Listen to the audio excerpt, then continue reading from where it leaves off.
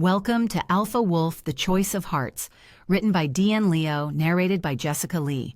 Hey there, Asher Blackwood here. And yes, that's my wolf snickering in my head, my constant companion with centuries of wisdom and the comedic timing of a sitcom star. If you're new to my supernatural matchmaking adventures, here's the quick version. I'm a wolf shifter from Queensland, Australia, trying to become alpha of my pack. Small hurdle, though. My mixed blood status makes that about as likely as my wolf giving up sarcasm. Tell them about the pine tree incident. My wolf interrupts. When you spent 20 minutes arguing it wasn't a tea cake. Shut up, wolf, as I was saying. Goddess Elythra offered me a deal. Help her with some divine matchmaking, and she'd help me find the perfect mate to solve my alpha situation. Sounds like a Hallmark movie with fangs, right? Well, after successfully matching billionaire Kieran LeBlanc with journalist Madeleine Roux, I thought I had this matchmaking thing figured out. Figured out? You walked into 3 lampposts just trying to work up the courage to talk to that witch at the coffee shop, said my wolf. Ignore him. The point is, now the goddess has a new task for me, one that involves time travel, Christmas magic, and choices that could change not just the future, but the very existence of someone I care about. Between 1966 New York, mysterious crystal pine trees, and secrets that could shatter more than just hearts, I'm starting to realize that sometimes the hardest matches to make are the ones that test your own heart. This story is part of D.N. Leo's multiverse collection, where the human world, magical realm, and mysterious crossworld collide in ways that'll keep you guessing. If you want to stay updated on all the supernatural drama unfolding across these realms, hit that subscribe button and like this video. Tell them about the vampire rabbits, my wolf chimes in. There are no vampire rabbits, wolf. Not yet, he says ominously. Just wait until chapter 3. D.N. Leo loves hearing from her audience, so drop your thoughts in the comments below. Your favorite character might just get their own story next. Even me? My wolf perks up. I've been working on my origin story. It involves a very dramatic scene with an encyclopedia salesman in Saskatchewan. Definitely not you, wolf. Now let me show you what happens when Christmas magic meets time travel, and a supernatural matchmaker has to choose between following divine orders and following his heart. Because sometimes the right choice isn't the easy one, and some prices are too high to pay even for love. Asher Blackwood. The Thames at dawn looked exactly as miserable as it had last week, a muddy ribbon winding through London's winter-gray landscape. My breath fogged in the frigid air as I paced along the riverbank, rehearsing my pitch. Hypothermia, my wolf muttered. That's what we're going to get, because apparently we can't summon goddesses from somewhere civilized, like a cafe or a pub, anywhere with heating and those lovely little sausage rolls. The cold helps me think. The cold helps your brain freeze, which explains so many of your life choices. He huffed. And why are we even here? The potion worked.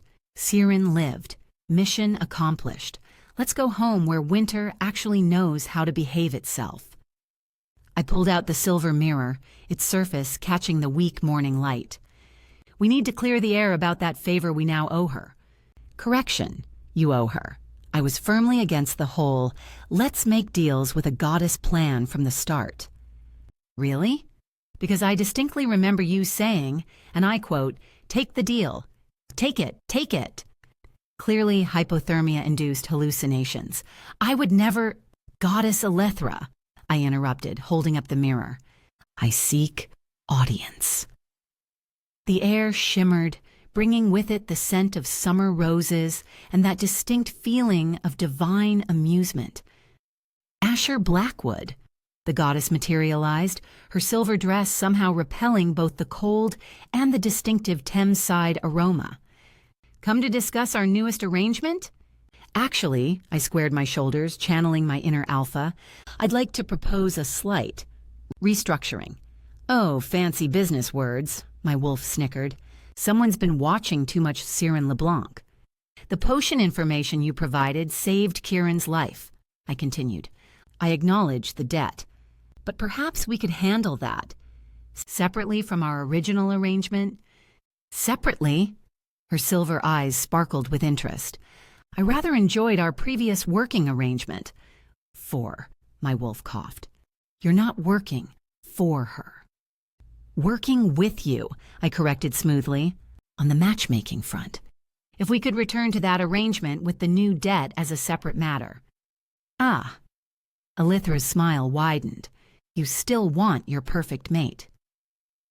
The alpha challenge isn't getting any further away, I admitted. And my dating life isn't getting any less tragic.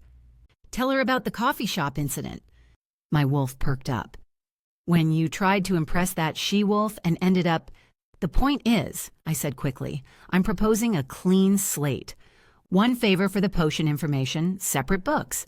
Then we return to our original deal. I help with your matchmaking projects. You help me find my mate. Elythra's laugh chimed like ice crystals in the winter air. Oh, Asher, what makes you think these books were ever separate to begin with? My wolf groaned. And this is why we should stick to simple things, like chasing rabbits. Remember when we used to just chase rabbits? I took a steadying breath, ignoring my wolf's dramatic rendition of should I stay or should I go in my head. Look, I said, we both know I'm valuable to you. I can move freely in places you can't. Talk to people who'd run screaming if you showed up in all your divine glory. And let's be honest, whoever's messing with your matches isn't going to stop at Siren and Madeline. Interesting perspective. Elythra's silver eyes narrowed slightly. I could walk away right now, find my perfect mate some other way, live my mortal life chasing squirrels. Rabbits, my wolf corrected. We chase rabbits, we have standards. But you, I continued, you'll be dealing with this troublemaker for eternity, and not every mortal you work with will be as. I searched for the right word. Desperate? My wolf suggested. Resourceful as I am, I finished. So if you want this arrangement to work for both of us, maybe try working with me instead of moving me around like a chess piece. Beautiful, my wolf crowed. See what happens when you actually listen to my coaching? Though I would have added something about her dress being last season's style. Shut up, wolf. Fine, but I'm taking credit for that speech. I've been working on your assertiveness for months. Very well. Elythra's smile turned calculating. Let's settle your debt first. I need help with a couple, Maggie and Jeremy. Simple enough. What's the problem? An event will occur that causes Jeremy to leave before they have a chance to become a couple. I need you to prevent that. Right, I nodded. Standard intervention. Keep boy meets girl on track. I can handle that. Why do I feel a but coming? My wolf muttered. They're in New York, Elythra added. I shrugged. Not ideal, but I've got frequent flyer miles. Definitely a bigger but coming. In 1966. The Thames seemed to grow even colder as her words sank in. My wolf, who had been mentally packing his favorite chew toys for New York, went completely silent. I'm sorry, I said carefully. Did you just say 1966? As in the past? As in over half a century ago? Precisely. Elythra beamed like she'd just offered me a delightful weekend getaway. Time travel, my wolf finally squeaked. She wants us to time travel. Maybe we should have led with the dress comment after all. Oh, don't worry about the travel arrangements, Elythra said, waving her hand dismissively. I'll handle the time traveling part. Just like that? I asked. Just like that. Ask about insurance coverage, my wolf suggested. I bet time travel isn't covered under our current plan. Is there? I cleared my throat. Any other assistance you're offering? The mirror will work as before, Elythra replied. You can observe your subjects, and I'll provide you with a silver bullet gun. My wolf and I both froze. I'm sorry, a what now? A gun, she repeated cheerfully, for the vampires. Vampires, I said flatly. There are vampires. In 1966. Is that why Jeremy leaves? Elythra's smile turned mysterious. I couldn't possibly say. Because you don't know, or because— Chain reactions, dear Asher, she interrupted. Keep your end goal in mind and you'll do fine. Right. I pinched the bridge of my nose. And can I interact with them? Because with Kieran and Madeline— Oh yes, direct interaction is perfectly fine in this case, Elythra nodded. Just as I allowed you to interact with everyone except Kieran and Madeline in their story. My wolf perked up. Wait a minute. How does that work exactly? I asked. If you're still putting me in Siren and Madeline's story— Because Maggie, Elythra said with a smile that definitely spelled trouble, is Madeline's sister. The Thames seemed to spin around me. I'm sorry, what? Oh, this is going to be good, my wolf snickered. So I'll be seeing Kieran and Madeline again? I asked. But how does that work with the time travel? And the vampires? And— Elythra held up one perfectly manicured hand. Asher, darling, if I tell you too much, your actions won't count as genuine interventions. Translation, she's making this up as she goes along, my wolf muttered. Just keep it simple, she continued. Make sure Maggie and Jeremy end up together. Everything else will fall into place. Simple, she says. My wolf grumbled.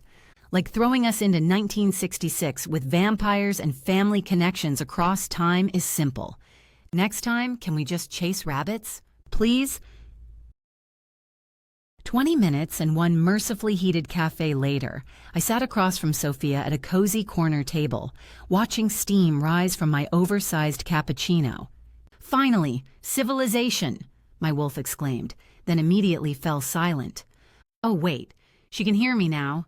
Should I be more sophisticated, less sarcastic? This is worse than meeting your mother. Sophia's lips curved into an amused smile. Your wolf is adorable when he's flustered. Adorable? My wolf sounded mortally offended. I am a fierce creature of the night. A hunter. Oh, who am I kidding? She gave us cookies. I've never seen him so concerned about his reputation, I said, watching Sophia break a chocolate chip cookie in half. Usually, he's far more interested in critiquing my life choices. But it's not every day we come across someone who can actually hear him. I guess that makes you a rare breed, like a unicorn or a gluten-free cookie. She laughed and shrugged. It's no big deal. I can turn my talent on and off like a light switch, except listening to spirits is way more interesting than staring at a light bulb. I mostly leave it off. I respect people's privacy. Sophia wrinkled her nose suddenly, as if catching an unpleasant scent. I swear it wasn't me, my wolf declared indignantly. I have impeccable control over my supernatural digestive system. Not that, Sophia laughed, the sound making both my wolf and me lean slightly forward. There's just something different about your aura today. Something old. Very old. I shifted in my seat, thinking of my recent chat with Elythra. I need to head to New York for a few days. Business trip. I was hoping maybe when I get back. You'd like to see me again? Her eyes sparkled. Of course, though. She tilted her head, studying me. There's something divine about this trip, isn't there? Not the usual mortal magic. For someone who claims to practice magic as just a hobby, you're remarkably perceptive, I said carefully. Even most shifters can't sense that kind of thing. Sophia shrugged, but there was something almost playful in her gesture. Just a feeling. Don't worry if you can't tell me the details. I understand supernatural politics can be complicated. That's one word for it, my wolf muttered. I'll call you, I promised, then remembered the whole 1966 situation. Though, international connections can be tricky sometimes. Here. Sophia leaned forward, her voice dropping to a whisper that sent pleasant shivers down my spine. She taught me a short incantation, the words feeling ancient and powerful on my tongue. Audire mea voce, vincula spati periunt. If you speak these words, I'll be able to hear you. I won't be able to respond, but at least I'll know you're safe. Safe? I raised an eyebrow. Why wouldn't I be safe? She reached across the table, her fingers brushing mine. That same surge of ancient power I'd felt before, tingled through our connection. Another talent that comes with the magic, I can sense darkness, danger, and right now, Asher Blackwood, you're practically swimming in it. Oh, great, my wolf sighed. First vampires, now we're swimming in danger. Did he just mention vampires? Sophia asked. Don't worry, he's just his usual self. He makes things up and dramatizes situations. But I'll be careful, I promised, turning my hand to properly hold hers. And I'll definitely use that incantation to keep you posted. But that's a little unfair for one-way communication, don't you think? I want to know if you're all right, too. She smiled. How about this? I'll respond by sending over a signal. You'll feel a little tingling sensation on your left palm. That means I can hear you and I'm okay. I nodded. That's acceptable. You know, Sophia said, stirring her tea, you have that typical alpha wolf overprotective streak, making sure I can contact you, wanting to know I'm safe. Wannabe alpha, my wolf corrected. Or perhaps aspiring sounds more professional? I winced. The alpha thing might never happen. I'm inexperienced. Is this about the upcoming challenge? Her perceptiveness was starting to become unnerving. I'd rather not, I started, but my wolf interrupted. He can't be alpha without a mate. Pack law, very strict about that sort of thing. Like your grandmother's recipe for Christmas pudding, except with more howling and less brandy. Sophia's expression shifted, something vulnerable flickering in her eyes. I'm not a wolf shifter. Does that mean? She paused, her fingers tightening around her cup. Does that mean I couldn't be with you? The question hit me like a physical blow. Ancient pack laws say no, but I'm going to change that. The rules are outdated. They need to... You can only change them if you're alpha, she finished softly. Her insight was both impressive and painful. And you need a proper mate to become alpha. Oh, this is going splendidly, my wolf muttered. Should I start humming The Sound of Silence now, or wait for the dramatic exit? I understand, Sophia said, gathering her things. Being alpha is important to you, to your pack. I won't. She swallowed hard. I won't stand in your way. Sophia, wait. But she was already heading for the door, leaving behind the lingering scent of ancient magic and something that felt remarkably like regret. It's for the best, I said, more to convince myself than anyone else. Given the circumstances, there's no future there, no matter how much Is being alpha really worth that much?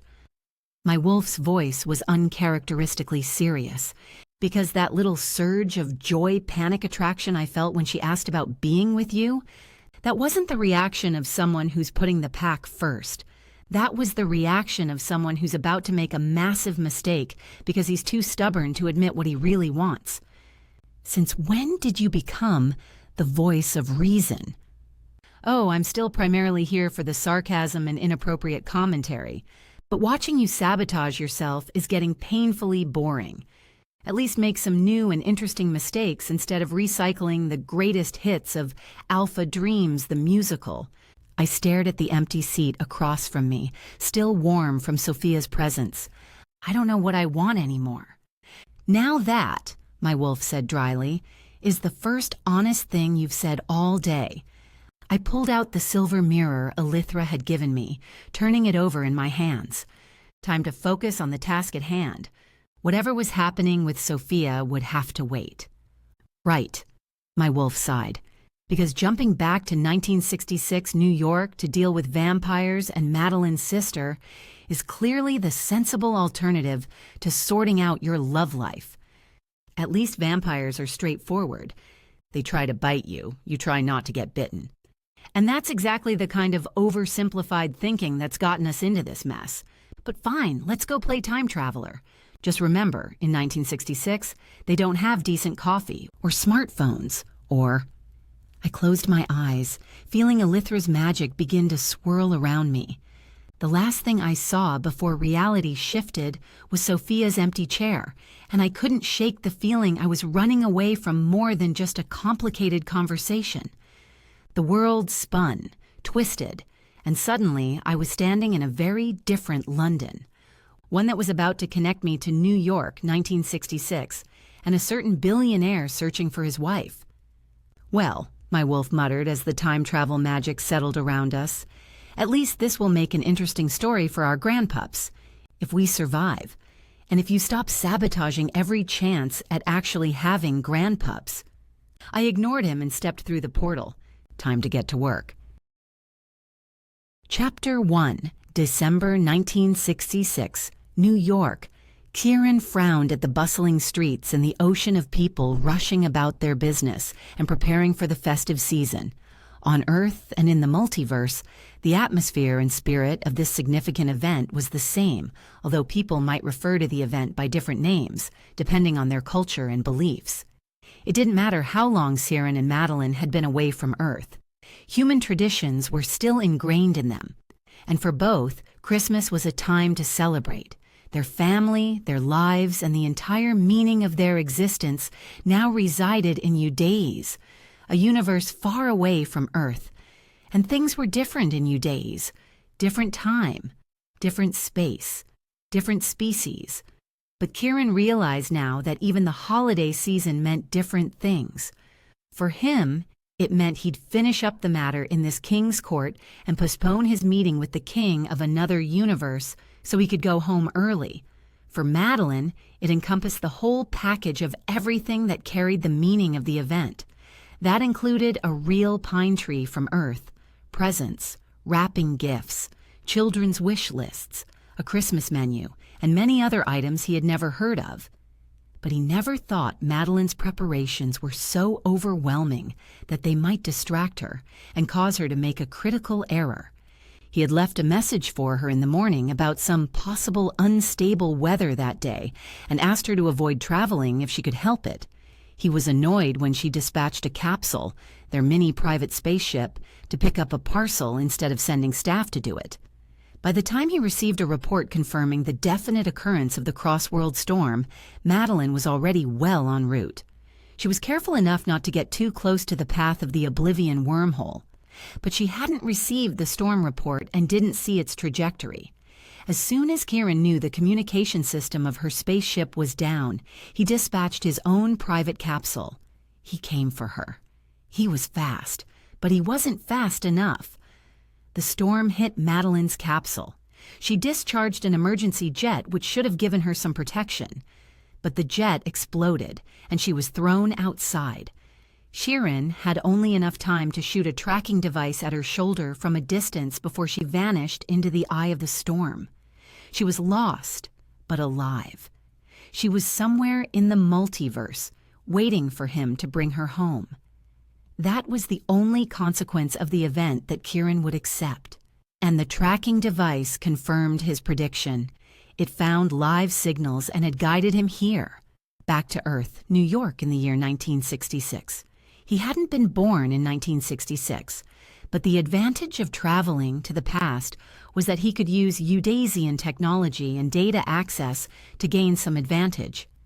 Ciaran hid his capsule in a wing of the dimensional gateway and stepped outside the portal into the freezing air of a New York winter.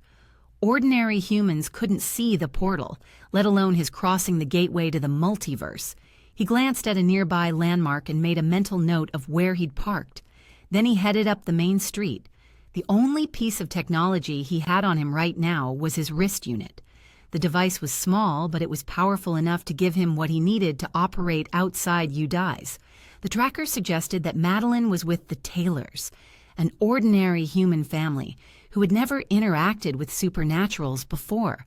Ciaran used the databank in his wrist unit to search for relevant background information about the family, and then simulated a set of credentials for himself, so he had a logical reason for approaching them. He then converted multiversal currency into USD and grabbed some essential items of clothing and located a car.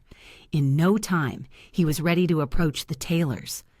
As he approached the imposing mansion at the top of a hill, Kieran glanced again at his supposed credentials on the wrist unit to memorize the basic information. He might be a king in Eudays, but in New York in 1966, he was nobody. He needed to be extra careful. He hadn't informed anyone that he had left. That meant he had no assistance, and if anything went wrong, the consequences could be disastrous. But he didn't plan to be away for long. He'd bring Madeline home before anyone even knew about what happened. Ciaran rang the doorbell. After a few moments, the heavy oak door opened. In front of him stood Madeline with her usual gracious smile. Her gorgeous brown eyes twinkled with joy. Her long brunette hair, curving around her shoulders, swung lightly with her movements. "Yes, may I help you?" "Madeline." She smiled. "Oh no, I'm Maggie, her twin sister. But don't worry, even our parents can't tell us apart. I apologize." Ciaran could tell the difference. Maggie didn't have the dimple on her left cheek like Madeline, if his Madeline looked the same in this reality. "And you are?" "I'm Ciaran." "Ah, Mr. LeBlanc, you're the private investigator my father's expecting." "Right, sure. I mean, yes, he's expecting me. Come on in. I just recalled I have another piece of information your father might find useful. It's in my car. I'll be right back." Ciaran rushed back around the corner and activated the databank in his wrist unit to dig a bit deeper into the business and the role he planned to play. Then, confident he had enough information to proceed with his cover, he headed back to the Taylor's mansion. When he returned, Ciaran was greeted by Brandon Taylor's secretary. The Taylors operated a large antique trading business. Ciaran had had some experience with this type of dealing before, so he didn't think it would be difficult to have an intelligent conversation with them. Behind a tall, heavy wooden door was Brandon's office. The furniture and the decor had been designed to make an obvious statement about the family's wealth. Ciaran reminded himself that he was a private investigator working for clients to make a living. "Ciaran LeBlanc," Brandon motioned Ciaran to a chair with a gesture and a smile. "You're new to the elite investigator group, I assume." "Yes, Mr. Taylor. I'm new to the group, but not to the business." "Oh, where did you work before?" Ciaran cursed under his breath. He was a businessman of the highest caliber, and old habits die hard. He couldn't act like just another private investigator working for money. "That's great to know. I like diversity." Ciaran smiled, thinking it might be the best and safest reaction for now. "So, Ciaran, may I call you Sharon?" "Please do." "This is the usual deal I have with the elite group. I want this to be discreet." "Of course." "Last month, the piece of precious merchandise you found for us was fake." "Excuse me?" No, it's not your fault. You based your find on the specs I gave you, so that's my fault. I didn't even know it was fake until last week. But the problem is, since then, another piece has been stolen, and that's why you're here." Ciaran nodded. "So you want to trace your stolen item and find out who swapped the fake merchandise last time?" Brandon leaned back in his chair and took a slow drag on his cigar, watching the smoke curl lazily toward the ceiling. "How do you know it was swapped?" "Not only was it swapped, but it would also have to be an inside job.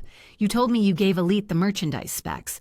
With your experience, I think you could tell if the merchandise was fake, and considering the caliber of your business, I know security is your top priority. So the swapping of items valuable enough to warrant your attention could only be done from the inside." Brandon's eyes rested on Ciaran for several seconds. It was a long stare, but when it came to staring games, Ciaran usually won. Now it was Ciaran's turn to lean back in his chair. "Are there other issues you'd like to discuss, Mr. Taylor?" Brandon nodded. "How close is your partnership with Elite?" "Nothing's permanent. Do you suspect them?" Brandon shrugged. "There are only 3 people who have direct access to the merchandise: Madeline, Ethan, and Jeremy." "I'm sorry, but Elite didn't give me a detailed brief about the executive roles within your company." "They wouldn't know. We don't publicize that information. That's why they assumed any of the 3 executives could organize the swap of the merchandise. But that's impossible, because we're family. Why would we steal from ourselves?" "Family? Yes, I'm sure you know Madeline is my daughter." "Of course. Ethan's my son-in-law. I mean, if the accident hadn't happened, he would have been my son-in-law by now, and Jeremy is Ethan's brother. But now that Madeline's back, they'll get married soon." So tell me, why would we steal from ourselves? It's really hard to tell, Mr. Taylor. You can call me Brandon. So Madeline was in an accident and has just recovered. Yes, she was in a coma for 2 weeks. She just came back to us last week, thank God. May I ask the nature of the accident? It was a car accident. Ethan and Madeline went to a theater and it happened on their way back. When was the previous merchandise stolen? The week before the accident. You said Madeline came out of the coma last week. When was the most recent theft? Last week. You don't... No, of course I don't suspect Madeline. She's your daughter. But regarding the soon-to-be in-laws, I'm not so sure. Would you consider investigating this for me independently from Elite, Kieran? Yes, I would. Thank you. Our remunerations are very generous. I can sign an exclusive agreement with you, guaranteeing your stream of work. I can even pay retaining fees. Let me take this one case and see if we're a good fit first. Of course. I'll need to talk to Madeline, and you may have to give me some kind of cover other than that of an investigator. Otherwise, I won't be able to get Ethan and Jeremy to talk. How about an evaluator from the bank? I'll get you the paperwork and relevant information. That's perfect. Kieran stood. I'd like to meet with Madeline now. Can you please let her know to expect me? Chapter 2. The harsh winter didn't stop vibrant New York City from going about its business. The roads snaked through the hills and ran toward the east end of the city. It didn't take long to travel from the Taylors' main estate to Madeline's residence. Unlike her sister, Maggie, Madeline didn't live with her parents. From what Ciaran could gather, Maggie wasn't keen about the family business, leaving Madeline to handle all the business affairs. Their mother had passed a couple years ago, and the father looked like he was planning to retire. That left Madeline Taylor in charge of the entire family's business. But that was Madeline Taylor's life he was thinking about. He was here to take his wife, Madeline LeBlanc, home. Soon he would tell her just that. He didn't know what the consequences to her life here would be after he brought her back to Udays, where she belonged. But he couldn't afford to spend time thinking about possible scenarios before he saw for himself what Madeline Taylor was like.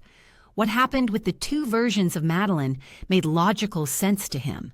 In this reality, Madeline Taylor had been in an accident, and Ciaran supposed she wasn't meant to regain consciousness. She had come out of her coma only because his Madeline had been flung out of her orbit in his Udasian reality. So he was here to inform his wife about the accident, explain the process of time and dimension travel to her, and then convince her to go home with him. They had been to hell and back together. In a way, this was simply another mission. Ciaran parked his car and pulled out the file Brandon had given him about the household and the business. It didn't take a lot of investigative work to see that the Taylors' business was being manipulated by the in-laws. Brandon seemed to be quite sharp, and Ciaran was surprised he couldn't see this. Systematically, Ciaran ran through the list of Madeline Taylor's staff: gardener, cook, housekeeper, daily maid. He was astonished. This Madeline probably wouldn't know how to boil an egg if her life depended on it. When they'd lived on Earth, the LeBlancs had enough money to buy half of England. In Udays, a universe of a multi-billion citizens, he was king, and she was his first counselor. Udays' wealth of resources made all the other universes want to either invade or form an alliance with it. Anyone who knew about Udays wanted to live there. Madeline had the best resources and assistance at her disposal, yet she took care of the children herself. She ran the household errands herself. She raised the children and tried to give them an earthly education. She was rushing around to prepare for Christmas and had been thrown into the storm. Ciaran thought he had given his family the best care. He thought he was a good husband, but now he wasn't sure. Was his love enough? His Madeline would say that it was all that mattered. But was it really? The gates to Madeline Taylor's estate stood open, with room enough for 2 cars to easily pass through. Ciaran drove along the white gravel driveway. There was a burst of birdsong, then silence. He drove nearly a quarter of a mile before pulling up in front of the house. Ciaran walked up the steps to the front door and knocked. The door opened, and he looked down at a petite, middle-aged woman with a harsh face. "May I help you?" "I'm Siren LeBlanc. Miss Taylor's expecting me." The woman looked him up and down, then stepped aside to allow him to enter. As the door closed behind him, Siren glanced around the foyer. The blonde oak was tasteful and elegant. There was minimal artwork on the walls and no wallpaper. That was a surprise, given the business and the wealth of the family. Kieran started to turn back to the housekeeper when a clatter at the top of the steps caught his attention.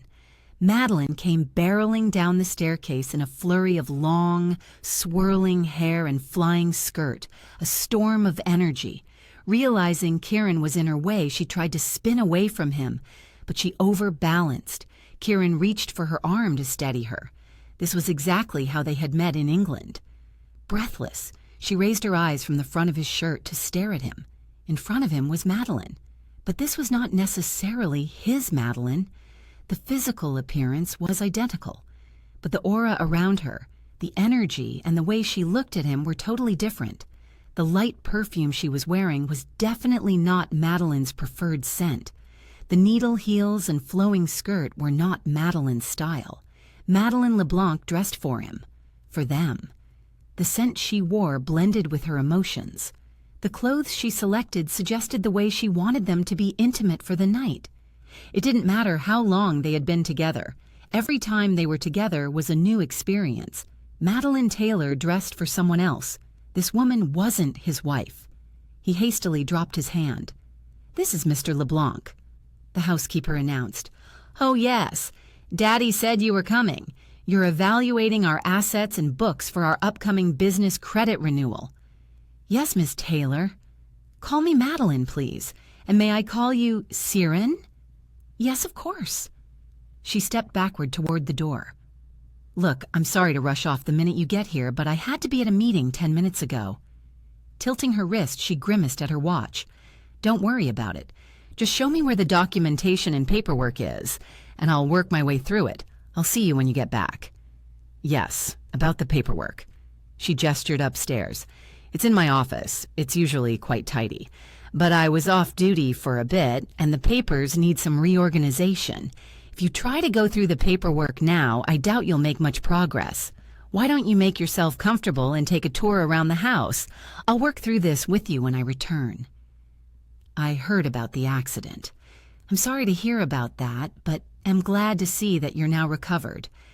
I can wait, Madeline, but I'm happy to give it a head start if you're comfortable with me doing so." She bit her bottom lip while she thought it over, and then she nodded. "All right, it's all upstairs, but you've been warned. It's a bit of a mess at the moment."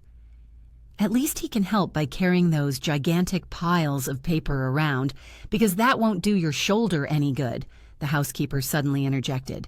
"Susan, I can manage." "Maybe, but your shoulder is complaining, and I'll keep nagging until you get the doctor to look at it." Madeline smiled at Siren and tugged the shoulder of her cashmere sweater up. "She's exaggerating. It's kind of like a bee sting. I put some lotion on it. It'll go away in no time." "How long have you had it?" Kieran frowned. "She came home from the hospital like that. It was fine until it swelled up and turned shades of red and purple a couple of days ago." "Susan, it sounds like an infection. I can take a look if you want." Madeline chuckled. "I thought you were a banker." "I used to own a pharmaceutical company. I've had medical training. But I'm really late." She pointed at the door, wincing when she raised her left arm. "An untreated infection might cost you your beautiful arm, Madeline. No business is going to make up for that," he said. "My arm, my call," she said, and turned to leave. "Please, Madeline." Susan's voice was hard. "Just this once for this old woman." Madeline sighed. "Oh, all right." She turned so that the back of her left shoulder faced Siren and pulled down her sweater. On her left shoulder was a puncture wound with 4 small legs pointing out from the center, the distinctive shape of the tracking device he had shot at Madeline. The tracker itself was not intrusive, but because he had triggered the strongest search signals when he was looking for her, it must have jolted her body's defense mechanism. In other words, her body had discovered the foreign object and was now rejecting it. Madeline pulled her cashmere sweater back up and turned around. Kieran, whatever infection I might have can't possibly be as bad as the way you look right now. He smiled at her. I'm sorry, it's actually not bad at all. Nothing a painkiller won't help. See? Can I go now, ma'am? Madeline smiled at Susan. Thanks for your help, Kieran. No worries, I'll see you when you get back. She waved goodbye and rushed out. I can find my way around. Kieran headed upstairs before the housekeeper could object, all his thoughts about pulling Madeline into his arms and taking her back to Udas with him before supper had evaporated. He was confused. If the mind of his wife somehow resided in Madeline Taylor's body, why didn't she recognize him? If the tracker was faulty, it could possibly have led him to the wrong person because of her identical resemblance to his wife. But if that was the case, then was he looking in the wrong place? Was his Madeline by herself, somewhere in the oblivion? If his wife's mind existed in the body of Madeline Taylor, and she was trapped in this reality and could never return to Udas, wouldn't he ruin both of her worlds by letting her know? And what about their children? What about the life they had shared together, the reality they had shed blood, sweat, and tears to build? What about all the sacrifices they and others had made to build Udays? Hundreds of questions rolled through his mind like a computer screen with flashing signals and symbols that he didn't know how to decode. He picked up a framed picture from a table. In the picture, Madeline Taylor smiled in the arms of a man Siren guessed was Ethan. Asher Blackwood. Central Park in 1966 was just as freezing as London had been, only with more attitude. The winter wind whipped through the bare trees, carrying the scent of hot dog vendors and horse-drawn carriages, a weird combination that made my nose twitch. Will you stop that incessant tail thumping? I growled internally at my wolf. My head's already splitting from trying to make sense of this mess. Sorry, my wolf replied, not sounding sorry at all. But you have to admit, this is exciting. Time travel paradoxes, body swapping. It's like one of those sci-fi movies, only with more confusing relationship drama. I pressed my fingers to my temples. Let me get this straight. We just watched future Kieran, who's apparently married to Madeline in that timeline, travel back to 1966 and meet. What? Madeline's doppelganger? No, keep up. My wolf was practically bouncing. It's Madeline herself, somehow in another body, a body that looks exactly like her and has an identical sister named Maggie, who we're supposed to help, but we can't interact with Madeline. Or can we? That's exactly my point, I muttered, pacing a groove in the frozen ground. The goddess said we can't interact with Madeline, but technically this isn't exactly Madeline, is it? It's Madeline Taylor, different person, different time. Ooh, loophole! My wolf's tail started thumping again. But wait, if this is Madeline but not Madeline, where's our Madeline? The real one? The one Kieran's probably tearing apart time and space looking for? I pulled out the silver mirror, its surface reflecting nothing but my frustrated expression. If a billionaire with unlimited resources can't find his wife, what chance do we have? We could ask the goddess, my wolf suggested. You know, the one who got us into this temporal pretzel in the first place? I held up the mirror. Goddess Elythra, I seek audience. Nothing. Not even a shimmer of divine presence. Well, my wolf drawled, that's not ominous at all. Great, I sighed, watching my breath fog in the cold air. We're stuck in 1966. With a time-traveling billionaire, his maybe wife in a different body, her identical sister we need to help, and probably vampires lurking around somewhere. And now the goddess isn't answering. Don't forget the part where we have no idea if we can actually interact with Madeline Taylor without breaking some cosmic rule, my wolf added helpfully. Though I suppose ending up in divine detention would be warmer than standing here freezing our tail off. I glared at the mirror one last time before tucking it away. Since when did matchmaking get so complicated? Since you decided to make deals with a goddess instead of just asking that nice witch out for coffee, my wolf replied. But hey, at least we're not chasing rabbits anymore. Right now, rabbits sound pretty good. I agreed. Even the ones that might be vampire rabbits? Don't even joke about that, Wolf. I leaned against a frost-covered tree, forcing myself to think logically. Okay, let's take a step back. We need to find Jeremy. We could Google him, my wolf suggested brightly. In 1966? Oh, right. A pause. What did people do before the internet?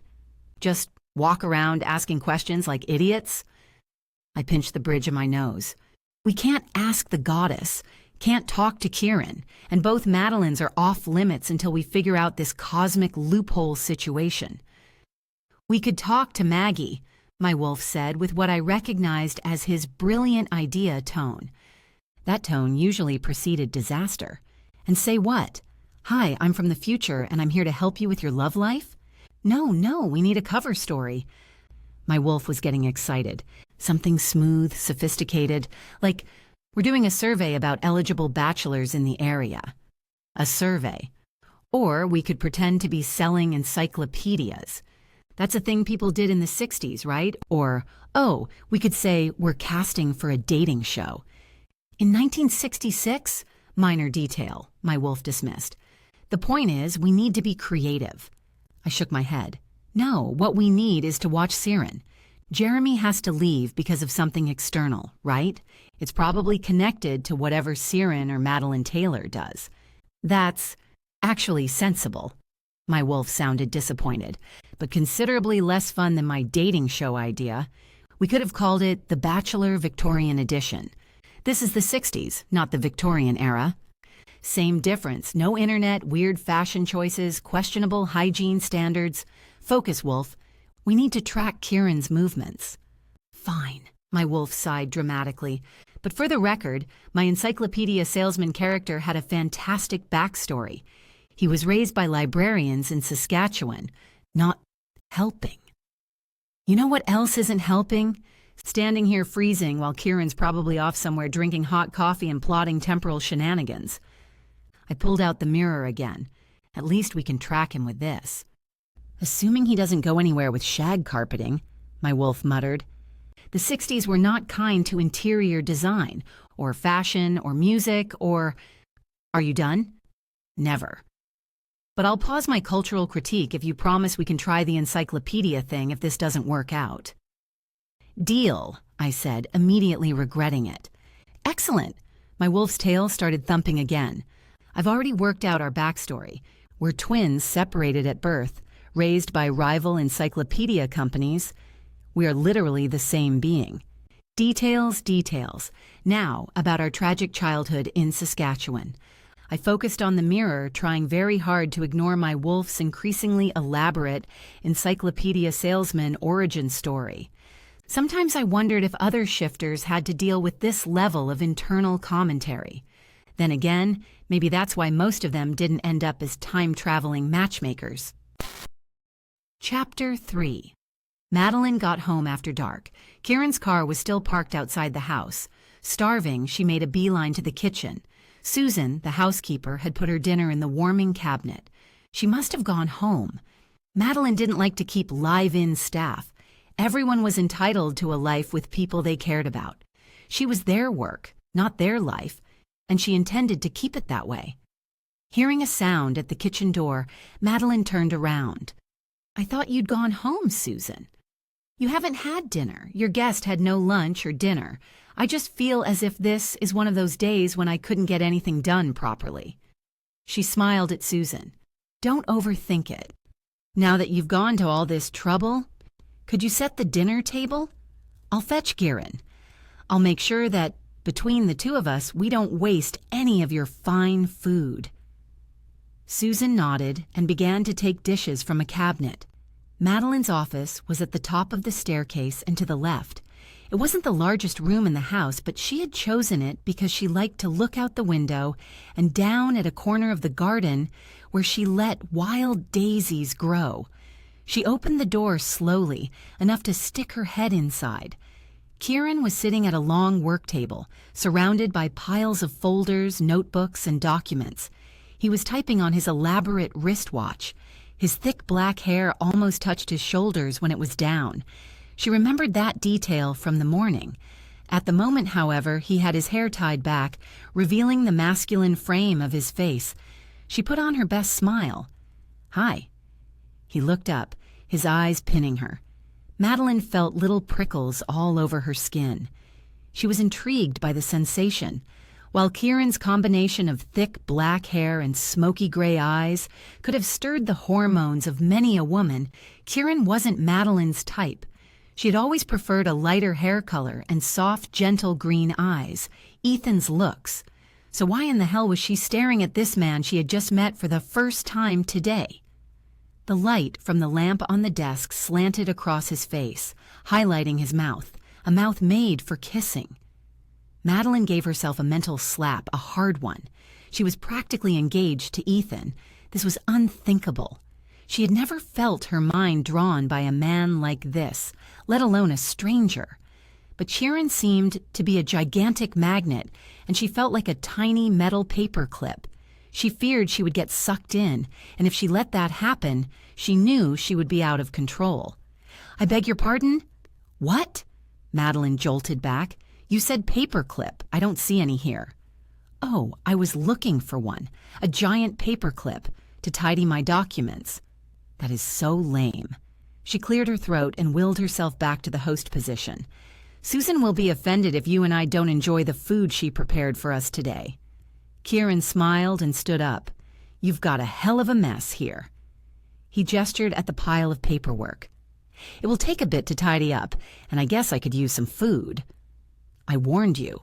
"Indeed, but I've undervalued the usefulness of a PC." "A what?" There was a flash of recognition in Kieran's eyes. "I apologize. I was talking about the advanced technology that can be used to help with paperwork. We manage a high-tech company." "What sort of technology?" He chuckled. "It's still in prototype. If you're interested, I'll keep you posted about its development. After you." He gestured toward the door. She rolled her eyes. "I'm in the antique business. Surely you understand that technology isn't my thing, but Ethan would be interested in it." "Your fiancé?" "That's a fancy word. But yes, we were almost engaged." He chuckled. "Do you need to quantify the degree of your engagement?" "No, I merely state the facts as accurately as possible. We are not engaged. Therefore, our net worth, financial resources, and businesses are separate. You're a banker. I figure that's relevant." "Ah, that's what it's about." "What else could it be?" His striking gray eyes paused on her face for a brief second, but before his gaze grew into something uncomfortable, he smiled. "I thought engagement was all about the sentiment." She smiled, said nothing, and headed toward the stairs. He followed. They walked toward the dining room. He was quite tall, at least 6'3", she guessed. He had a long and determined gait, but he managed to keep half a step behind her.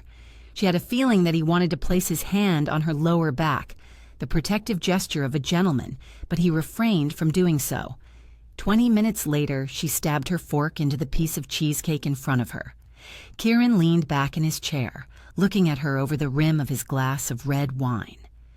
"The cake looks quite innocent." He smiled. "It used to be my favorite. My wife used to like traditional British scones. One day she suddenly fell out of love with them for no reason."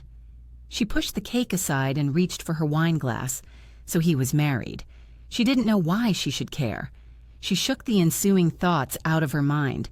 It would be natural to ask a follow-up question regarding his wife, but she never liked people asking her about Ethan, so she didn't like to ask people about their private life. "How did the paperwork go?" "A long way to go to finish up. I do have a few questions regarding the process of acquisition of the merchandise. I assume you are in charge of it?" "I haven't touched it for a long time. Jeremy is in charge now. He's Ethan's younger brother, a Yale graduate with a background in commerce. He's way better at that kind of thing than I am." "What does Ethan do? I mean, in terms of his involvement in the tailor's business?" "He's in PR." Ciaran raised an eyebrow. "Don't judge. He's brilliant at it." "Why do you think I'm judging?" "I'm not." People would usually expect Jeremy to handle acquisition, Ethan to manage the financial matters, and me to handle PR. But in reality, I keep the books and control domestic matters. Ethan is our external person. Kieran chuckled. I'm not concerned about who handles which part of the business, as long as you're comfortable and the external partners are trustworthy. Ethan and Jeremy are family. I trust them. You aren't engaged to Ethan, so you, Ethan and Jeremy, are not technically family. At least that's what you've told me. Have you found some complications with the books?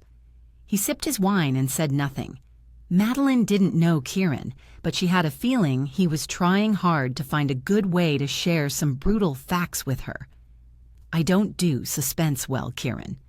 Suspense has an effect only if you have something to worry about. Kieran, this business is important to my family. The fact that I was out of action for a few weeks didn't help.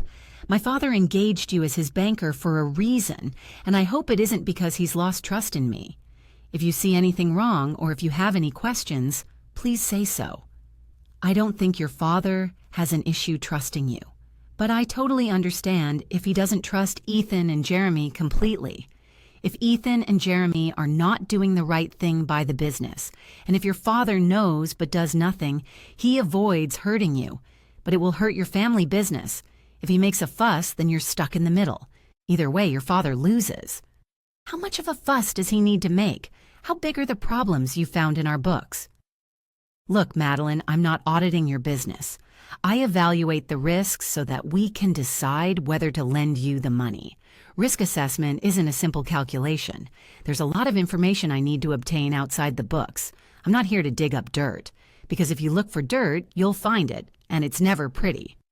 What kind of information do you need? Is there anything I can do? I don't know yet.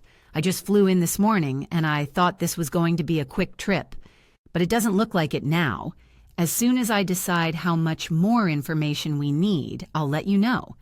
Have you made arrangements for your accommodation? Kieran stood. I haven't, so I should leave now. You're more than welcome to use one of our guest rooms. I think I'd be better off having a quiet night. The phone rang. Excuse me. Madeline grabbed the phone from the credenza located in the middle of the hallway. At the other end of the line, Ethan's voice spoke up. Sorry I missed you today, Madeline. That's all right. The meeting went well. It's all sorted now. Ethan said something else, which she didn't quite catch because her mind was elsewhere. She peeked at the end of the corridor to see what Kieran was doing. He must have gone upstairs to get his things from the office. Madeline! Yes, Ethan. Kieran came back down the stairs. Is that okay, Madeline? Sure, Ethan. See you soon. Soon? Like now? Sorry, what did you just say? I said I'll grab your favorite cheesecake on the way. Cheesecake? Right. Sure. See you soon, Ethan, she said and hung up. Kieran was smiling at her. I hope you don't stab his cheesecake. Ethan is on his way here. We didn't have a chance to see each other today, so he's coming over. Kieran nodded. I'd better get going then. I don't want to intrude on your privacy. I haven't been to New York before. Can you recommend a suitable hotel? My offer of a guest room stands. I don't have live-in staff, so you won't have room service. But apart from that, I'm sure we can do better than a hotel. He smiled. All right, thank you. But that won't change my assessment of the books. I'll throw in a good breakfast tomorrow. How's that? I'm more expensive than that.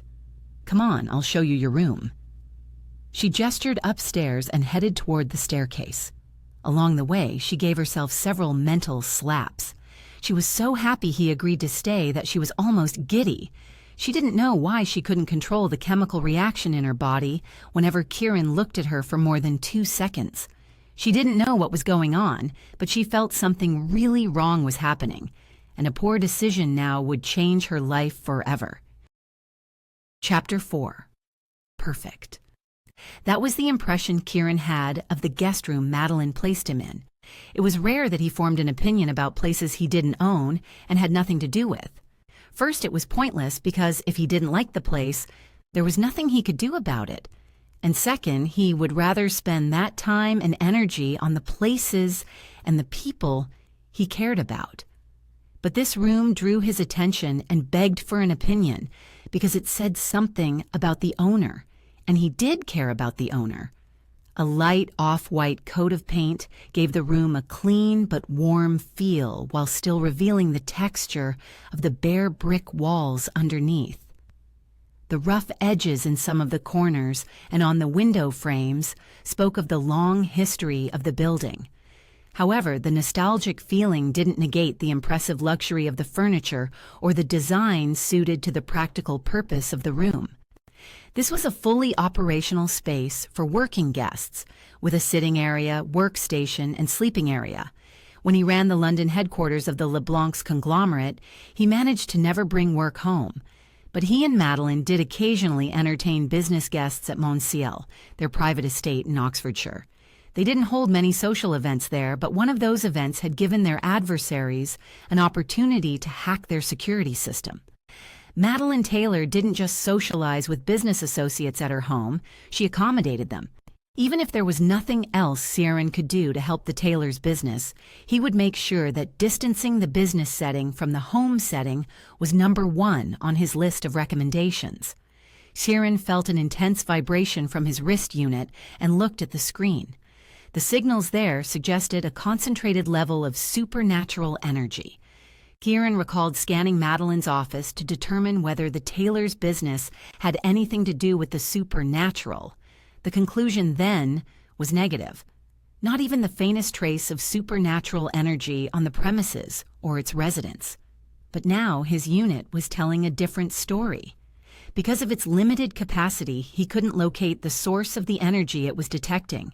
He needed to go back to the spaceship where he had the technology and the connection to do so. He had parked on the other side of the city. He could go there now and relocate it to a portal closer to this end of town. With that purpose in mind, Ciaran went back downstairs. When he reached the base of the staircase, he heard Madeline's laughter coming from the lounge room, along with a male voice. He walked in the direction of the sound. Before he could speak to announce his arrival, Madeline got up from the long couch, turning toward him as if she anticipated his entrance. "Do you need something for your room, Ciaran?" She smiled at him, a glass of white wine in her hand. "I left some important documents in the office when I flew in. I'm going to go get them so I can do some work tonight. If it's for my business, I'll feel really bad that you're working while I'm here having a good time. Please join us." "I have some important business to see to, Madeline. I'm working all the time. Yours is only one of the cases I'm handling, so please don't feel bad." A man stood from the sofa and reached out his hand for a handshake. "You must be Ciaran. Madeline was just speaking about you. I'm Ethan." Ciaran shook the man's hand. He had turned off the screen of his unit, but it would vibrate if it detected more supernatural energy. Since the episode in the guest room, it had been quiet. Even now, it was apparent that Ethan and Madeline Taylor had nothing to do with the supernatural. "It's very nice to meet you, Ethan. I'd like to chat with you sometime tomorrow about your work with antiques." "Sure. I hope you aren't working on our competitors' businesses as well." Ciaran smiled. "Bankers don't take sides. We serve anyone with a good credit score.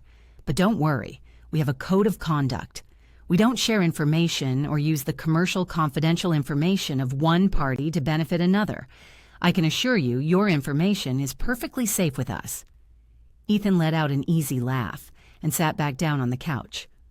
"No bias, then. I'll take your word for it, Ciaran." "I'll walk you to your car," Madeline said and walked toward him. "Someone needs to open the gate for you." Ciaran was about to object, but he recalled she didn't have staff living on the premises, and he shouldn't expect a remote-controlled gate in an old building in 1966. "Thank you." As they got halfway down the corridor toward the garage, his wrist unit vibrated violently again. Ciaran didn't need to look at the screen to know it had detected supernatural energy. "What's wrong, Ciaran?" Ciaran didn't realize he had stopped walking. He glanced around but saw nothing out of the ordinary. The corridor was quiet. The energy wasn't coming from Madeline Taylor. It hadn't before, so he didn't expect it would suddenly appear now. "I just realized I might not have much gas left. Where's the nearest gas station?" just a couple of blocks away, but at this hour I don't think going to the station is a good idea. I suggest you take one of my cars. I think I'll be all right." Madeline narrowed her eyes. "You're afraid I drive a girly car that wouldn't suit your personality, aren't you? I saw your Cadillac." He laughed. "Not at all. I just don't think it's appropriate." Kieran glanced quickly and discreetly down the corridor. The supernatural energy wasn't coming from the immediate surroundings. It didn't seem to emanate from the ground either. He had an odd feeling it came from somewhere above them. He glanced up. As he did, the ceiling lantern flickered. "Oh no, don't tell me they have power problems again. They cut us off for the whole night a few months ago." Madeline grimaced at the flickering light and put her hands on her hips. A chill ran up Kieran's spine. His room was right above that lantern on the first floor. When he had been in the guest room, it felt as though the foreign energy was coming from below him. Now it came from above. He could deduce only one location. It might be the lantern that has the problem. You're right. If it's a problem with the electricity, the lights would be out throughout the entire house, and Ethan would have been right here. What do you mean? He has a nyctophobia. I understand. My little brother has tachyphobia. It's quite severe, and not a good condition to have. Perhaps we should return to the lounge. Good idea. But don't you have to get your documents? That can wait. When they entered the lounge, Ethan stood by the fireplace, reading some Christmas cards stacked on a marble bench. They'll be on a real pine tree in a few days. Madeline smiled at Ethan. What wrong with the one I bought you last Christmas? It's plastic. It'll never die. It never lived, Ethan. The undead. Ciaran realized just then that the strange but familiar supernatural energy he felt was similar to what he had experienced when he was on a mission in the vampire city. It had taken a whole city of vampires to give him the faintest scent. Now he saw absolutely nothing, but his wrist unit was all but screaming in alarm about the energy. The only way Ciaran could see the supernatural was to switch on his UQE, a special source of energy that only Udasians of his rank could access. He was a supernatural, after all, and only supernaturals could see their similar kinds. If switched on, the Udki would give Ciaran his supernatural ability. But the catch was that if he was hit on the critical Udki point on his chest, it would be fatal. He would die on Earth as a mundane human. Are you okay, Ciaran? I'm quite tired. If you'll excuse me, I'd like to call it a night. He didn't wait for a response. He nodded his good night, turned, and made a beeline toward the staircase to head up to his room. Chapter 5. When Ciaran left, Ethan returned to reading the Christmas cards. Since when did you develop an interest in the seasonal greeting card business? He smiled, winked at her, and put the cards down. I haven't. I'm just looking for an excuse. An excuse for what? She asked before she realized his intentions. They hadn't been intimate since she'd returned home from the hospital. She smiled back at him. He approached her slowly.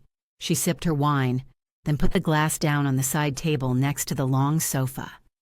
She looked into Ethan's soft green eyes and gazed at the gentle features of his face. He was gorgeous. She used to love everything about him. Used to?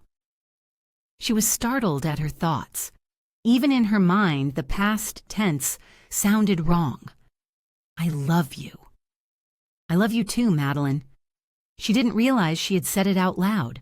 Oddly, she wasn't sure it had been her intention to say the L word out loud. She'd said it to him before, though. She must have. Otherwise, their relationship wouldn't have gotten this far, but why does it feel so forced this time? Madeline shook her head to clear the distracting thoughts from her mind. You don't like the idea, huh? He smiled at her.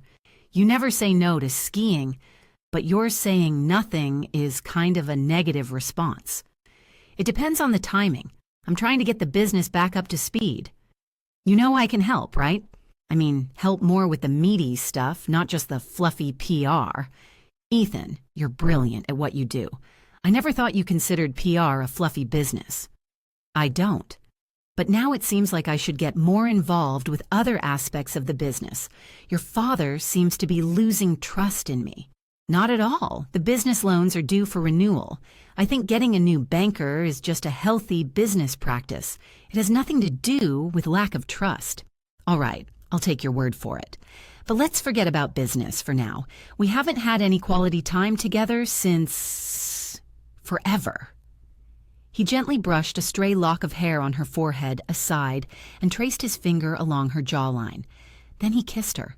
His kiss was the same as it always was, strong, passionate, convincing. She knew what came next. He tucked his hands under her hair, stroked her shoulders, and started to pull down her sweater. She moaned when he touched the puncture wound on her shoulder. "What is that?" Ethan said as he stared at the purple bruise. She pulled up her sweater to cover it. "It's nothing. I think I was bitten by something at the hospital." She smiled at him. He kissed her again. This time he traced his hands down her sides and over her hips. He slid his hands underneath her skirt and tugged at her stockings. Then he gently pushed her down onto the long sofa they were standing next to. She stopped his hands, and that action stopped his kisses. "What's wrong, Madeline?" "I need more time, Ethan. I don't think I've fully recovered from the accident." He sat up. "Of course." He grabbed her glass of wine and drank from it. "If you feel unwell, promise me you'll see the doctor again." "I have a checkup appointment booked for next week." He nodded. "So you're feeling okay?" "Yes." "The business is under control?" "Yes." "We're on good terms? There's no problem between us or your father or anything?" "Yes. Why so many questions, Ethan?" "If everything is well and good, then let's get married on Christmas." "What?" "We would have been on our honeymoon by now if the accident hadn't happened. I hope you don't blame me for it." "Not at all. Why would you even think that?" "So what's stopping us from getting married now? Why can't we do it on Christmas?" "We need time to plan it. That's just over a week away. Why the rush?" "We've been together for long enough. Is there anything about me that you don't know, Madeline?" She got up from the sofa and topped up her wine. "I know a lot about you, at least as much as you let me know. But are you sure you know everything about me?" He stood and paced the room. "If there's anything you want to know, just ask." He turned and looked at her. "Look, Madeline, I came here prepared." He pulled a small red velvet box from his pocket. "Oh, no. You're saying no even before you see the ring?" "I'm not saying no to you. I'm saying no to your actions." "Why the rush? Why all the questions? You said I can ask anything I want. So that's what I'm doing right now. What really happened with you and Jeremy? What happened with the business when I was out of commission? And what about the stolen items? Has anyone made any progress in finding out what happened?" It just came out. She couldn't believe she said those things to his face. She didn't even know the thoughts were in her mind. She had never doubted Ethan or Jeremy. Never. Ethan's eyes went cold. "You distrusted me the whole time. You thought I had something to do with this? The whole fucking time?" "You've never used profanity in front of me, Ethan." "After all these years? After all I've done for you, you think I'd steal from your family's business? What's the point in being Mr. Nice Guy?" "I've always trusted you, Ethan." Ethan paced back and forth. "You used past tense, as if what we had together is gone. What have I done wrong, Madeline?" "I can't take back my words. I've asked the questions. If you have nothing to hide from me, then I need you to look at me in the eye and say that." She approached, stood in front of him, and looked straight at him.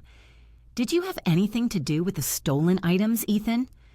He stared at her and said nothing. "You're 3 seconds too slow, Ethan. I no longer care to hear your answer. I'll have to ask you to leave. But I love you, Madeline, and you love me. That's the truth." She gave him a hard stare. "Unfortunately, in our situation, love alone isn't enough. For me, that's all that matters. You don't know what I've done to get you. You're mine. If I can't have you, no one will." He grabbed her shoulders hard and pushed her back toward the sofa. Ethan was athletic. He was strong. But she had no idea he was this strong. Maybe that was because he had never forced her like this. She didn't know what had gotten into him. "Stop, Ethan, stop, you're hurting me."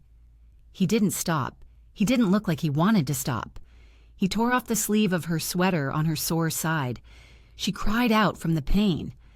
Unable to push him off of her, Madeline closed her eyes, preparing for the worst. Then she heard a low growl and felt Ethan's weight lifted from her. Ethan's body flipped to the other side of the couch, where he crashed into the floor lamp. Kieran stood next to the sofa. His eyes, the same eyes she thought couldn't be more striking, sparked with anger. When a lady says leave, you leave. That's how you retain the last drop of your dignity. Who the fuck do you think you are? I'm nobody, but I'll be happy to escort you to the door of this building. Ethan's hands curled into fists. Madeline pushed Kieran away from the sofa, away from Ethan. He's a black belt in karate, Kieran. That'll make me feel better when I kick his ass. Ethan charged at Kieran. To Madeline, it seemed like Kieran flew from his position to avoid Ethan's hit. If he didn't fly, then his movement was too fast to be natural. Not only did Kieran move out of Ethan's way, but he did something that flipped Ethan's body in the air and sent it crashing to the floor. Kieran grabbed Ethan and dragged him to the door. Then he opened the door and with one kick sent Ethan rolling out the door and down the gravel driveway. When his momentum stopped, Ethan slowly pulled himself to his knees and then his feet. Madeline saw a shadow descending from above Ethan, something large, powerful, and lightning fast. It looked more like a man in a cape than a large bird. It knocked Ethan down and flung his body over its shoulders. Before Kieran could slam the door shut, she rushed outside the door. "Ethan! Let it go, Madeline. We don't have enough power to fight it now." Kieran held her back. His arms were so strong she couldn't free herself. The thing in human shape turned and looked at her with inhuman, flaming red eyes before it charged away. "Ethan!" Her teeth chattered from the cold and the shock. Then her world sank into darkness. She felt nothing except the warmth of Kieran's arms and body. Chapter 6. Chamber of the Witch Council. The Multiverse. Distant Future. As Madeline approached, the grand oak door of the chamber swung open. It wasn't magic. The automatic door opened for her because of her authority in this universe. Walking along the long Gothic corridor with large windows and statues of strange-looking creatures, she admired the efforts of the witches in the multiverse, trying to make their chamber in the multiverse feel like their home on Earth. Madeline walked through layers of magic curtains to get to the grand hall. The magic had no impact on her except to cause a tingling sensation on her skin. As the first counselor in the king's court in Eudays, Madeline didn't normally respond to the witch council, let alone have anything to do with a chamber located at the border of the Crossworld Zone. This wasn't a safe place to be, but this was an urgent call, and here she was. Eden, a witch like no others, beautiful, confident, and, as expected, mysterious. The young witch leaned back in her armchair and smiled. "Queen Madeline, we don't have such a position in Eudays. People call me Madeline, if they like me. And what if they don't like you? I don't know. If they don't like me, I don't worry about them, and I couldn't care less what they call me." Eden smiled. "You live up to your reputation." "I didn't think I had one. Why did you call me here, Eden? As you can imagine, there are a few billion citizens in the district I manage. I'm a little busy. I've done some tarot reading for you, and there are some concerns.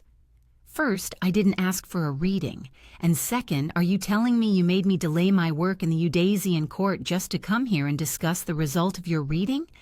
Do you understand that even if I believe what you're saying, tarot reading isn't a justifiable cause in Eudays to take action? Yes, I understand. But why don't you hear me out before you make a call as to whether you want to act on the information? As you've said, you didn't ask for a reading.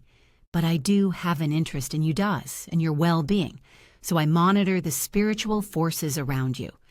That's why I read for you, your family, and your court. As for what interest I have in you, you're better off not knowing. so I will only give you the relevant information right now. All right, I'm here anyway. Let's make it worth the trip. Madeline, I pulled a card from the Suit of Cups. It's one of the 4 suits within the minor arcana. I don't really care about this. You should. The minor arcana generally symbolize everyday events. The Suit of Cups represents the water element. Water can be calm and soothing, but it can also be a tidal wave. And in your case, I'm afraid it's the latter. What do you mean? Take a look.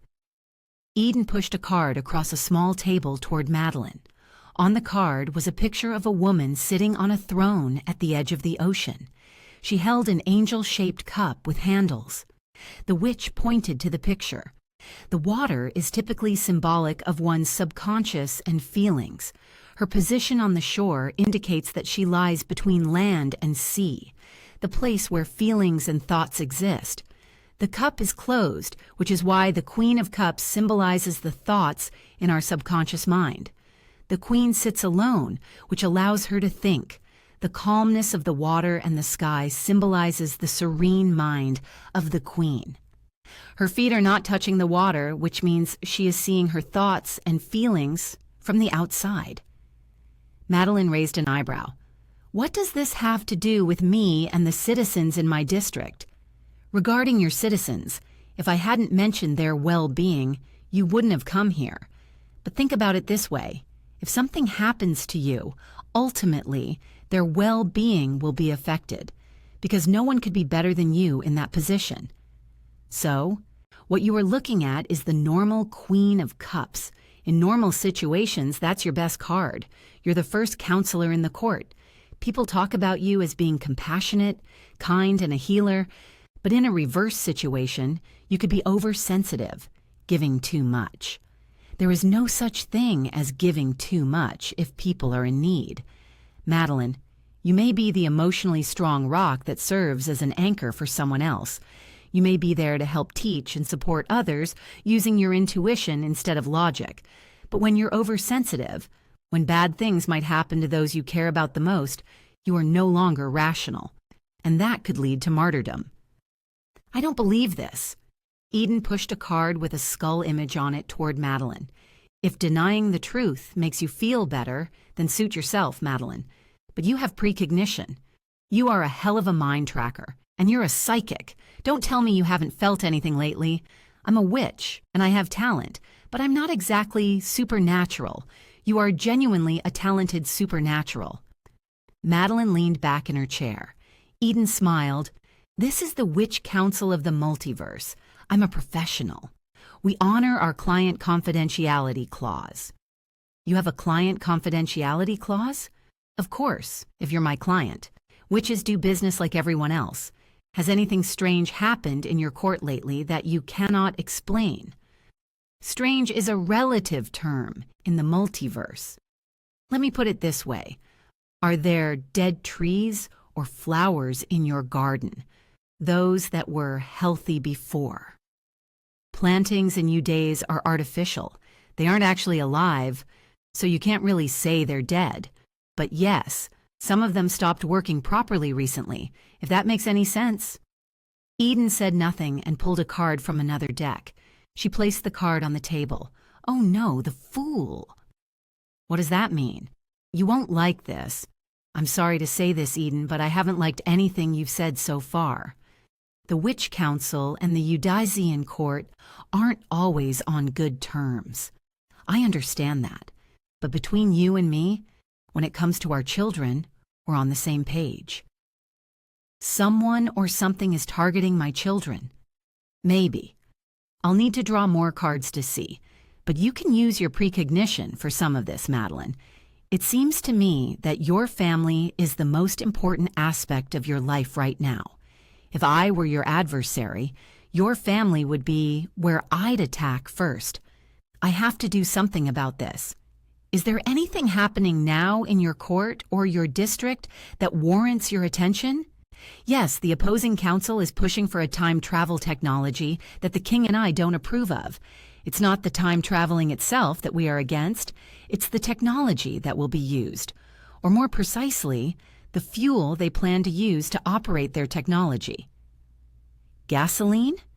No, they want to use captives from the Black Rock. The Black Rock is your enemy. You imprisoned their soldiers who killed innocent Udasians when they lost the war.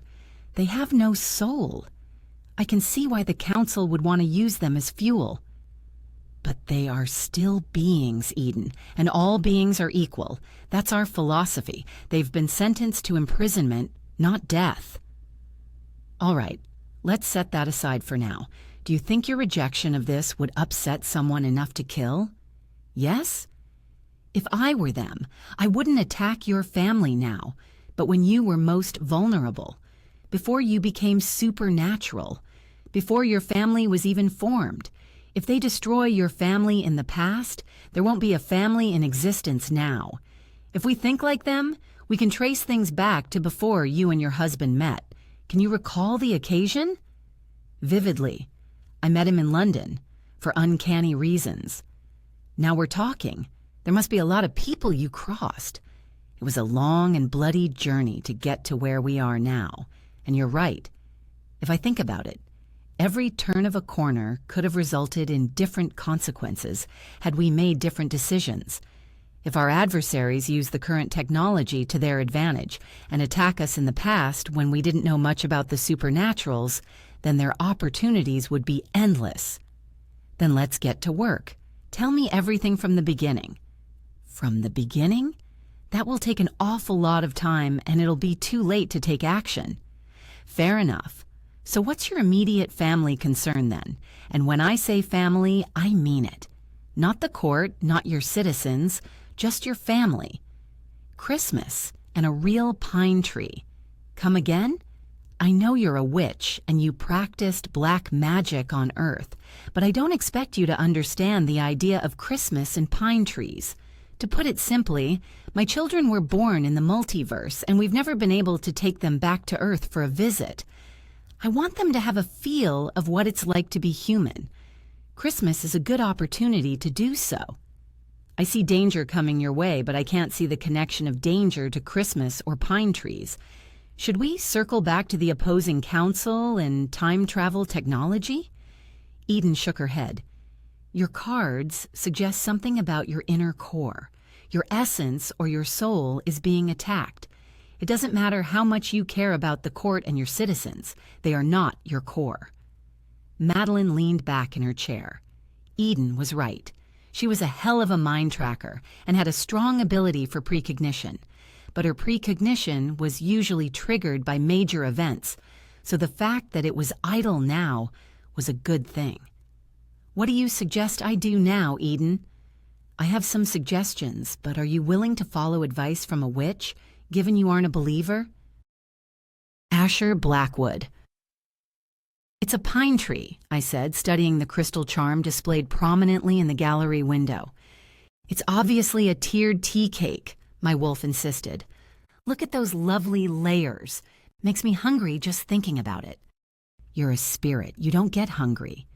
Shows what you know, my wolf sniffed. I have very sophisticated tastes.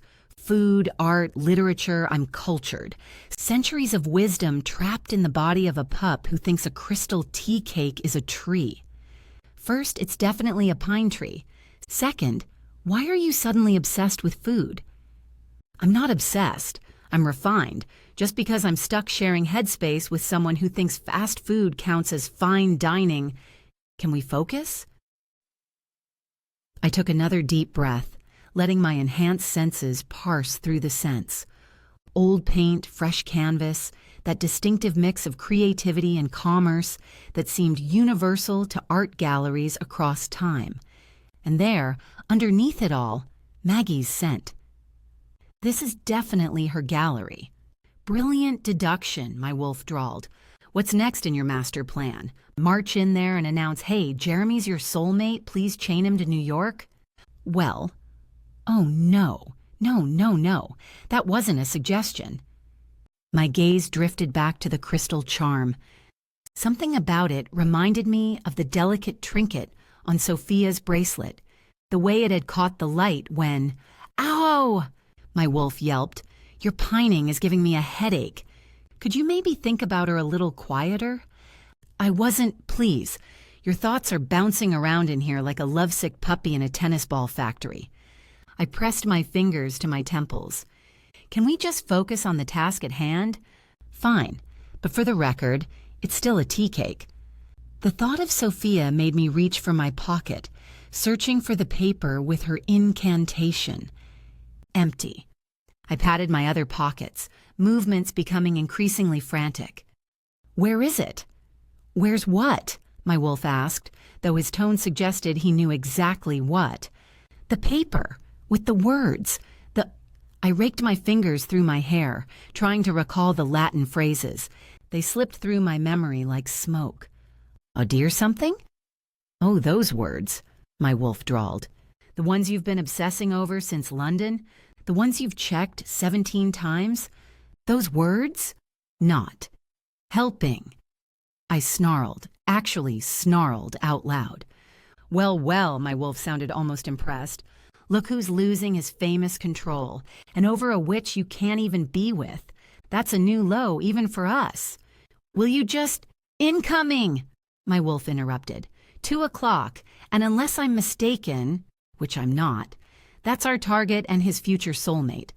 Around the corner came a woman I recognized from the mirror, Maggie, and beside her a tall man with kind eyes and an easy smile. That's Jeremy, I whispered. How can you possibly know that? I just do. Oh, stellar detective work there, Sherlock. Really earning that supernatural matchmaker badge. Jeremy glanced at the gallery entrance, at me, and gave Maggie a warm smile. Looks like you've got a client waiting. I should head back anyway. Thanks for lunch, Maggie said, her voice carrying traces of an accent I couldn't quite place.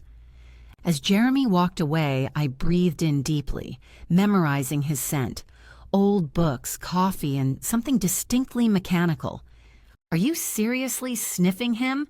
My wolf asked. Because that's not creepy at all. Maggie approached, keys jingling. Looking to buy? She unlocked the gallery door, gesturing me inside. Actually, I stepped in, grateful for the warmth. I was admiring that crystal pine tree in the window. Ah, the protection piece. Maggie's eyes lit up. It's quite special. The crystalline structure represents strength through vulnerability, like a pine tree bending in the storm rather than breaking. It's still a tea cake, my wolf muttered. The facets catch light differently depending on the viewer's perspective, Maggie continued, leading me to the display. Some see hope, others see resilience. What do you see? A really fancy dessert, my wolf insisted. I ignored him, studying the crystal's delicate angles. I see. Someone who knows exactly what they want but can't quite reach it. Smooth, my wolf commented. Turn your romantic crisis into art appreciation. Very sophisticated. That's remarkably insightful, Maggie said, looking at me with newfound interest. Great, my wolf sighed. Now we're the mysterious art critic from the future. Can't wait to see how this plays out. Audiri mea voce vincula spati periunt, my wolf suddenly bellowed, the Latin words reverberating through my skull like a spiritual megaphone. Bloody hell. I clutched my head, then accidentally repeated the phrase out loud, my voice shaky from the lingering, ear-ringing sensation. Oh, now you remember it, my wolf said smugly. You're welcome, by the way. Maggie was staring at me, her eyebrows raised in concern. Sorry, I said quickly, forcing a sheepish smile. It's a condition. Nervous tic. Sometimes I just blurt out random Latin phrases. Very embarrassing. Best to ignore it completely. Smooth cover story, my wolf snickered. Next time, maybe try possessed by an ancient spirit with volume control issues. Suddenly, Maggie yelped, her left hand flying up as if she'd touched a hot stove. Are you all right? I stepped forward, worry creasing my brow. Yes, I'm fine, she said, flexing her fingers with a puzzled expression. Just the strangest sensation, like a tingling in my palm. Didn't hurt, just startled me. "Oh no," my wolf groaned. "Please tell me that's not what I think it is." My stomach dropped. Sophia's signal. The one she'd promised to send when she heard my message. But why did she ping Maggie instead of me? "I just remembered an urgent appointment," I muttered, backing toward the door. "Thank you for your time." "Urgent appointment?" my wolf scoffed as we hurried down the street. "That's the best you could come up with? And here, I thought we couldn't possibly make this temporal mess any worse. Congratulations, you've just proved me wrong. Again, we are so monumentally, spectacularly, not now, wolf, cosmically screwed." 5 minutes later, the winter air bit at my face as I stormed through Central Park, my hands clenched into fists. Something hot and dangerous churned in my chest, a rage I couldn't quite contain. Asher?" For once, my wolf's voice was small, uncertain. "You're starting to. Well, your eyes are glowing. And not in the sexy supernatural way, more in the about to lose control in the middle of 1966 way." I forced myself to stop, bracing against a tree trunk. The bark cracked under my fingers. "Okay, you're actually scaring me now," my wolf whispered. "And I don't scare easily. Well, except for that time with the vacuum cleaner, but we agreed never to talk about that." Taking several deep breaths, I waited until the red haze receded from my vision. "We're being played, Wolf." "What do you mean?" "Not now. I'll explain later, but right now." I straightened up, my voice steadying. "Audire mea voce, vincula spatii periunt." "Oh, good, more shouting in Latin. That always helps." "Sophia," I said into the cold air, knowing she could hear me. "I know you can't respond directly, but I need." I spotted a phone booth and strode toward it. "I'm going to read out a number. If you can hear me, if you understand what's happening, call this number in exactly 5 minutes." "You do realize we're in 1966, right?" My wolf interjected. "The number you're about to give her probably belongs to some confused elderly couple in Queens right now." I ignored him and read out the number clearly, twice. Then I stepped into the booth, closed the door, and waited. "This is either brilliant or completely insane," my wolf mused, though with us, those categories tend to overlap. "We can't call her cell phone from here, but she can call this fixed phone number, Wolf. Hopefully." The phone rang exactly 5 minutes later. My stomach did a ridiculous flutter that I immediately suppressed. If my suspicions were correct, this wasn't going to be a happy conversation. "Even your internal organs are betraying us now," my wolf muttered, but his usual snark seemed subdued. "Sophia," I answered, keeping my voice steady. "That Latin phrase you taught me, what does it mean in English?" Her voice came through slightly crackled, fitting for the vintage phone line. "Roughly translated? Hear my voice. Let space's bonds perish." "Why? What's happening, Asher?" "Hypothetically," I said carefully, "what determines where the response signal appears? If someone else got hold of the phrase and recited it, would I still feel the ping in my palm?" "It's not that linear," Sophia replied, her tone shifting to what I recognized as her explaining magical theory voice. "The signal manifests based on several factors, primarily the strength of the relationships. There's a pecking order to it. So the response signal will go to the strongest connection with the responder within the caller's proximity. Say you're reciting the incantation, but you're standing near." "I understand, Sophia.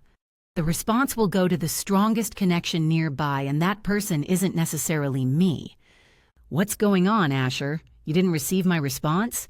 "I have no ties in New York." My grip tightened on the receiver. "Do you have other family members or extended family members living in New York?"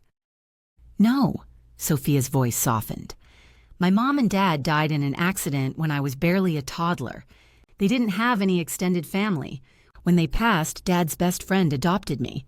That's the mom you met in Melbourne." Her tone sharpened. "And I won't share any more family history unless you tell me what's going on, Asher." "Okay, last question. What were your parents' names?" "Maggie and Nicholas Hamilton. Mom was Canadian, Dad was Australian. And before you ask, yes, that's all I know." I've never felt the need to dig deeper into the family archives. Thanks, I'll get back to you real soon, Sophia. I hung up. There's an app for that, you know, my wolf muttered. One click and you have the whole family tree laid out. Saw it in a commercial between episodes of Who's Your Alpha? Wolf! All right. Ignore the helpful technological solution. So you think Maggie is Sophia's dead mother? We're in the past, remember. Why is steam practically coming out of your ears? Haven't you seen Back to the Future? This is practically a supernatural remake minus the DeLorean. What did Sophia say her father's name was? Nicholas. Oh. My wolf sounded dumbfounded. Oh, definitely not Jeremy by a long shot, and that accent we just heard wasn't remotely Australian.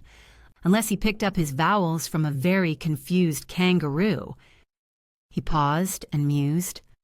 What if she divorced and remarried? What if, Wolf, the only plausible explanation is that the goddess is a— Stop, Asher, my wolf yelped. You do not call the divine names. She can hear you. There must be a reason for all this. The last thing you want is for her to make me divorce you. Then you'll be left alone in your old wolf age, talking to trees and chasing squirrels like some sad, furry hermit. We're not doing it, I said, my voice steady despite the rage still simmering beneath the surface. We're not playing matchmaker for Maggie and Jeremy. For once, I completely agree, my wolf said solemnly, because if they get together, Sophia never exists. The words felt like acid in my mouth. By following Elythra's instructions, I'd effectively be erasing Sophia from existence. Killing her, my wolf added quietly. Let's call it what it is. The goddess asked you to kill someone by preventing their birth. That's dark, even for divine politics. I leaned against the phone booth's cold metal frame. I don't know what her endgame is, but I'm not playing anymore. Not like this. Look at you, growing a moral backbone, my wolf said, but his usual snark was subdued. And here, I thought we were just going to bumble through time making bad decisions and worse jokes. Speaking of which, this was a near miss, wasn't it? If you'd just charged in there with your let me fix your love life routine. I know. I closed my eyes, feeling sick. I would have murdered someone without even realizing it. Someone who matters to us, my wolf added. Even if you won't admit how much. We'll stay, I decided. Make sure nothing goes wrong with Kieran and Madeline's situation. But Maggie and Jeremy, we let that play out exactly as it should. And the goddess? We'll deal with her when we get back to our time. Right now, we focus on damage control. Damage control, my wolf mused. Is that what we're calling defying a goddess and potentially ruining our chances at becoming alpha these days? Would you rather be alpha and live with knowing what we did to Sophia? No, my wolf said simply.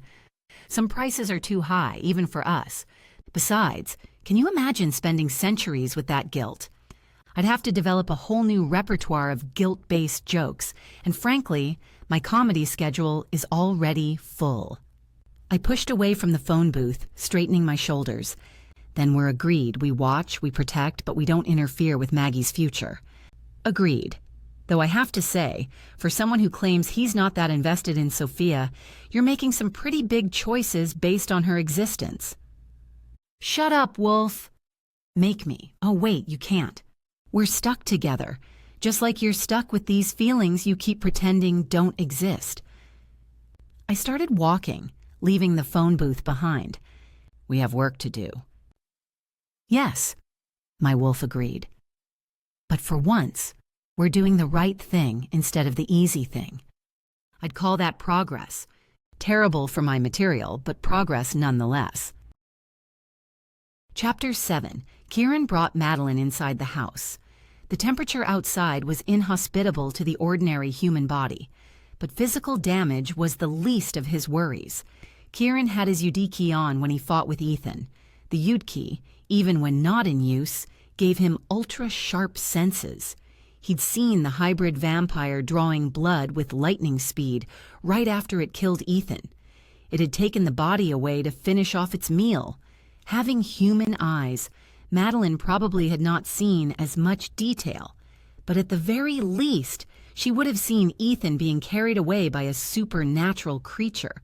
Kieran knew that witnessing such a scene would be a traumatic experience for any human. He put Madeline down on the long sofa and wrapped her up in a throw. She was shivering with cold and was barely conscious. He wiped the stray locks of hair away from her face. Kieran recalled how the vampire had glared at her with disdain before it left. But it shouldn't have done that. Supernatural creatures who resided in well-governed areas and complied with the rules would never attempt to scare beings in different planes, let alone feed on one of them. It was, however, a common trait of hybrid vampires. They weren't as powerful as pure vampires, so to compensate for their disadvantage, they walked among humans, both by day and by night. They could travel to and from the crossworld. They could cross different planes of consciousness. And because of their ability to cross worlds, hybrid vampires were notorious for being loyal to no one and obeying no rules. Most importantly, Kieran's wrist unit had failed to detect the supernatural energy coming from this vampire. This was shocking news, not only to him, but also to his super tech team back in Udice. He made a mental note to ask them to adjust their technology to detect all kinds of hybrid creatures. For now, though, the biggest question he had was why the hybrid vampire had been waiting outside the house. It hadn't been invited inside, but it must want something there. It was too coincidental for there to be a random vampire feed at the exact time he threw Ethan out the door. He checked on Madeline again. She looked cold, but her shivering had subsided. She'd never handled cold temperatures well. He wanted to hold her in his arms and use his Udki to warm her up. He knew everything about her body and her mind. It wouldn't take much for him to help her recover, but he reminded himself again, this woman wasn't his wife. Kieran switched his Udki off to save energy and redirected his thoughts toward the lantern. Upstairs in the guest room, he had located the precise spot from which the supernatural energy emanated. He'd cranked up the power on his wrist unit and scanned the floor. He was very sure the supernatural object was somewhere in close proximity to the lantern. The Oriental-style lantern that hung from the ceiling looked like any other paper lantern he had seen in different parts of Asia. It couldn't possibly hold anything heavy. So whatever the object was, it had to be quite small and light. Kieran had gone back downstairs to check inside the lantern, and that was when he heard Ethan and Madeline in the lounge room. If he hadn't come back down at that moment, he couldn't imagine what Ethan might have done to Madeline. Madeline Taylor wasn't his wife, and he wasn't trying to be possessive or protective of her. But forcing a woman against her will was not going to happen on his watch, no matter whether he was her fiancé or not. Madeline stirred and slowly opened her eyes. He rushed over to the long sofa from the reading chair in which he was sitting. He had no idea what Madeline's reaction would be when she became fully aware of what had just happened. It depended on how much she had actually seen. "Madeline, how are you feeling? Can I get you some water?" She glanced around the room groggily. "Where am I?" "In your lounge room. Take it easy. There's been an accident. Would you like to sit up?" "Yes, that hit was harder than I thought." "It didn't actually hit you. It hit Ethan. If you'd like, I can explain what happened. But first, let's get you fully recovered. What can I do to make you more comfortable?"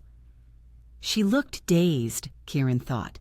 He could give her an injection of the reserved energy in his wrist unit, but that would mean putting a foreign energy into her body when she wasn't in the best condition to accept it. With his help, she sat up. She rested her head on the back of the sofa. From this seated position, she glanced around the room. "I'm sorry. I should have discussed this with you, Kieran. I didn't have enough time. I thought I'd just quickly pick up a parcel and come home. I didn't know the storm was coming." Kieran felt as if he was hit by lightning. "It's you, Madeline, my Madeline!" It was tempting to pull her into his arms and take her home straight away, but he was well aware of the reality they were in right now. They might have supernatural power, but his was limited, and he wasn't sure hers was working as it should be. She might not be able to cross into the portal without taking on more injuries. He couldn't afford any mistakes. Madeline, you're injured. We'll talk at length at home, but for now, I'm going to inject you with the reserved energy from my wrist unit. I don't have any other technology, weapons, or people with me at the moment. Save the energy, Siren. I don't think I can take it right now. I'm not in control of my body, of this body. This is you. It's your body. I fired a tracker at you. It's still in your shoulder. She tried to shake her head, but looked as if she didn't have the energy to do so. This woman is stronger than I expected, Siren. I can't take control. Tell me what I can do for you, Madeline. Just wait for me. I'll try to take over. Take over how? Is this your body or hers? They're the same. She was supposed to have died. If I hadn't taken over her body, they would have pronounced her dead. I didn't think her will to survive was so strong. Are you talking about reincarnation, Madeline? You know I don't have any knowledge in that area. Neither do I, but I was told.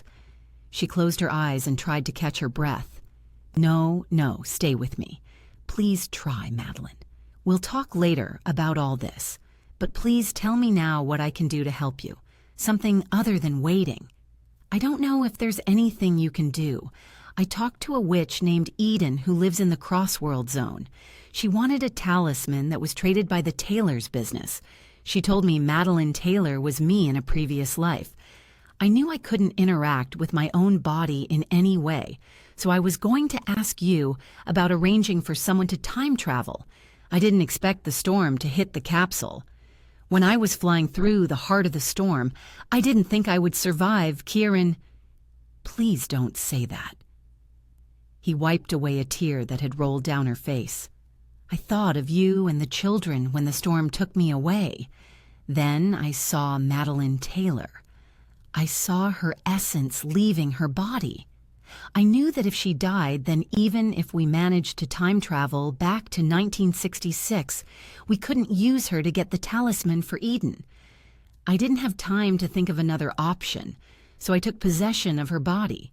You know how to do that? No, but Eden gave me a spell. She said it was just in case I needed to temporarily take possession of a body in my line of reincarnation. He pulled her into his arms and felt her body vibrating with emotion. He didn't know what to do. There had been very few times in his life when he felt helpless. Unfortunately, this was one of those times. Did the witch give you a spell to get back to normal? I don't know what happened, Siren.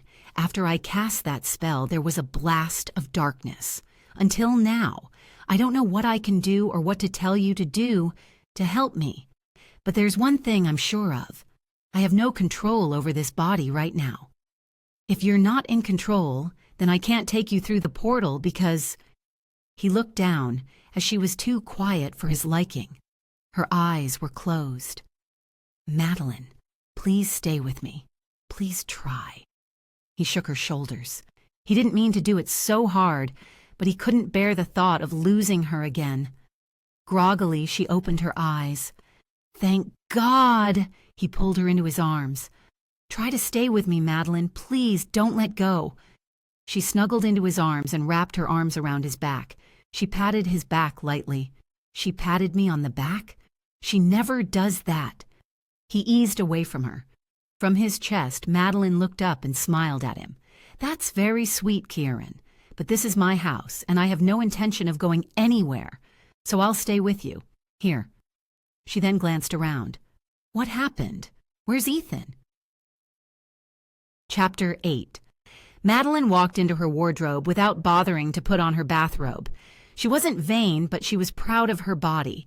She understood the importance of personal image and presentation in her line of business. For some strange reason, she found herself staring at hundreds of top-of-the-line designer clothes, unable to decide what she felt like wearing today. She was unusually tired. She dropped like a stone last night after Kieran took her to her bed. She didn't remember much aside from having an argument with Ethan. She couldn't quite recall what the argument was about. Whatever it was, it mustn't have been too important. Otherwise, she wouldn't have forgotten about it so easily. However, Madeline did recall something odd happening the previous night. She remembered Karen interrupting her argument with Ethan and the two of them ending up in a scuffle with Ethan. She didn't see a scratch on Karen afterward, so he must have beaten Ethan. She selected the only pair of trousers she owned and slid them on. It was difficult, but she eventually found a blouse that complemented the trousers. "That looks nice." A female voice seemed to echo in from thin air. "Who's that?" Madeline whirled around but saw nothing except her empty bedroom. She left the wardrobe and stepped backward toward the bedside table, figuring she could use the lamp on the table as a weapon if need be. "I wouldn't do that if I were you." "Do what?" "Use the table lamp against yourself." "If you think I'm afraid of your little trick, then you're mistaken. This isn't Halloween. You won't get any treats from me." "As I've already said, I'm you, or you're supposed to be me in the future. You weren't supposed to recover and leave the hospital?" Madeline chuckled. "Right, so you mean you're me in my next life?" Kind of like Jeremy says about antiques when he tries to sell them, that the items carry the spirit of their owner in the past. But you know what? As much as I appreciate the nostalgic and sentimental value of those items, to me, they're just old things. I'm good in this line of business, so scaring me with this isn't going to give you any advantage. I'm not your business competition. I'm your next life. All right, I believe you. So come out and tell me what you want. Madeline tightened her grip on the base of the lamp and discreetly loosened her right shoulder, preparing for a strike. "I'm serious about our connection. The reason you're even standing there right now was because of my mistake.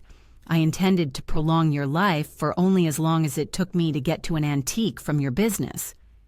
"Do you mean I was supposed to be dead?" "Yes, you died in the hospital." "You don't owe me anything. I am you in the future. As I've said, I only prolonged this life here because of a mission. I needed to use your body to complete the mission, but I didn't think you were strong enough to regain control of your mind and your body." "This is ridiculous." "I know it's hard to take in. Like you, I don't buy into the reincarnation business. I'm sorry I used your body without your permission, but my mission could save many lives."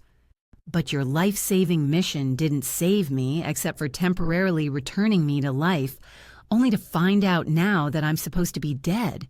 Do you know how selfish that sounds?" Madeline Taylor had her life cut short in 1966. During her lifetime, she was a good woman and helped a lot of people. But her time had passed. The longer we go against nature, the more disastrous the consequences that will occur. "There is no we." "You're right. There's just you in the past and me in the future. I'm not supposed to disembody myself to talk to you like this. It weakens my essence and I could lose a chance to get back to my body afterward. If that happens, we will cause your destruction in the future." "This is preposterous. I understand your confusion, but you must assist me or you'll destroy yourself in the future. The longer you stay here, the more chance people around you will suffer. Ethan was one example. He didn't need to die." "What?" "Good morning, sis." Maggie stepped into the room with a smile that could brighten anyone's day, except Madeline's. "Ah, snap, since when do I have to knock on your door? Well, unless you're hiding a secret lover in here." She glanced around and then grinned. "But you don't have to hide Ethan. And if you were to have an affair, it would have to be with that brutally handsome banker, Siren. But you can't be hiding him either because he's downstairs right now, admiring your ancient lantern." Madeline sat down on the bed, wondering where the voice of the woman who claimed to be her future reincarnated self had gone. Maggie walked around the room. She picked up Madeline's sweater from the reading chair. "What a strange day. You're wearing trousers." "You'd prefer me to wear no pants?" "Snap again. What's wrong, Madeline?" Maggie held the sweater up. "It's just, I've never seen you in trousers before. And don't tell me Ethan is the one who tore up this sweater. I didn't think you were into rough sex." "How do you know I was with Ethan last night?" "He called Dad yesterday afternoon, but Dad was out, so he talked to me. He said he'd be coming here, that he had a surprise present for you. He's been secretive and all. I'm guessing the unusually rough, intimate activity was the result of that present. Am I right? Madeline recalled the ring box Ethan had pulled out of his pocket. She actually hadn't seen the ring inside. They must have had a fight about something that distracted him from giving it to her. She shook her head. It wasn't that exciting. Maggie winced. To be honest, I don't trust Ethan's taste much when it comes to gifting. Speaking of aesthetic taste, Maggie, I'll need your expert opinion on a piece of art we acquired yesterday. I paint, but I don't consider myself an artist of any kind, let alone an expert. And if you need me to authenticate artwork, I have zero experience with that. Your artistic viewpoint is what I'm after. I don't have a problem with the authenticity of the piece. Why did you buy it if you don't like the looks of it? Jeremy bought it, not me. I think it looks like the work of a 5-year-old kid trying to draw, but it's a business decision, so my personal preferences don't matter. I just need to know what kind of customers it would be best to approach regarding this item, and I can't trust my judgment in that area if I don't like the piece myself. Okay, that I can do. Madeline strode out of her bedroom and headed toward her office on the first floor. Maggie followed. Then I need to call Ethan because he will be the one to make the sale. Maggie giggled. When it comes to selling, Ethan's the best. I'd be willing to bet he could sell that painting back to the kid who painted it. Speaking of Ethan, Madeline needed to talk to him. She wanted to be sure he was okay after the fight with Kieran. More importantly, she wanted to make sure the voice she'd heard was just her mind playing tricks on her. You're not interested in Kieran, right? Asked Maggie. I kind of see that, but I wanted to make sure. Madeline paused and looked at her sister. He's married. Plus, Jeremy is good for you. I can take care of myself. There is no need for you to find me a match, thank you very much. Maggie turned at the landing halfway down the corridor and went downstairs. In her office, Madeline called all of Ethan's contact numbers without success. As she left the office, the voice echoed in her ear again. I told you he's dead. The voice was clear and determined, but it was a lot weaker than before. I'll believe you when I see it with my own eyes. You couldn't see what happened to Ethan because I was in control of your body at that time. We're sharing this body. If that's even true, it's not my fault. What exactly is it that you want me to do? A talisman your business traded holds the fate of several thousand witches. We need to get that talisman to a witch who can break that curse. And how am I supposed to do that?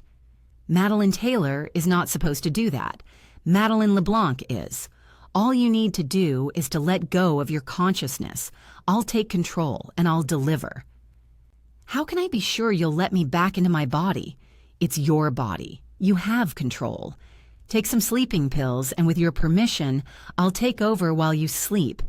You can return when you wake. Why should I trust you? Because I am you in the future.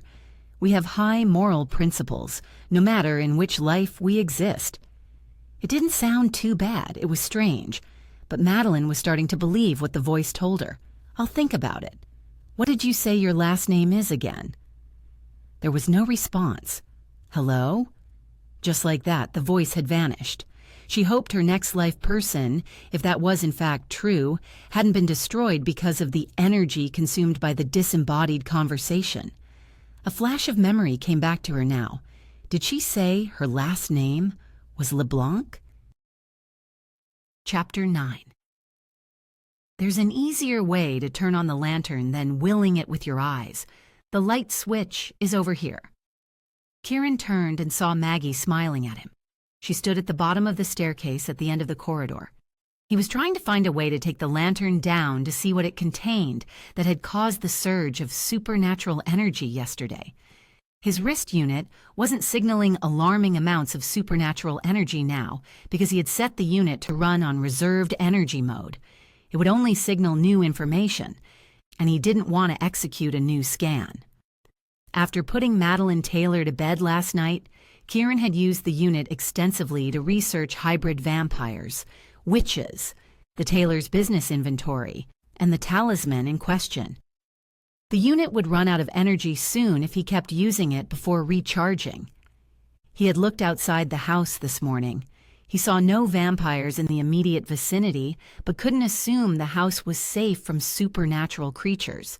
He needed to find out what was inside the lantern and remove it before he returned to his spaceship to communicate with his people in Eudaeus and recharge the wrist unit and his own energy.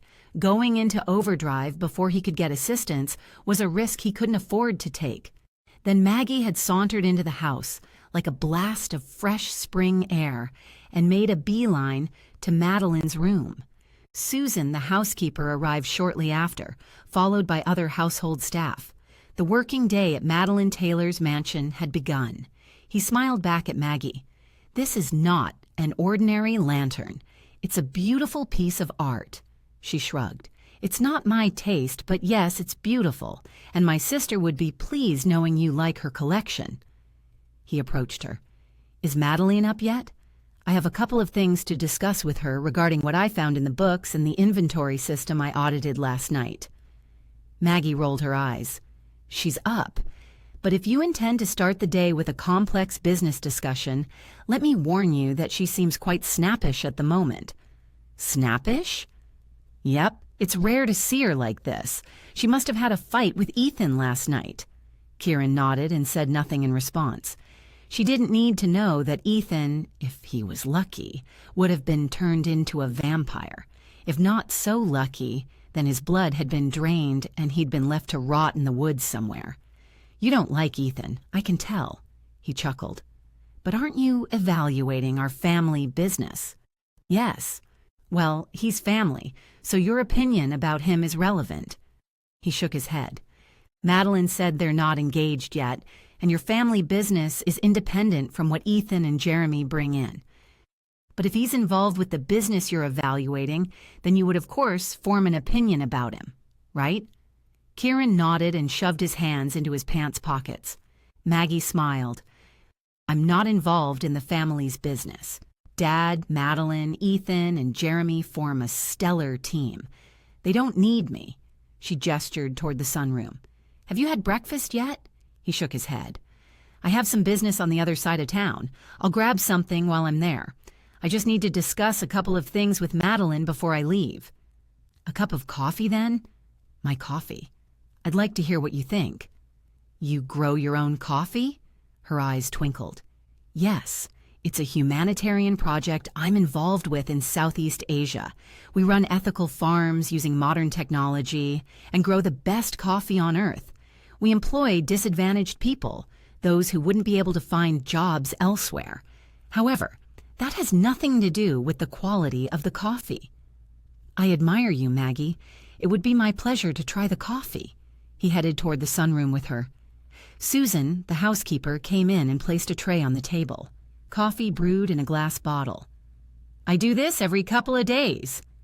Maggie poured coffee into the mugs. "Cream? Sugar?" "I'll take it black, thank you." "That's the best way." Kieran sipped the coffee. It was, as Maggie had said, the best he had ever tasted on Earth. He could replicate it in Eudaeus with ease, but that was a piece of information that Maggie didn't need to know. "You're right. This is the best coffee I've ever had." She smiled brightly. "So you drop by every now and then to have coffee and check on Madeline, I guess." She nodded. "You don't get involved with the family business, so do you know much about antiques?" She shook her head. "I'll take that as a compliment. I have a gallery on the other side of town. I can show you around when you're in the area, if you're interested and have time." He looked at Maggie over the rim of his coffee cup. "Does nostalgia inspire your art at all?" Maggie laughed. "You're really trying to make a connection between my activities and the family antique business, aren't you?" He smiled. "Professional hazard." "Indeed, I do like vintage art, but I'm into abstract art and ancient symbolism. I guess that sounds logical to you?" He nodded. "What kind of symbols?" "Those used in pretty things like jewelry, vases, tapestries, and decorative furniture." "What about talismans? Like necklace charms? I saw many of them in London." "Yes, those are my favorite. We have many of them in stock here. Sometimes I take them to my studio to paint." "How secure is your studio?" Oh, you think I might have lost them? She chuckled. I paint common jewelry, things that aren't that expensive. We have a couple, though, that are ridiculously expensive. Madeline wouldn't let me touch them. But guess what? A precious talisman was stolen. See, she should have let me paint it before it disappeared. What a waste. Kieran nodded. What about the lantern in the corridor? Is that an expensive item? She arched an eyebrow. Really? You're interested in that lantern? He nodded. Do you think Madeline would sell it to me? My wife loves lanterns. I'd like to give it to her as a Christmas gift. Maggie stood and walked toward the corridor. You've been mesmerized by that lantern all morning. If you like it so much, I'm sure Madeline will give it to you. If she doesn't, I will. She strode toward a room at the far end of the corridor. What are you doing, Maggie? Getting the lantern. Kieran followed her to a magnificent reading room. It was like a mini library with floor-to-ceiling bookshelves stacked with books that looked both ancient and expensive. She tugged on an A-shaped ladder on wheels. This isn't just for books, Kieran. Anything you see in this building, including things stuck to the ceiling like the lantern, could be an antique item. Don't worry, we do this all the time. Last month, Madeline took down a floor-to-ceiling tapestry in the sunroom and gave it to a relative. Allow me. Kieran wheeled the ladder to the corridor. Are you sure about this? Absolutely. He parked the ladder underneath the lantern and climbed up. As he got closer, his wrist unit started to signal that it had detected new sources of supernatural energy. As he unscrewed the base of the lantern, he saw that it was hollow, and an ivory talisman lay in a small gap in the hollow compartment. He would have to jiggle it to release it from the gap. A spark escaped from the gap and hit his wrist unit. It pulled energy from the unit, and he felt as if it was going to draw out his own energy as well. Kieran pulled his left arm away from the base of the lantern and grabbed a rung of the ladder to keep himself from falling. He then held the lantern by a metal ring opposite the base where the talisman was located, and he turned the lantern until the base was unscrewed. Are you okay? You looked like you saw a ghost up there. Maggie helped him descend the steps of the ladder. Thanks, I'm fine. I'm not a fan of heights. It was a lame lie, but he didn't have a better response, so he left it at that. He could feel the energy draining out of him in waves. He knew his wrist unit had been nearly emptied with the zap. He needed to get back to his spaceship. The operation across time and space dimensions, far away from Udays, had consumed a lot more energy than he anticipated. They reached the landing as Madeline Taylor walked down the stairs. She didn't look happy. I'm headed to the other side of town. I thought I might have a brief discussion with you before I leave, Madeline, but I've run out of time. We'll talk when I get back. What's with the lantern? He heard the irritation in her voice, but he didn't think it was because of the lantern. I gifted it to Kieran. Maggie smiled, ignoring the tension on Madeline's face. You can deduct it from my account if you like. Oh no, I can pay for it. My wife will really appreciate this. Madeline locked eyes with him. Your wife? Yes, I mentioned it to Maggie. She loves lanterns of all kind. If she would like the lantern, I'll give it to her myself. What's her name? He looked straight at her, keeping his eyes engaged. He'd never lost a staring competition. Her first name is the same as yours. Why do you ask? Are you really a banker? Oh, I'm sure he is. Maggie practically shoved him toward the door. May I get a lift with you to the other side of town, Kieran? I can show you my gallery if you're interested. I might not have a chance to get back here, Maggie, but I do love your coffee. Would you mind giving me a sample? Of course. I'll get you a whole box. She scurried into the kitchen. As soon as Maggie was out of earshot, Madeline Taylor spoke between her teeth. I don't care for what your wife told me. What exactly are you here for, Kieran LeBlanc? He lowered his voice, making sure to sound as gentle and calm as possible. I'm here to take my wife home. And what exactly does that mean for me?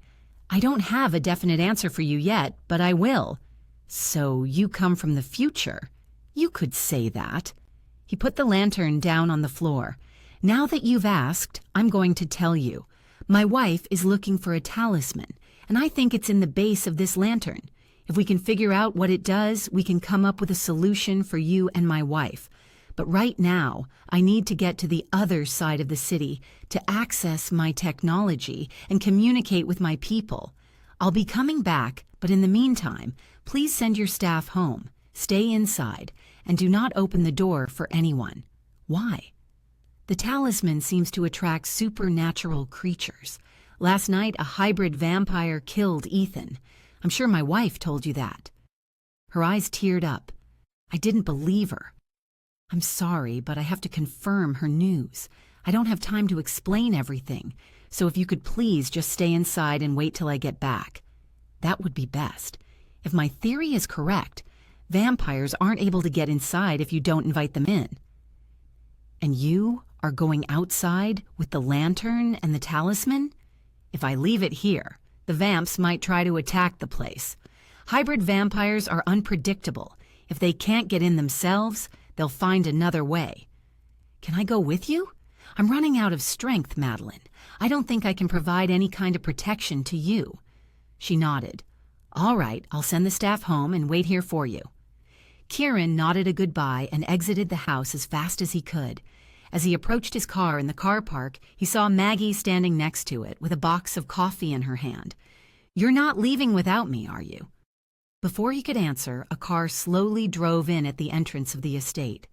Maggie glanced at it and said, That's Jeremy, and it looks like Ethan is with him. I've never seen Ethan let Jeremy chauffeur him. It's quite amusing. Chapter 10. Heat. That was what Maggie felt while standing outside on that icy winter day. A strange, hot energy seemed to emanate from Ethan and Jeremy's car, and from Kieran. For some reason, Maggie felt connected to Kieran. Somehow, she knew he was signaling her about an undesirable situation.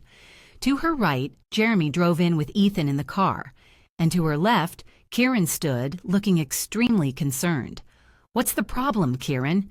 He yanked open the trunk and tossed the lantern in. Get in the car, quick, Maggie. She hopped into the passenger's seat without asking any questions.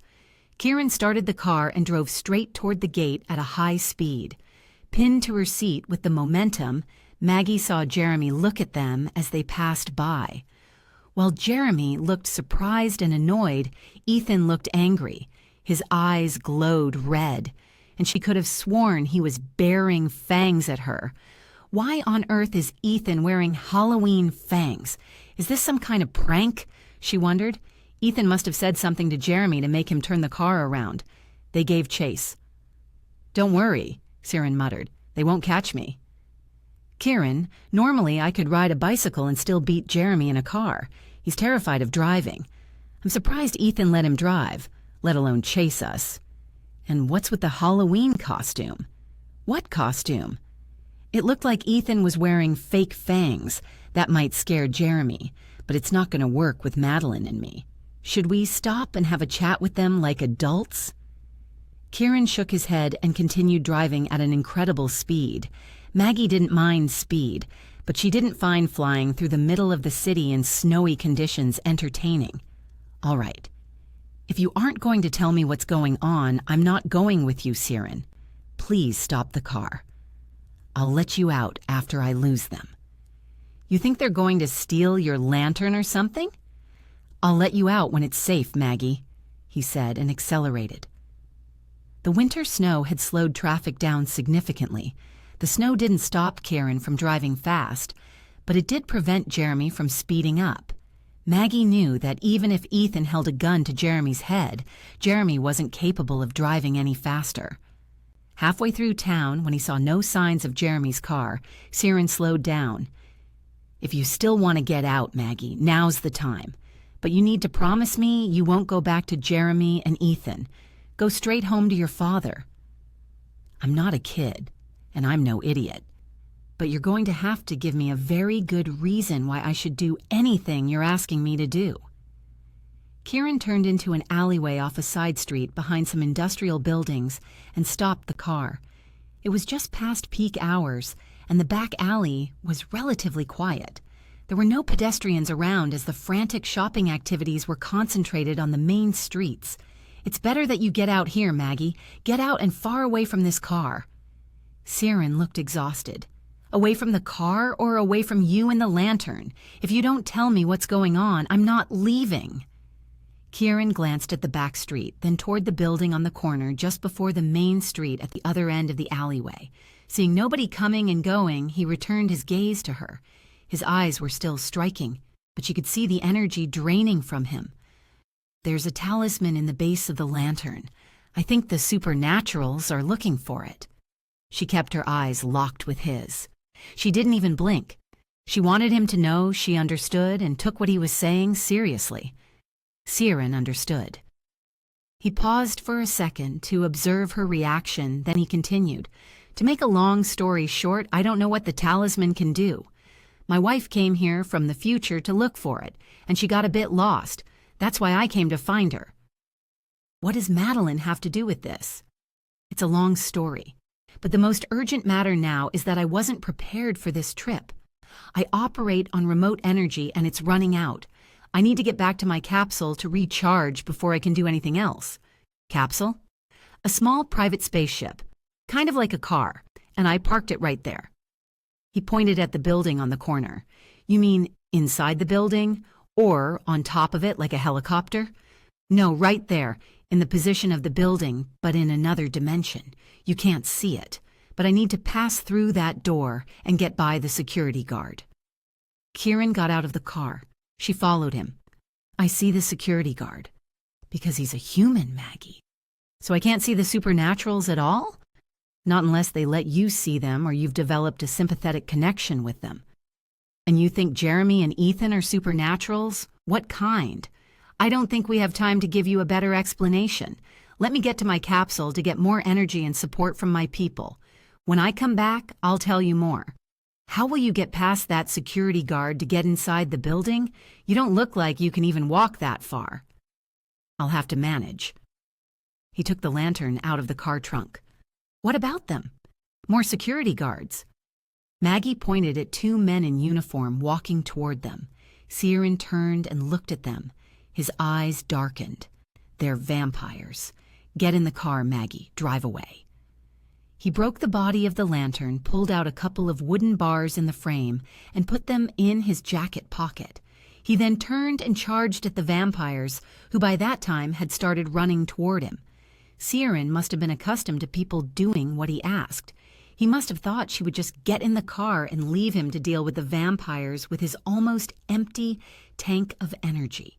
But then, Siren began to move incredibly fast, matching the speed of the two vampires charging at him. The supernatural movements of the three were so quick she couldn't see much except a whirl of snow. Blood sprayed in the air. The whirl of snow settled, and Kieran stood before her in a puddle of blood and black liquid that used to be the vampires. The black and red mixture absorbed into the ground and was quickly covered by a new layer of snow. Kieran took a couple of steps before dropping to his knees. Maggie rushed toward him and helped him up. He resisted at first, but soon came to his senses and let her guide him back to the car. I told you to go, Maggie. Well, your instructions weren't clear. You didn't say when I should go. He leaned against the car and shook his head. Look at you. How are you going to get past that guard, Kieran? He didn't answer. Or maybe he didn't have an answer. If I can get him away from that door, will you be able to get in? How are you going to do that? You can't walk there by yourself. What's your plan, Maggie? Use the strongest weapon a girl has. I don't like what I'm hearing. You can't get in there by yourself, so you'll have to deal with it. All you have to do is to sneak in when I lure him away. You should be able to manage that. Now start walking, Siren. She didn't wait for a response from him, but headed across the street. She had a plan in mind. As she was about to approach the guard, she heard a chuckle behind her. She was certain there hadn't been anyone there before. Startled, she turned to find an elderly Indian man. A bag hung from his shoulder, and he carried a box in his right hand. Normally, she would give a homeless person some money, but she was busy now. If you plan to fake a fall and then call for help to distract the guard, then that's a very bad plan. That was exactly what she had in mind. She turned around again to face the man and tried to hold back a snarl. "This is none of your business." Calling for help is the same thing as giving an invitation. As soon as you do that, the guard will capture you because you invited it in. You're my responsibility, and therefore your safety is my business. What is it, and why does it want me? It doesn't want you. It wants your friend, or more precisely, the talisman in his possession. He just killed 2 vampires, so it won't dare approach him directly. It'll capture you and use you to trade. Again, what is ET? A soul dealer. And who are you? Same, a soul dealer. But I am on your side. A dealer. The only thing I can pay you is money. I don't have anything else to trade. You have already paid it forward. This one is on me. And when did I do that? He pointed his chin at the bracelet she was wearing. It was a gift a woman in a small village in Tibet gave her after she completed a humanitarian farm project in the area. All right, so if you're here to help me, then find a way to distract the guard so that Kieran can go back to his people. But I have nothing to do with him. I am here only to stop you from executing your silly plan and falling into the trap of the other soul dealer. And I succeeded. But you have to help me help Kieran. That's what friends are for. I'm not your friend. Speechless, Maggie waved her hands in the air. Okay, if you won't help, then I'll go and take care of the guard for Kieran. You will not interact with that guard. A deal has been made on his soul. Maggie put her hands on her hips. Do I look like I care about your business? She started walking toward the guard. I can't let you do this. Then bite me. Maggie! She ignored him and kept walking. All right, I'll help you. She stopped and returned to him. He pulled off a rag that covered the top of the box he was carrying. Inside was a beautiful snow-white kitten. This is Snowy. Take him. He knows what to do, and as far as we're concerned, consider us even. I no longer owe you a favor. He's beautiful. She picked the cat up. Snowy purred loudly when she scratched under his chin. I'm not sure how he can help me. She looked up to where the man had stood, but there was nothing but empty space in front of her now. The man had vanished. Snowy was still in her arms. Having no time to think about the odd events, she scurried back to the corner of the building. She put the kitten on the ground. Now, magical cat, I need to distract that man over there. She scratched Snowy under his jaw. He purred for a bit and then sauntered toward a dumpster. A short time later, he came out holding a small rat in his mouth. He walked toward the guard and sat down in the middle of the road. He dropped the rat on the ground and put one foot on it to keep it from running away. You're not going to eat that rat in front of me, are you, kitten? The guard snarled while still keeping an eye on the monitor in the booth. Snowy licked his lips, yawned, and looked as if he was about to enjoy his meal. No, stop right there. The cat glanced at the guard but continued with his dinner plan. The guard exited his booth and approached Snowy. Only then did he let go of the rat and sprint away. Maggie rushed out from the corner of the building as Snowy ran toward her. Don't touch the cat, yelled the guard. Snowy jumped into Maggie's arms. Do you need help, ma'am? No, why would I? This is my cat. He's sick. He was about to chew up a rat in front of me. Oh, he's just hungry. I'll have to go give him his dinner now. As soon as the guard left his spot, Maggie watched as Kieran dashed behind the guard. He used the same speed as when he fought the vampire, so nobody could see him. Maggie heard the sound of the rolling door to the building opening. The guard heard it too and scurried back toward his booth. But Maggie was sure Kieran had already passed through the gate and was now headed to where he needed to go. Chapter 11. Shattered Glass. That was what Madeline Taylor heard, echoing in from the back of the house, through the corridor, and to the front of the house. Should she rush out to check? She had very limited resources to work with at the moment, and she understood the consequences of making mistakes at a critical time. She had only one life, and based on what Madeleine LeBlanc had told her, she had lost that life. Once. She couldn't afford to lose it again. Deciding against the idea of checking the doors, she rushed upstairs to her office. She removed some candles from a silver candle holder and put the holder on the desk.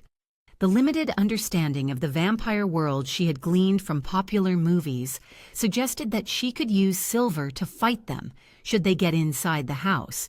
She knew her business inventory inside and out. She knew how many talismans they had amassed over the years. They were all good products, but apparently they had acquired one, and that bad one had caused them to be hunted by the supernaturals. Jeremy handled most of the product acquisition. How did this talisman ended up in their inventory, and how did it get into the lantern hanging from the ceiling in her home? She went back downstairs with the candle holder in her hand. She had sent all the staff home and had made calls to cancel any incoming staff and delivery personnel. She was now on her own, defending this house with a candle holder. How on earth had her life come to this? A shadow dashed inside the house from the back, where she had previously heard the sound of broken glass. She didn't know what was coming at her. It couldn't be a vampire because she hadn't invited anyone or anything inside. If it was something else, then the piece of silver in her hand wouldn't do much damage. She grabbed a steel fireplace poker, brandishing it in one hand while holding the candlestick in the other. "Madeline?" Jeremy stepped out from the hallway that connected to the back of the house. "Jeremy, did you just break into my house?" His eyes moved from the candle holder and the fireplace poker. "What are you doing?" "I asked you if you just broke into my house?" He glanced toward the back of the house and then looked back at her. She could see a flash of confusion in his eyes. "Apparently, I did. I don't know why. I thought I rang the doorbell."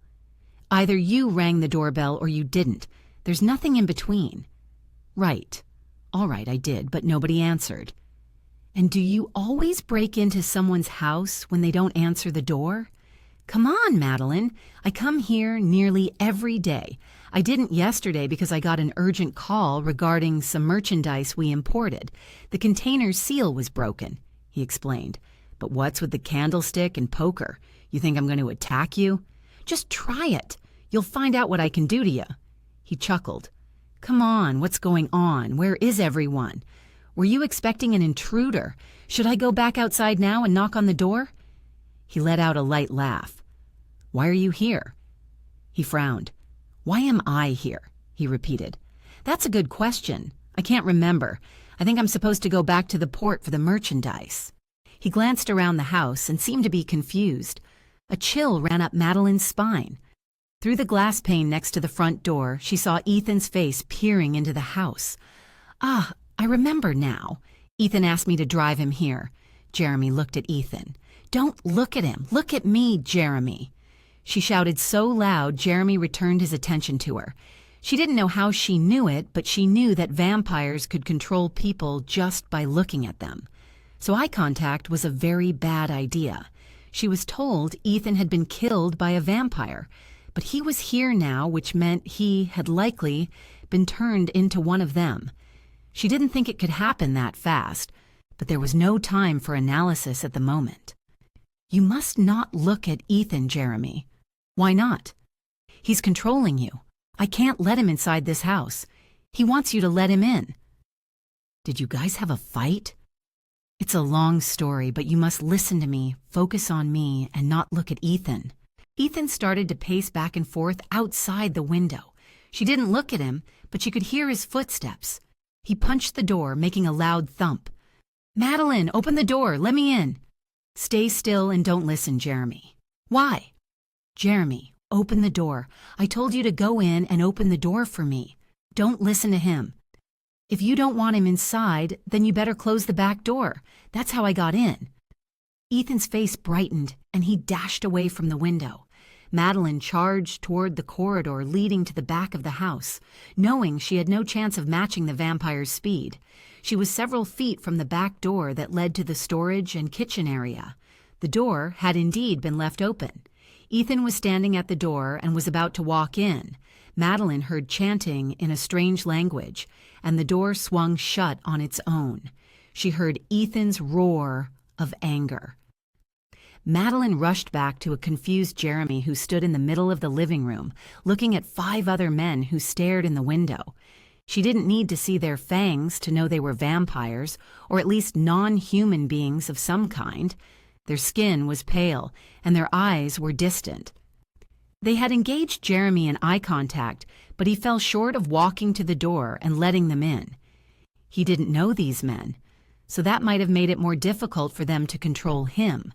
Or maybe someone was helping Jeremy. Madeline didn't know, but before she had any hope that Jeremy might help her, Ethan had run back and now stood in front of the other 5. He instantly captured Jeremy's eyes. Like a zombie, Jeremy walked toward the front door. Having no other option, Madeline hit Jeremy over the head with the candle holder. He fell to the floor. She rushed over and pulled him further into the room and away from the window. She didn't know why these vampires needed the door opened for them, or why Jeremy couldn't just verbally invite them in, and why didn't these vampires fear the sunlight? But that had worked out to her advantage, so she stopped questioning. Jeremy was breathing. She hoped she hadn't caused any damage. The 5 vampires paced and snarled in front of her door, baring their fangs at her through the windows. Unlike them, Ethan didn't pace. He stood fixed in place, focused on her. She could feel it. Even though she didn't look at him, she could feel his thoughts reaching out to her, trying to use the sentimental connection they'd had for each other. She didn't know how long she could resist.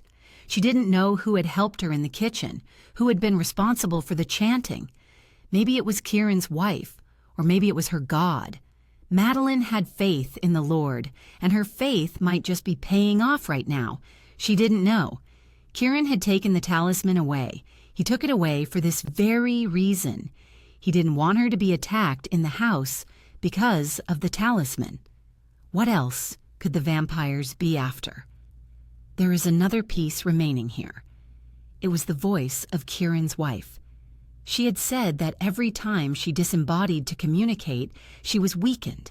Madeline Taylor didn't know how to fight these vampires, but she knew Madeline LeBlanc could. LeBlanc was right. She should not be and would not be the cause of the destruction of her future self. Without hesitation, she ran upstairs to her bedroom. She took the sleeping tablet she used to treat her insomnia. Before sleep claimed her, she pulled out a notebook and jotted down essential information for Madeleine LeBlanc. She wrote as much as she could before her hand stopped obeying her and her mind drifted into darkness. Chapter 12. Kieran crashed onto the floor of his spaceship. The familiar scent of the air inside the spaceship, the scent of Eudice, the universe he now called home, gave him comfort. He could feel the energy in the air streaming out of the control panel, inviting him to reconnect. But this wasn't home. He and Madeline were nowhere near safety on Earth in 1966. He got to his feet and walked toward the control panel. The rectangular authenticator panel on the control deck flashed a green light as he approached.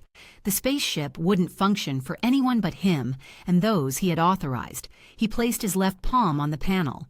"Welcome back, Kieran LeBlanc, King of Eudice. Your Eudice has reached an extremely low level. Recharge instantly." Affirmative. Life force poured into his system. Eudice, the unique energy of Eudice, wasn't something one came by easily. Entire generations of his family had tried to build it without success. He had it now because of the sacrifices of many people, and one of them had made him promise to always keep the interests of Eudice at heart, and he would do just that. The computer let out a happy ping, telling Kieran that his energy had been fully recharged. He immediately called his younger brother, Taj. Upon answering the call, Taj's face appeared on the screen. He didn't look happy. "You skipped the council meetings, Kieran." "Since when do you care about administrative matters?" "Never. But both you and Madeline skipped the meeting without an explanation. That is annoying." "We sent absent notices." "Well, that fooled the council, but not me or Joe. Even your kids know." "Excuse me? Your kids are wicked. Do you need to feign surprise, Kieran? They just asked me if their mom and dad are coming home for dinner." "I'll talk to them. but I need your assistance now." Tag put a notepad on the desk and looked straight at the screen. No matter how long they had been in Udize and how much technology they had at hand, Tag still preferred the old way of note-taking he used on Earth. "I checked the travel log as soon as I saw your absent note. That was when I saw Madeline's note and the timestamp. There was a storm sweeping through. Her vehicle registered the route, and I knew she was right in the middle of it. Your capsule didn't register the traveling route, which didn't surprise me. Therefore, I know you took your private capsule, went after Madeline, and now you're in a position from which you cannot call for official backup. Is any of that correct? Save your rant, Tage. You're right, if that makes you feel better. I didn't plan to leave for this long or go this far, but Madeline was literally in the middle of that storm, and there wasn't time to follow any rescue protocol. Just how far did you go?" "Back to Earth, 1966. It's been a couple of days, Earth time." Tag shook his head. "Is Madeline okay?" "Yes, for now. I planned to come here and take her home quickly, but things went a little pear-shaped. It was only a fraction of the time in Udize, but because I crossed space and time dimensions at the same time, the time difference is no longer linear. That means you can't even send troops because they can't locate me." "Should I send commanders?" "Not yet. I don't have a full picture of what we're dealing with. We need silver blood commanders, but with the right talent. Madeline talked to a witch called Eden in the Crossworld Zone. The witch wanted a talisman on Earth. I need to know what the talisman does and why the witch wanted it." "I'm on it. But that's not it. Don't freak out when I give you the next piece of info, Taj. I need you to hold it together. I trace Madeline back here, but the Madeline I'm seeing now is Madeline Taylor, and our Madeline is sharing a body with this woman." Tag raked his hands through his hair. "All right, go on." "The talisman is in Madeline Taylor's house, and it seems the hybrid vampires want it. Witches and vampires, tricky, but we can handle them." "That's what I thought." Siren glanced at the lantern on the floor. "The talisman nearly drained my energy when I was about to touch it by accident. Remember the time we went to Shelock? Yes, those bastards almost killed you because they wanted a sample of Udazian energy, so we're dealing something a bit closer to home." Kieran nodded. "If they just wanted a sample, there are easier ways to do that than going through all the trouble with the talisman. They could manipulate or trick Madeline into touching the talisman, but they couldn't have planned the storm, the reincarnation, the soul and body swap, and they certainly couldn't know how I would react to the situation or anticipate how I tracked Madeline." Tag shook his head. "Souls and reincarnation are matters of the magical world. Yes, we're out of our depth when dealing with gods, goddesses, angels, deities, or anything else coming from that world. The only person who could use the mind to track and communicate across worlds is Madeline. Maybe that's why they wanted her. Is there a way to communicate with Madeline now?" Kieran shook his head. "Madeline Taylor's mind is too strong for our Madeline to take control of the body. Without talking to her, I don't know exactly how to go about this. What do you want me to do now?" "To start, find the witch Eden and learn the exact conversation she had with Madeline." "I'll get Joe, and we'll do that right away." "That would be best. Witches are tricky to deal with anyway, let alone those that live in the Crossworld. Keep me posted. As soon as I leave the capsule, I'll be operating on remote energy. It should be sufficient if I can avoid another fight with the supernaturals here. I'll keep the wrist unit running. As soon as you brief me with the result, I'll take the next step." "Will do. By the way, before you log off, please talk to your children. Lila insists that she needs to talk to you. I think they figured out their mother went missing." Kieran nodded, logged off the communication with Taig, and engaged with his children's channel. On the screen, the image of Lila and Cadman appeared. It didn't surprise him. They had been waiting together and connected at the moment he called. His twins were far from similar. Lila was stunning with bright sandy hair and large brown eyes like Madeline. Cadman's hair was raven black, and he possessed the LeBlanc's signature gray eyes. It pained him to see his children in this situation. Like Kieran, the twins were conceived in the red stage of the Diamond Gate. They were considered the best beings in the multiverse system, possessing a lot of power, and would forever be hunted by the supernaturals. But Ciaran knew a part of that robbed him of his childhood, and he didn't have much more supernatural power than others without the assistance of the silver blood Yudki. He wanted to spare his children the burden of living their childhood with the overrated myth of being conceived in the Daemon Gate hanging over their heads. But it seemed to be impossible. They looked like 4- or 5-year-old human toddlers at this stage of their lives, but they were much too mature for his liking. "Father, Lila, you wanted to talk to me." A tear rolled down Caedmon's face. He wiped it away instantly. He couldn't help it. He was overly sensitive to everything. On the contrary, Lila looked at him with dry but concerned eyes, the sort of concern a child should not have. "Mom is in trouble, isn't she?"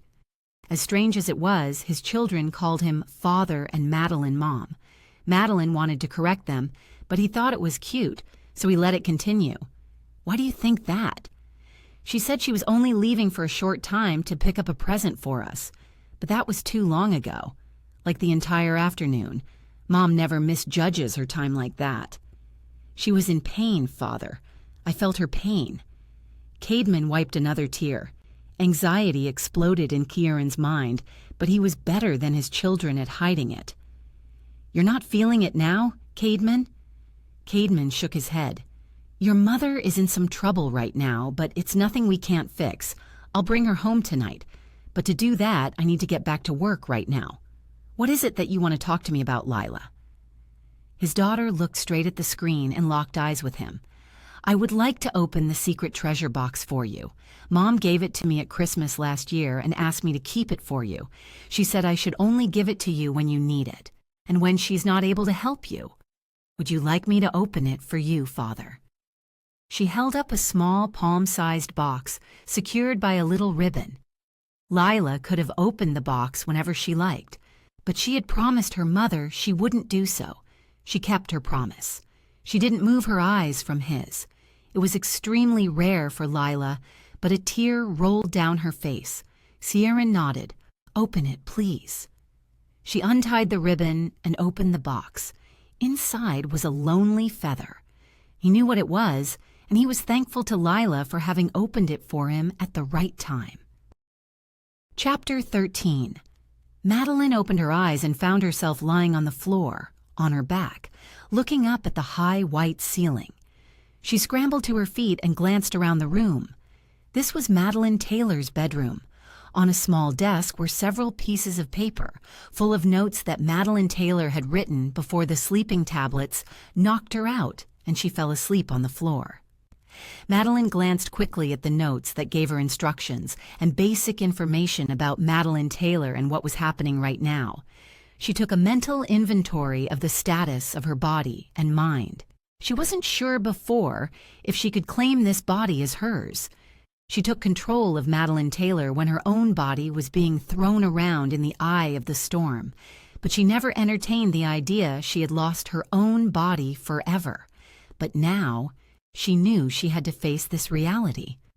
Although identical, this was Madeline Taylor's body, not hers. This was the body of a human without any supernatural abilities. She looked down at her bare feet and the shoes lying nearby. She might be able to fight vampires without supernatural power, but she definitely couldn't even walk, let alone run in those shoes. Why does a 5'11" woman even need those super high heels? She went into the walk-in wardrobe and found a pair of flat shoes. After putting them on, Madeline rushed downstairs. The first issue was Jeremy. She saw him groggily sitting up. "Why did you hit me, Madeline?" From the notes, Madeline had an idea about what had happened. She glanced at the windows and counted 6 vampires walking back and forth. She recognized Ethan as she got a quick glimpse of him before he was taken. Madeline helped Jeremy up. "I didn't hit you, they did." "What? It's true. But don't look at them. Look at me, Jeremy." The vampires outside banged on the window. The noise startled Jeremy. "Don't look. Stay focused. Look at me. Your brother has been turned into a vampire, and he's now with another 5. He controlled you before because you know him and are open to him. He asked you to come into this house and open the door for him and the others, because without you doing so, they can't get in. Jeremy's eyes widened. Are you on drugs? No, I'm not on drugs, and I'm not Madeline Taylor either. Right, so I must be the one on drugs. The vampires banged on the window again and again. Open the door, Jeremy, Ethan called out. You need to listen to me, said Madeline. This is a life and death matter. Ignore them. Okay. Now follow me and stay with me at all time. I'll prove to you what we're dealing with. Where's the kitchen? He pointed to a corridor on the left. She pulled at his elbow, making sure he was with her the whole time. In the kitchen, she jammed the long handle of a wooden cooking spoon into a drawer and broke the spoon, leaving the wooden handle with a sharp, pointy tip. She tucked the bit of wood inside her jacket. They went back out to the living room. She stood by a window. A vampire darted toward her, baring fangs. She swiftly lifted the window and stabbed the wooden handle of the spoon into his heart. The vampire roared, collapsed to the ground, and melted into a black puddle. Then the liquid evaporated, vanished as if it had never been there. The others hissed. Their fangs descended, and they paced back and forth in front of the door and windows, but didn't come closer. Madeline turned to Jeremy. Do you understand what you have just seen? It's like a movie, except this is our reality now. So back to what I said before. Do not open the door for them unless you want to be eaten. Do not invite them in verbally, by gesture, or even in your thoughts. Does this mean my brother is dead? More like he's become undead, Jeremy. I'm sorry. Do we have to kill him? Only in self-defense. I think the vampires that captured and turned him are more likely to kill him than we are, but they turned him for a reason. I think they're after something in this house, but before we have time to find that item, the vampires need to leave. We're not going to invite them in, but if they keep pacing and growing more agitated, something will eventually happen, and they'll get in somehow. That will be the end of us. Ethan will never hurt you. You don't know that, Jeremy. Once you become a vampire, there's no way for you to return to being a human again. He's so new that he's not in control of his mind right now. But if he's not in control of his mind and he doesn't mean any harm, are we still going to kill him? Only in self-defense. I've already said that. But that's not fair. He won't have a chance to defend his actions. I can't help you kill my brother, especially when he's not in control of his mind. Life isn't always fair, Jeremy. But if he has more time, could he gain control of his mind and his actions? Is that possible? She couldn't lie to Jeremy. She did indeed have good vampire friends. Yes, in time, if he has a good mentor, he could become a good vampire. So give him time. It's the right thing to do, isn't it? Open the door, Jeremy, Ethan shouted. He stood right at the glass window, his eyes blood red, his fangs bared. Ethan didn't seem to care about the wooden handle Madeline held in her hand. Jeremy looked at her, pain in his eyes. He understood her intentions and the reason behind them, so he didn't interfere with her next action. He had called for her compassion, but now it was her decision to make. If this were Kieran, she knew her husband wouldn't be able to kill his brother. If her best friend, Joe, were turned into a vampire and stood at the end of a wooden stake, she wouldn't be able to end Joe's life. But if she didn't kill Ethan, she risked him maiming or killing someone else before he was able to gain control of his actions. I could kill one of the other vampires, and that would be enough to scare them and make them run away, but Ethan will follow them. He's a young vampire and a liability. There's one thing I know for certain about the supernaturals, Jeremy. They don't like liability. He wasn't one of them from the beginning, and he wasn't born supernatural. He's a weak link. They'll kill him. What should I do? The only option I can think of right now is to get him in here under restraint. Jeremy frowned. I don't know how we'll do that, but I'll take whatever direction you give. Find me anything made of silver that we can use to tie him up. chains, rope, anything silver. Ethan broke the glass window with his fist. Madeline knew he could knock down the door as well, but without an invitation, he wouldn't be able to come in. Jeremy's eyes sparked with a realization. Madeline'll kill me for this, but I know where some silver is. He charged toward the staircase. She knew he referred to the other Madeline, but it still felt weird hearing him say that. In a short moment, Jeremy rushed down with a silver dress in his arm.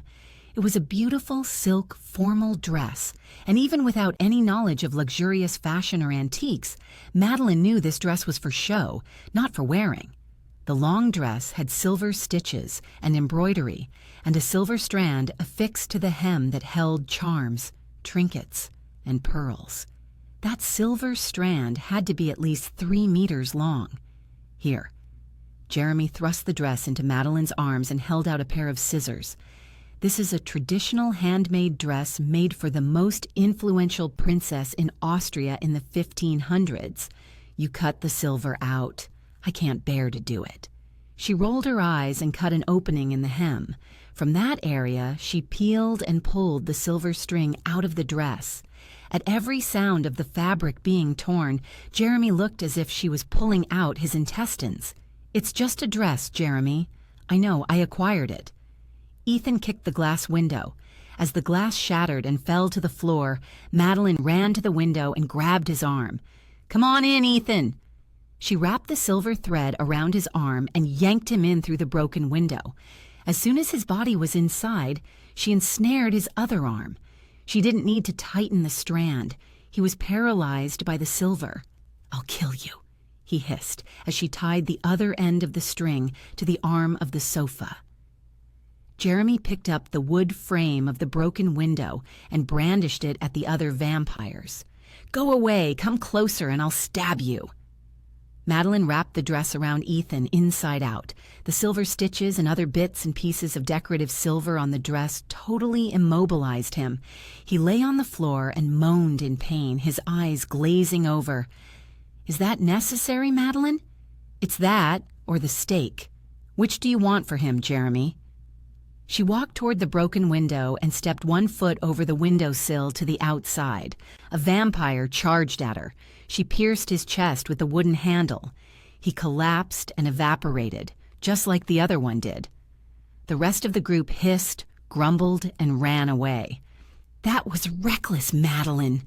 She stepped back inside. They're calling for backup. They'll return soon. It will be your turn to kill, Jeremy. Kill or be killed. Chapter 14.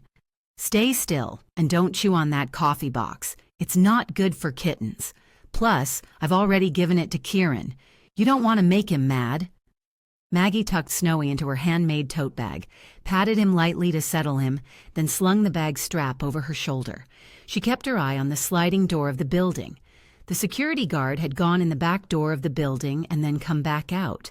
She guessed he hadn't found anything unusual. He went back to the security booth and sat down, his eyes glued to the security TV screens. Do you think Siren will come out of that door? She asked Snowy, not expecting an answer. Snowy hissed. I'm not sure whether that's a yes or a no, Snowy. She could feel the kitten wriggling and turning around in the bag. The man who had given her the cat didn't leave the box behind, so she had no choice but to keep the kitten in her bag. She thought it was a good idea, but Snowy didn't seem to like it much. Kieran will come out soon and this will be over. Just stay still for a few seconds. The cat let out a meow. Okay, Snowy. She turned toward her left shoulder to open the bag to check on the cat. From the corner of her eye, she saw a shadow charging at her. It was so fast she couldn't make out what it was. She felt her body flying through the air. She dropped on her backside and slid on the snow until the momentum stopped. She saw 1,000 stars, and it felt as if she'd been hit by a truck. She sat up and saw a man in a long black jacket running at her. She was dazed, but she could see him clearly. He wasn't human. He had pale skin and glowing red eyes. His fangs sunk into his bottom lip. She guessed he was one of the vampires or supernatural creatures looking for the talisman. Maggie dropped her bag as she fell. Snowy crawled out and ran toward her. He stood in front of her and hissed at the incoming vampire. "Get out of his way, Snowy!" The vampire slowed down when he saw the cat, but he didn't stop. He leaped over Snowy and was about to strike her again. Maggie swiveled out of his way, scrambled to her feet, and rushed toward her bag. She didn't know how to kill a vampire, and she didn't have anything she could use as a weapon.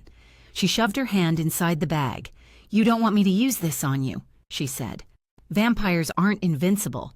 You should know that." The vampire skidded on the snow and stopped just short of hitting Maggie again.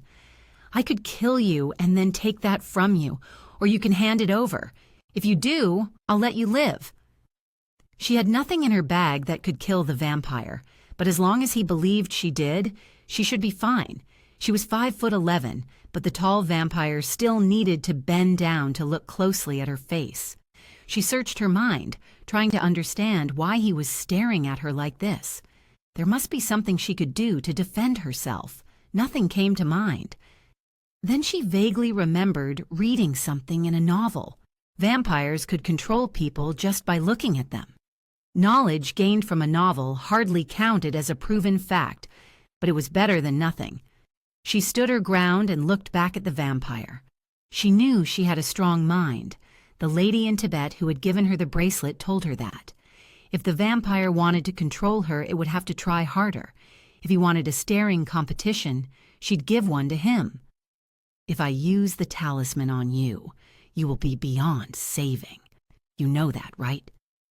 His eyes glowed redder, and his fangs seemed to glisten. "You're bluffing. The talisman protects our kind. You can't use it to harm me." He grabbed her shoulders and tilted his head back, preparing to sink his fangs into her jugular. But before he could do so, Snowy leaped onto his back, climbed up his jacket to his shoulder, and bit his neck.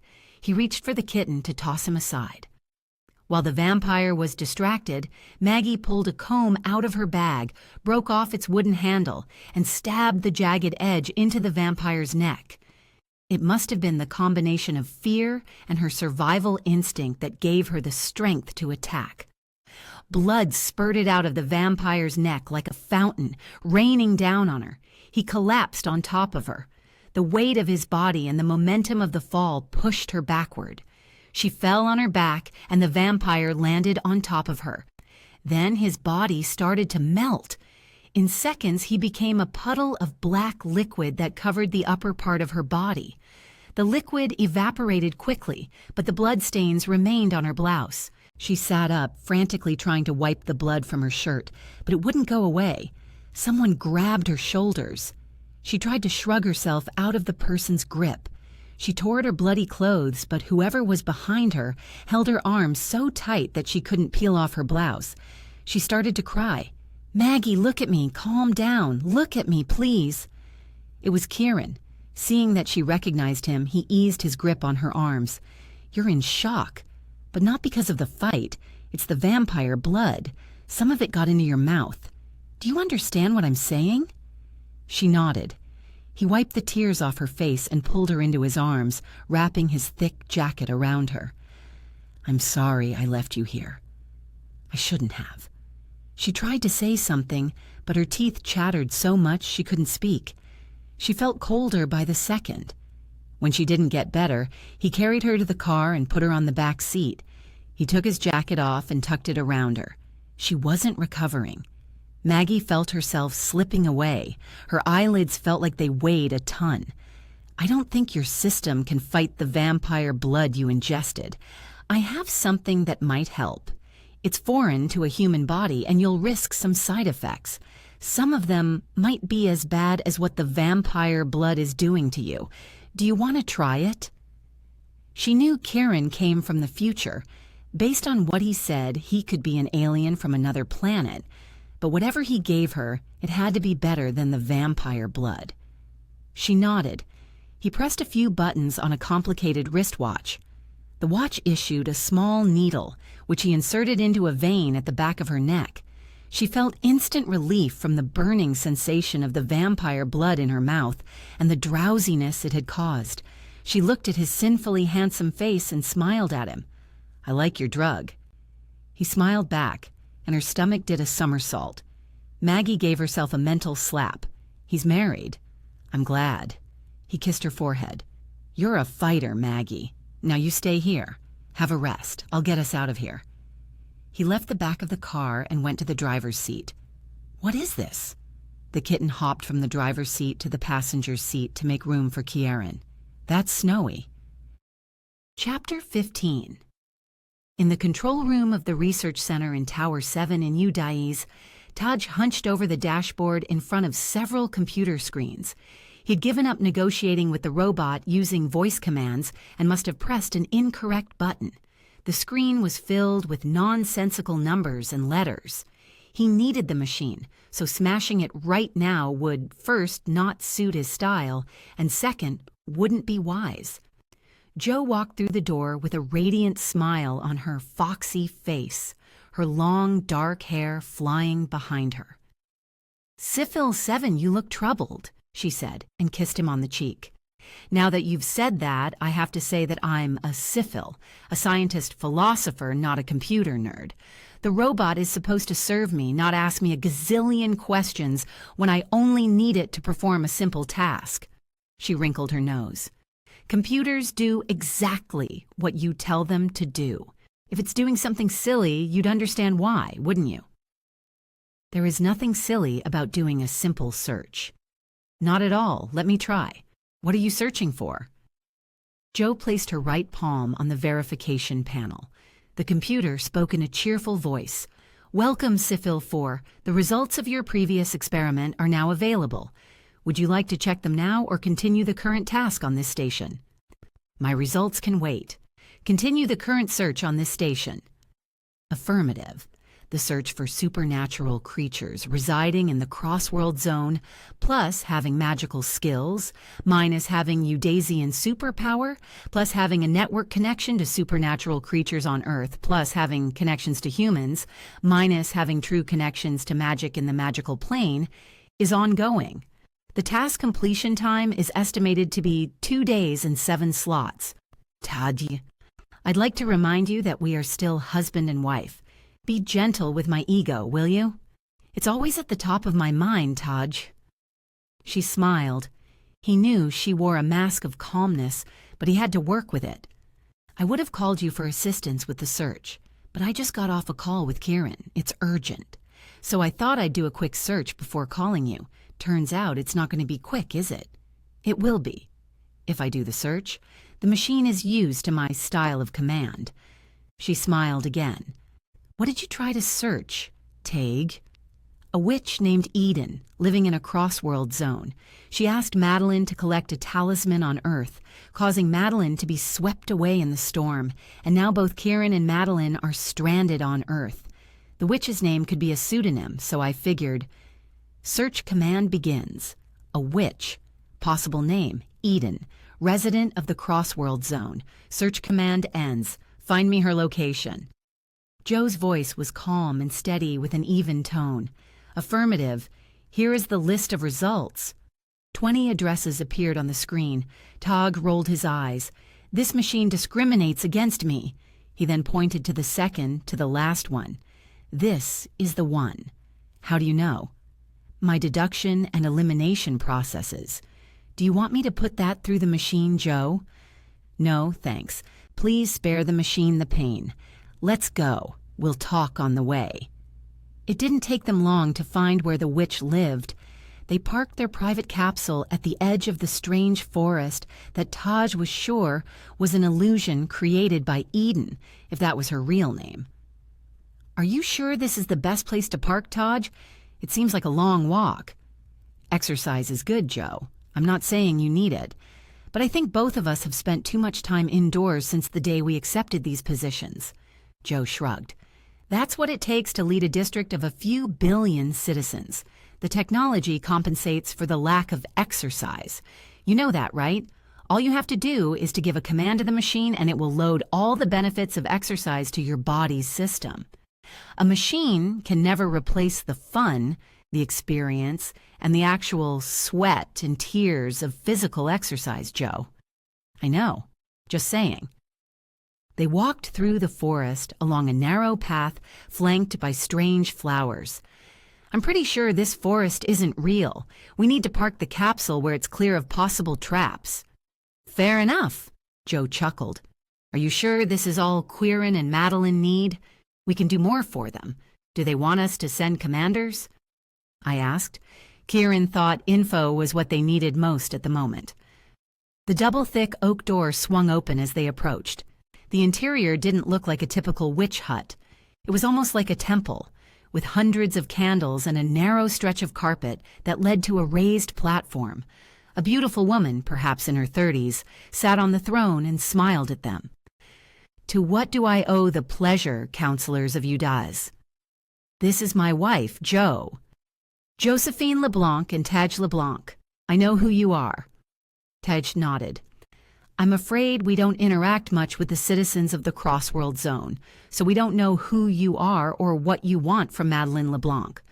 Well, she isn't just a counselor, she's the king's wife. There are a lot of things she can do to help the witches stranded in the Crossworld Zone. And just so you know, there is no one governing the Crossworld. No government, no citizens. We live here because we don't have a choice. No government, no law, no restrictions. Some people would call that freedom and choose to live in the Crossworld because of that. Jo smiled. Eden shook her head. I'm sure those people are here too. But I didn't choose to live here. Regardless of where people live, everyone has the right to freedom. I didn't make Madeline do anything she didn't want to do. I consider it a fair trade. I know Madeline promised you a talisman in exchange for some information from you. She's a little busy at the moment, so we are here on her behalf. Tag inched closer to Eden, wanting to position himself between Jo and the witch. Show me the talisman. That's not how we deal, especially with witches in the Crossworld. You have a reputation. Tag locked eyes with the witch. Eden stopped smiling. She leaned back in her chair and tapped her long nails on the chair arms. What kind of reputation? Witches in the Crossworld are known for being deceptive and vindictive. In general, Jo said, Udaz has the most advanced technology and weapons in the multiverse. But we don't deal with magic. I'm surprised Madeline even talked to you. Eden smiled. I'm an exception. I don't cheat. Taj arched an eyebrow. Should we just take your word without question and hand over the talisman for a piece of information that may or may not have any value to us? Eden placed a deck of tarot cards on the table. Let me top up some value for you. Ask me a question. Jo shook her head. No, we aren't playing your games. All right, said Taj. Is our first child a boy or a girl? Tad. Jo tugged at his elbow. I want to know, Jo. Either way, I'm going to love our children, but it would be nice to know in advance. Eden spread the cards on the table. That's a very easy question, Taj. The witch drew a handful of cards and placed them in the shape of a pentagon. She looked at them and then smiled. I have the answer. Taj grinned. Good, but I can't imagine you're going to tell us just yet. In the interest of fair trade, we'll give you the talisman, and at the same time, you give us the information we want and the information Madeline expects from you. I promised Madeline I wouldn't tell anyone. All right, then we'll give you an info tablet that only Madeline has access to. All right, let's go. Tage waved his hand and gestured at the door. Go where? Tage chuckled. You think I'd keep the talisman in my pocket? It's in our vehicle, parked at the edge of the forest. Just in case we were attacked by other witches or some creature, we needed a way to get home safely. Fair enough. Eden stood and followed Tag and Jo back to the capsule. Walking back along the narrow path through the forest, Jo pointed at a flower that looked like a sunflower, except the petals were blue and it faced the dark shadows of the forest. Is this poisonous? Eden smiled. No, I brought it here. It wants to be a sunflower. Unfortunately, there is no sun in the Crossworld, so, to survive, it turned blue. Tag looked at Eden. Like you, huh? You didn't want to come to the Crossworld but ended up here. It must be hard. It is, but I hope for a better life. Jo smiled. Will the talisman help you have a better life? It seems like a big deal to you. It's a yin-yang talisman. It's cursed, binding us to this land. We linger here and can't leave, can't even die. Taj nodded. You have my sympathy. A life like that sucks. What did you do to have that curse put on you? Not just me, it's on 1,000 witches. And none of it is our fault. But I'm the only one who's trying to do something about the curse. Others just accept it and will linger here for eternity. They stood in front of the capsule.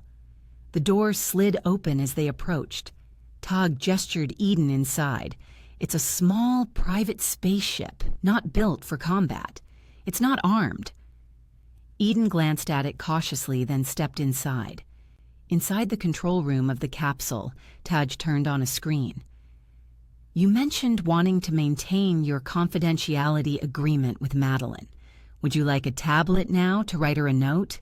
He grabbed a small tablet from the dashboard and gave it to Eden. Eden took the tablet but shook her head. There's no need to give her a note. Just tell her it's number 3. Tag turned and approached Eden. You're such an evil witch. It's too late, Tag. Give me the talisman, or she will never return till you dies. A smile began to spread across Eden's face, but before it fully formed, it faded. Joe had jabbed a needle into her shoulder. The witch collapsed to the floor. Tag turned to the control panel and ordered the capsule to leave. Make sure her hands are tied so that she can't move her fingers to conjure up any spells. Got it. I'll gag and blindfold her as well. Todd shook his head when he saw that Eden had some petals from the strange flowers in the forest in her hands already. If they hadn't acted as quickly as they did, they would have been her latest victims. The screen he had just turned on now showed the search results of the command he ordered before Joe came to his tower. On the screen was a long list of offenses that Eden had committed in the multiverse. One of those crimes was the disappearance of 1,000 witches from Southeast Asia on Earth. Chapter 16. As soon as Madeline heard the sound of the car turning into the driveway and approaching the Taylor's estate, she knew it was Kieran. She stepped outside the door and stood on the porch, waiting for him. She knew it would be only an afternoon in Udice at most, but it had been a few days on Earth, and it felt like she hadn't seen him for decades. The car parked right at the front door. From the driver's seat, Kieran smiled at her. That was a smile of courtesy. He thought she was Madeline Taylor. He went to the back seat and opened the door for a woman who looked identical to her. Madeline pulled out the stack of notes Madeline Taylor had written for her and scanned them quickly. That's Maggie, the twin sister. Jeremy rushed out from inside the house. Madeline, are you sure it's okay to go outside now? He trailed off. Oh my God, Maggie, are you okay? He rushed down the steps and fussed over Maggie. It's not my blood, Jeremy. Jeremy took over and helped Maggie inside the house. Kieran didn't resist his assistance. His eyes were locked with Madeline's. His gaze changed from polite to intense. He knew. He approached her at the top of the platform and stood right in front of her. He said nothing. He waited for her signal of confirmation. If she was indeed his Madeline, she should know what to do. And she did what he wanted. She was a mind tracker, his mind tracker, and only she could do this to him. With her mind, she reached out to his and found it wide open. Ironically, she could read anyone's mind, but she had never been able to reach his unless he allowed it. It didn't matter how powerful her mind-tracking ability had become. Since they came to the multiverse, she had never been successful tapping into his mind. But now his mind was wide open, waiting for her.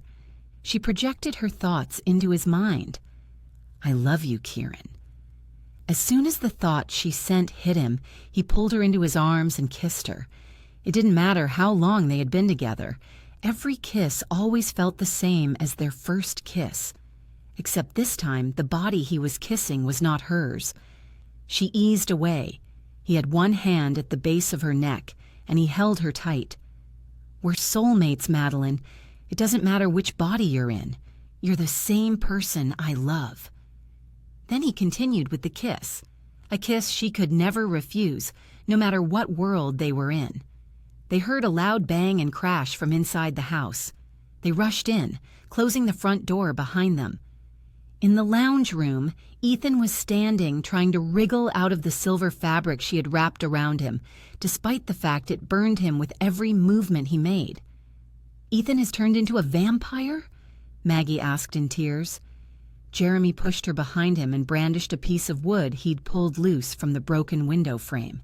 He was on the floor before. What triggered him? Madeline picked up another piece of the broken frame. "You brought him inside?" Kieran's eyes darkened.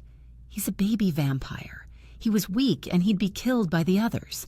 I was sure we had secured him well enough." She stepped in front of Kieran, knowing he disliked her doing so. With a roar, Ethan tore off the fabric and broke the string that bound his hands. He leaped toward Maggie. Jeremy pointed his wooden stick upward. It was only an inch from the front of Ethan's neck, but Jeremy couldn't follow through with the stab. Ethan threw Jeremy to the other end of the room in one swift move. He grabbed Maggie's shoulders, but instead of biting her neck, he sniffed her blouse. Madeline charged at him from behind. Sensing the movement, Ethan turned and braced himself. She skidded to a halt. Ethan was no longer a weak, new vampire. "Come on, Madeline. I can't wait to hold you in my arms and sink my teeth into that pretty neck of yours. I'll make you one of us, and we'll be together forever." Maggie smashed a vase on Ethan's head. It had no effect. Ethan didn't even bother looking back at her. "Thanks for bringing me my maker's blood, Maggie. You're always so helpful." He reached his hands out, gesturing for Madeline to come to him. Kieran stood next to her. "She's not Madeline Taylor. She's my wife." As Ethan approached Madeline, his fangs descended, jutting into his bottom lip. "You are mine." She said nothing but raised her wooden stake and stabbed it at his heart. He jumped backward to avoid the lethal attack. "You'd kill me, Madeline. I'm not Madeline Taylor. I don't care. You're mine. I have to have you." He lunged at her again. Kieran pulled her aside, pulled a gun, and pointed it at Ethan's heart. Ethan stopped, and a trace of humanity flashed in his eyes. "I can't control it. Please kill me." Jeremy sat up on the floor. Ethan looked at his little brother. "I'm sorry, Jeremy. I have no control over it." His eyes returned to Kieran. "Do it," he said, and his eyes glowed red again. If Kieran did nothing, Ethan would soon be a vampire forever. Kieran pulled the trigger. The silver bullet tore Ethan's chest open, and the force of the impact sent him crashing to the floor. "Thank you." And then he was gone. His body melted into black liquid and evaporated without a trace. "Oh, God, the vampire I killed was his maker!" Maggie cried out and looked down at her blouse. Jeremy stood in the spot where his brother's body had just vanished. He wiped the tears from his face. "I need a new shirt," Maggie said, and walked toward the staircase to head to the second floor. She turned and looked at Madeline. "You're in my sister's body, but you're not my sister. Is she dead?" "No, I can't explain." "No need. I have enough information for now. As long as my sister isn't dead and you somehow let her return to her body, then I'm fine with it. Thank you for trusting me. I don't know you, but I trust Kieran." She turned and walked up the stairs. Jeremy hurried to follow her. Madeline knew he wanted to take care of Maggie, but as for who was protecting whom, she wasn't sure. Kieran approached her, wrapping his arm around her shoulders. "I contacted Tag. He and Joe are going to do some research for us, looking into the talisman and Eden's background. We can take some action from there. What did Eden tell you to make you go after the talisman?" "She said something significant is going to happen to our family. She said she'd give me the information if I get her the talisman." "How significant? So much so that you let her manipulate you?" She looked at him. "She talked about death. And I don't take any chances when it comes to our family. I told you I didn't plan to go solo on this. I planned to discuss things with you that night. I didn't see the storm coming." He nodded. "How much do you know about the talisman?" "It's a cursed talisman that restrains 1,000 witches in the Crossworld Zone. Eden said she wants to liberate the witches. Do you believe her? No, but I poked at her mind, and it appeared she was telling the truth about what happened to the witches. Her voice trailed off. From the corner of her eye, via the broken window, she saw an elderly woman with a box in her hand walking toward the house. Siren followed her gaze and saw the woman. That's Susan, the housekeeper. Behind Susan, at the entrance of the estate, 2 vampires appeared. Madeline charged out the door. "Susan, get inside the house, quick!" She waved frantically. Seeing her gesture, Susan looked back and saw the 2 vampires who looked as if they were about to charge. Susan hurried toward the steps to get to the house, but it looked like she might not be quick enough. Chapter 17. Kieran holstered the silver bullet gun as the 2 vampires collapsed to the ground and evaporated like those before them. He didn't want to look like a cowboy, but he felt like one when he stood on the porch of the mansion and fired at the incoming vampires. Madeline helped the housekeeper inside the house. Siren quickly scanned the surrounding area to ensure there were no more vampires lurking outside. He then went back inside and closed the door behind him. The door and windows were in sad shape at the moment and wouldn't stop human criminals from getting into the house, but they were sufficient to stop vampires. Susan stood in the middle of the living room, still holding the box in her hand. "Your favorite tiramisu, Madeline." "Oh, you shouldn't have." Jeremy and Maggie rushed downstairs when they heard the gunshots. "What was all that?" Maggie asked. "Foxes. Siren scared them away from the garden," Susan said and smiled at Maggie. Kieran was surprised by how calm Susan was. He didn't have his Yud-Key on at the moment, but even without his supernatural senses, he knew something was wrong. He rolled his shoulder lightly to ensure the holstered gun was still in place. Having just witnessed him shoot 2 vampires dead, Susan was much too calm for his liking. Either she had seen this before, or she was one of them. If Susan was a vampire in disguise, then they had invited her into the house. He approached Madeline and stood next to her. "Do you like tiramisu, Kieran?" Susan smiled at him, but the smile didn't reach her eyes. As cold as she appeared, Siren didn't sense any trace of vampire in her. "It's a bit light for me, but occasionally I enjoy it." He switched his Yud-Key on. A blast of forest, herbs, and wildflowers hit him. The aroma filled the air in the room. He wasn't sure what it was or what it was trying to tell him about who Susan really was, but he was sure the scent had nothing to do with a vampire. Madeline turned and looked at him. She wasn't pleased. She knew he'd turned his Yud-Key on, wasting his energy and risking being attacked. She couldn't will Madeline Taylor's body to do anything supernatural, but her mind was in charge of the body, and she could read his intentions the moment he switched his Yud-Key on. Susan glanced at the debris in the house. "What a mess. I can help clean it up." Maggie smiled. "And I'll have the tiramisu if Kieran doesn't want it." Maggie approached Susan. "I smell the stench of blood on you, Maggie." "It's not her blood," Jeremy said. Susan didn't pay any attention to Jeremy. She gave Maggie the cake box. "Please help me cut a piece for everyone. Then the rest is yours." "It's going to be great with my coffee." The phone on the credenza in the middle of the hallway rang. Maggie was standing closest to it, so she picked it up. Everyone's eyes were on her. "Yes." "Dad?" "It's Maggie." "She's in the middle of something. I just had coffee with her." "Yes, Jeremy is here. Ethan has just left." "I'll remember. I'll bring it home tonight." "Kieran?" "Yes, he's here." Maggie handed Kieran the phone. "Yes, Mr. Taylor."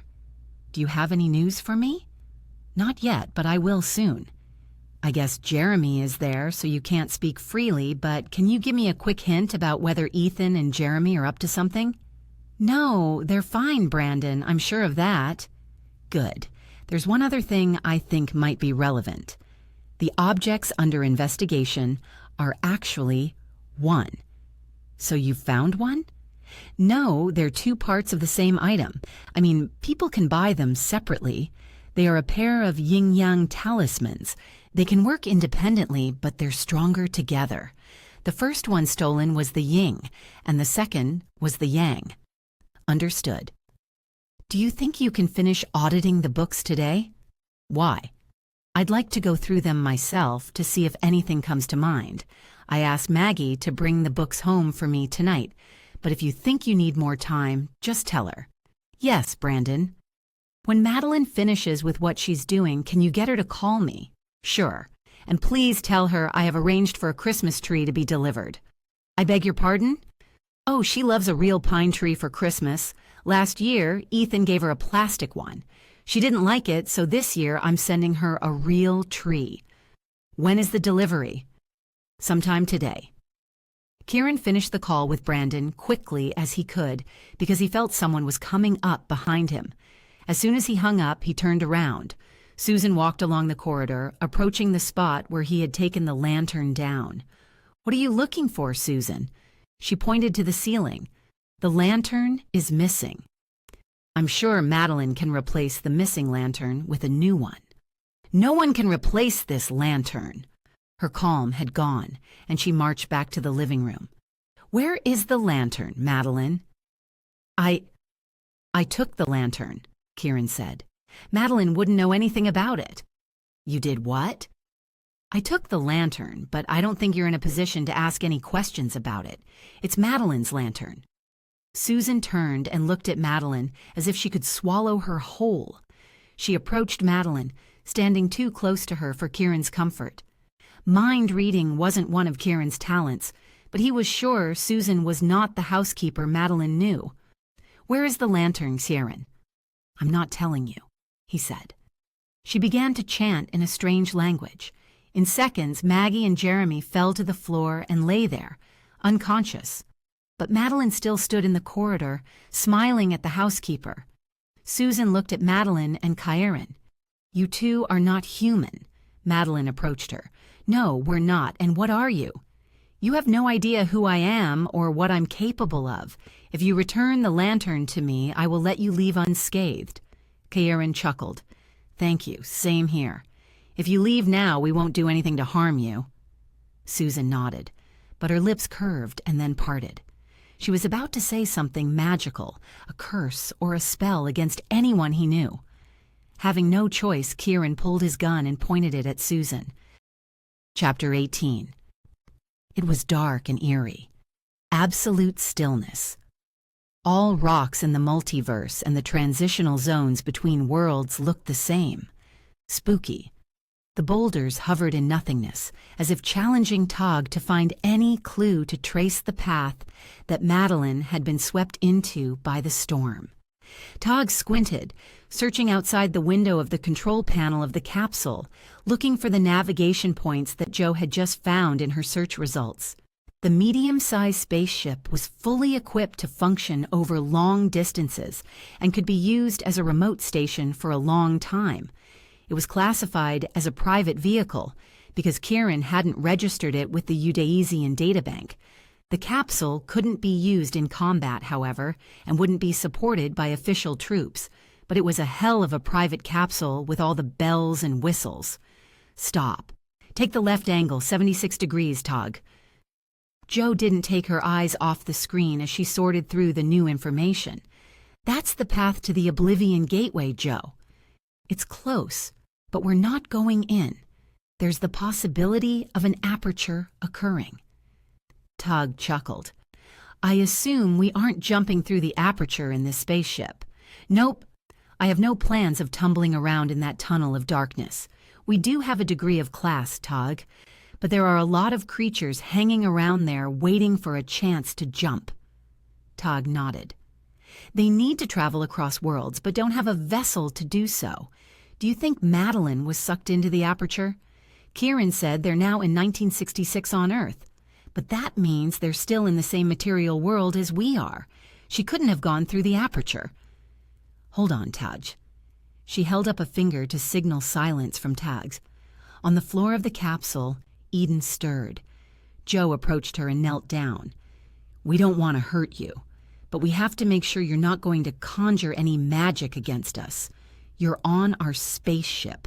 If anything happens to us, this spaceship will send you straight to hell. Do you understand? Tog smiled to himself. Hearing the way Joe tried to intimidate the witch, Joe brandished her handgun. "If you try anything, you won't get a needle this time, but a beam from my gun. No magic can save you if you die from our weapons." She took the gag off Eden. "What haven't you told us about your original agreement with Madeline?" "Nothing. If she gets me the talisman, I'll give her the information she wants." "What did you mean when you said we're too late and she can't return?" "Give me the talisman and I'll give you the information she wants. That's the deal, nothing more." Joe pressed the gun hard at Eden's neck. Okay, the spell wasn't my fault." "What spell?" "The soul swapping spell." "There's no such thing." "Precisely. I gave her the spell so she would feel safe traveling back in time to get the talisman for me. But she believes in the spell. So what am I supposed to do?" Infuriated, Teg turned around, stared at Eden. "Madeline isn't naive." "No, she's not, but her family is her weakness. Look, we don't need to play games here. I don't want to die on a Eudasian spaceship. It was a fair deal. I would gain nothing from cheating Madeline into the deal." "You gave her a spell that doesn't exist," Taj growled. "It does exist, and it works. But it's not a swapping spell because there is no swapping. It's just a one-way. There's no way to reverse it?" Taj kept his voice low despite his rising anger. "No, we don't have that kind of power. Only those in the magical plane, the gods, goddesses, and deities who have authority over the soul business, have such power. I didn't think she'd use the spell. I told her it's dangerous." Joe brandished the gun again. "If you were being tossed around in the eye of a storm and thought you wouldn't survive, wouldn't you use whatever you had at your disposal to survive?" "I would." "You knew the spell was incomplete, yet you still gave it to her? You're responsible for her using the bad spell." "I warned her it was dangerous." "A dangerous spell is totally different from one that doesn't do what it's supposed to do. Madeline is in another body now because she thought she'd be able to go back to her own body." Tog tried to calm himself, but at the moment it would be much easier to break the witch's neck. "Give me the talisman and I'll give you a spell to fix this. How can you dare ask us that?"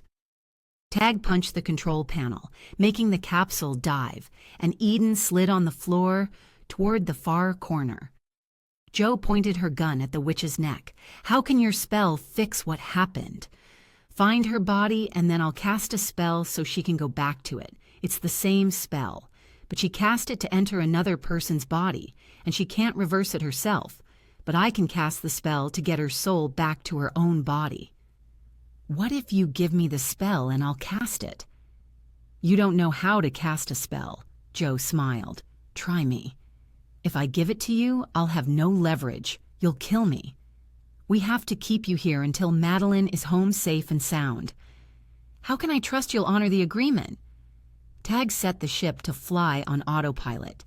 He approached Eden and kneeled down next to her. "You want to talk about trust? How can we trust a spell from a witch who kills her own kind? You killed 1,000 witches in Southeast Asia before you came to the multiverse." "I didn't kill them. You did, and you want the talisman so you can lock their souls up for eternity. Because if any of them escape the oblivion hole you sent them to, you'll be exposed, condemned, and sent to hell."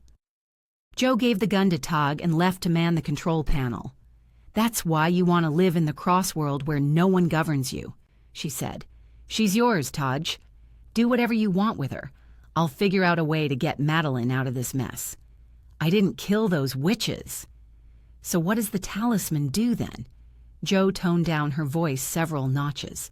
She didn't even look at Eden while asking the question. "A life for a life, a soul for a soul. The talisman will kill the vampires for the witches they have killed. Among those killed was my mother. Liberating the witches currently stranded in the crossworld is just a side benefit." Taj nodded. "We'll keep you with us. We'll find Madeline's body and take it to her. Then you'll cast the spell for her to return. After everything is done, we'll give you the talisman." "Agreed. On one condition. You cannot kill any vampires associated with the vampire city in Antarctica. They're our friends." Eden nodded. I deal only with the hybrids, and they are not living in the Antarctica vampire city. We have an agreement. Tag, I found her. Joe pointed out the window. Tag rushed over and saw Madeline's body floating between two gigantic boulders. Okay, witch out. He rushed toward the door of the spaceship to get Madeline's body. On his way out, he heard Eden's objections and then silence. Joe had knocked her out again. It didn't take much effort to get to Madeline's body. He wondered how Madeline had managed to tuck her body into that space to preserve it before jumping out into the body of Madeline Taylor. Udasians with Yudki could switch their bodies off and play dead if they saw grave danger coming their way.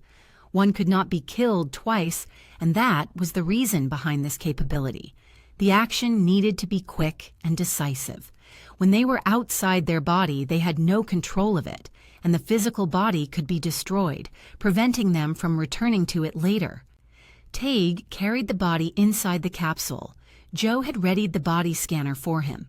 He placed the body on the bench and slid it into the scanner.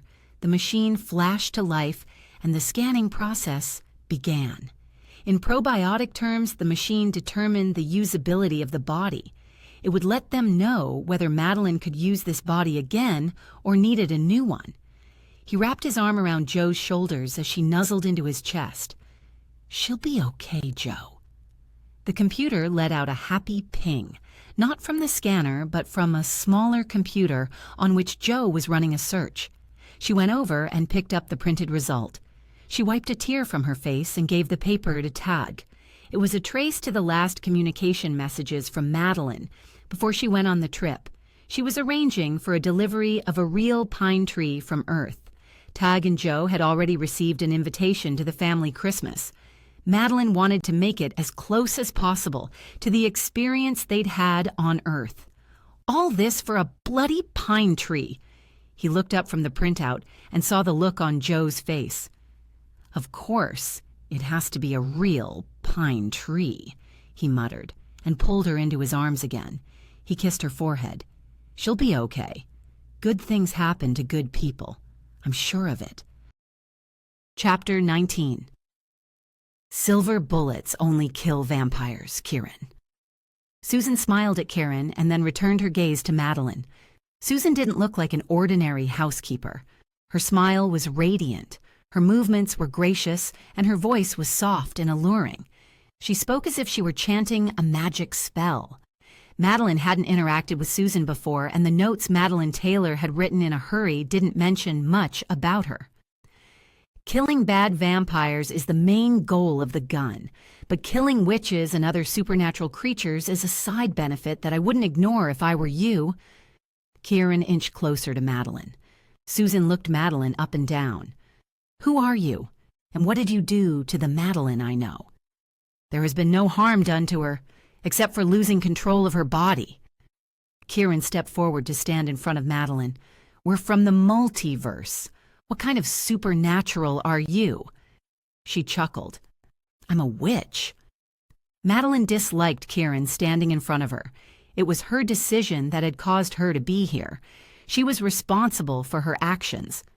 Siren didn't have to protect her all the time. I'm here on a mission. As soon as it's done, I'll be gone, and Madeline Taylor will have her body back. Susan nodded. It doesn't look like I have a choice. 2 of you against 1 old woman. Plus, I don't want to go up against anyone from the multiverse. Siren lowered the gun. I'm sure we can work things out. Why do you want the lantern?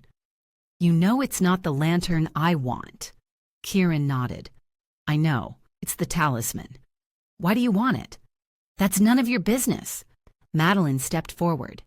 It's not for the witches living in the crossworld, is it? Susan's eyes darkened. You shouldn't interfere with what we do. Nature has its order. Madeline felt Kieran tugging at her elbow, so she didn't say what she was about to say. Kieran nodded. We can give you the talisman if it won't affect us to do so. Someone in the multiverse wanted it and sent Madeline here to obtain it. There must be a reason for that. Susan scowled. We have nothing to do with the multiverse. We mind our own business right here on Earth. Kieran chuckled. Well, it doesn't matter whether or not you and I want it. The multiverse and the witches interact quite a bit. If you won't tell us, then we're leaving." He took Madeline to the living room. On the way, Madeline peeked into Susan's mind. The witch's mind was wide open to her. Eden couldn't prevent her mind from being read by a mind reader, so she had placed several traps and hampering routes in her head to mask the information she had. But Susan's mind was a straight line, and contrary to how she appeared, her mind was a mess of tangled fear. "You're more to Madeline Taylor than a housekeeper, aren't you?" Madeline looked into Susan's eyes and saw a pain she could resonate with, the pain of a mother losing her child. She didn't know anything about this woman, but she knew that pain too well. The talisman can kill thousands of vampires. That's why they're looking for it. My Madeline and Maggie have nothing to do with it. They know nothing about it.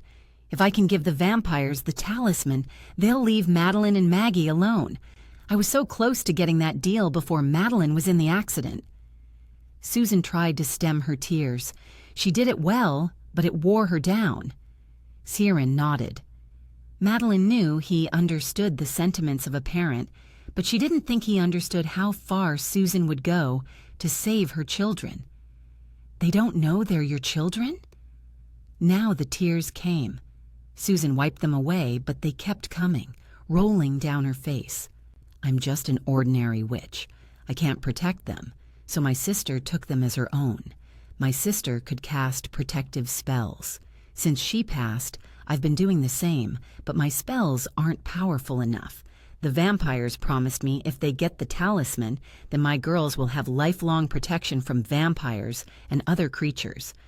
But when the accident happened, I didn't deliver because I thought the vampires had cheated. I wanted a more secure agreement for Maggie. I don't know what happened. The vampires don't want to negotiate anymore. They will rob in order to get the talisman, and they'll kill anything in their way. You are from the multiverse. You're powerful. Can you help us?" Madeline wanted to ask why the twins were wanted by the supernaturals, but there wasn't time for it, so she let it slide for the time being. Ciaran shook his head. "You're not dealing with the same kind of vampires." "What should I do now that they don't want to negotiate anymore? Should I just give them the talisman?" "If they all want the talisman and you give it to only one group, it will upset the others. I have the talisman now, and it's in a secure place. Before we figure out how to best deal with the situation, I suggest you not give the talisman to whichever vampire comes along first. You have only half of the talisman." "I beg your pardon?" "It's a yin-yang talisman. One half is in the lantern, and the other half is still here." Madeline was astonished. "So you stole the talisman from the business?" "I didn't steal it. I just moved it from the safe to some hiding places. Other witches arranged a fake break-in to the business and the house. We didn't remove anything from the house, so you can't say we stole anything." Ciaran smiled. "That's very clever. Can you please help us? I'll show you where the other half of the talisman is." Ciaran nodded, but before they could proceed, they heard the sound of a car engine outside at the entrance. Madeline couldn't switch on her Yud Qui, so she stretched her mind-reading radar a bit further, but she couldn't catch any signals. Through the glass window, they watched as a truck drove in and parked close to the front door. A couple of delivery men hopped down from the back of the truck and walked to the door. "Can you detect anything, Madeline?" Ciaran must have thought she could control her Yudki and mind-reading ability as usual. She shook her head. "Brandon told me he arranged for the delivery of a pine tree." "This must be it," Ciaran said, and walked toward the broken window. One of the delivery men knocked on the door, and the other approached the window to talk to Ciaran. "Tree delivery, sir." "All right, please leave it on the pavement there. We'll take care of it later." "It's a pretty big tree, sir. Just leave it for us, thanks." The man looked at the truck and then back at Ciaran. "All right, if you say so, sir. But this is a premium delivery. We get paid for delivery plus assembly. Could you please sign the receipt for us?" "Sure." As the man pulled out a notepad with the receipt, Ciaran looked at Susan. She had already pulled out some cash for the tip. The delivery man slid the notepad in via the broken window. Madeline sensed something was about to happen, but she wasn't sure exactly what it was. Kieran signed the delivery receipt. As Susan handed the tip to the man, he grabbed her arm and started pulling her out through the broken window. Kieran grabbed Susan with one hand and pulled his gun out with the other. In Madeline's mind, a killing contract flashed. "They're mercenaries, Kieran!" Madeline charged toward the window, moving past the door. "Don't, Madeline!" Kieran shouted, but the other man had used a powerful short-range gun to blow off the door. The door flew inside, hitting Madeline and throwing her deep inside the living room. Kieran put a bullet in the head of the man pulling at Susan. Susan shouted a spell, waking Maggie and Jeremy. The mercenary strode into the living room as Madeline was sitting up on the floor. The debris from the gunshot and the broken door settled. The mercenary pointed the gun at Madeline. "Behind you, Kieran!" she shouted as she saw the two remaining mercenaries in the truck in her mind's eye. There wasn't enough time for Kieran to swing the gun back, so he ducked. A bullet hit the wall behind him, right where his head would have been had he not gotten out of the way.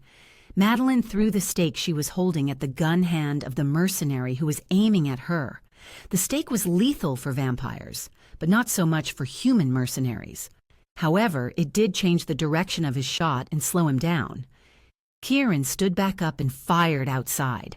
Madeline guessed he'd gunned down another man and then charged outside to take care of the rest in the truck. Maggie sat up on the floor. Having missed Madeline, the mercenary swung his gun toward Maggie and fired. Jeremy jumped in front of her and took the hit. As Jeremy went down on top of Maggie, Susan pierced the mercenary's chest with the fire poker. He fell but still had the strength to aim the gun at Susan on his way down. Madeline dove on top of him and pushed his head toward the far wall, where he fired his last round of ammunition. Then there was silence. Smoke and debris were everywhere. Kieran rushed back into the house. He let out a sigh of relief when he saw Madeline standing unscathed. "Jeremy!" Maggie called out, but Jeremy lay still in her arms. Chapter 20. Boom. Being pinned to the ceiling of a capsule wasn't a pleasant experience. As she let herself slide back to the floor, Jo made a mental note to never try this again. Tog rushed in and scrambled over to her. "I'm all right," she grumbled and sat up. At the same time, she switched her Yudki on to expedite the healing process. Self-healing was one perk of being a Udasian commander. As long as they were alive, the Yudki could heal any wounds inflicted on their body. What happened? Jo glanced at the control panel, which was now fried and black as charcoal. Sieran wouldn't be pleased to hear she had just blown up his private capsule. "I tried to retrieve the talisman. I thought I could decode Kieran's lock." Tog dropped to the floor. "Jo, Kieran said not to touch the talisman." "Exactly. And I didn't touch it. I just wanted to see what it looks like." He held the base of her neck between both his hands and looked into her eyes. Tog always did have a way of getting the truth out of her. She could never say no to the LeBlanc's trademark eyes. "I just wanted to see if there was anything in the talisman that we could use to fix Madeline's body. If it has a strong power of destruction, it would have to have a counterbalanced healing power somewhere." He pulled her into his arms and caressed her back.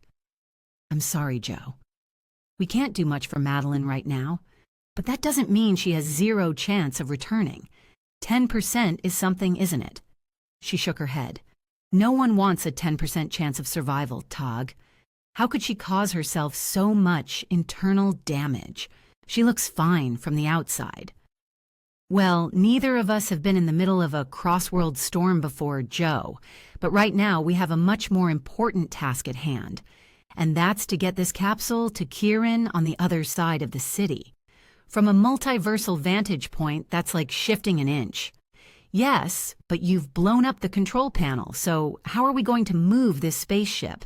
Even if we use our capsule to push this one, it'll be like putting donkeys behind a wheelless cart." "I think you should ask me first before drawing conclusions about donkeys' work."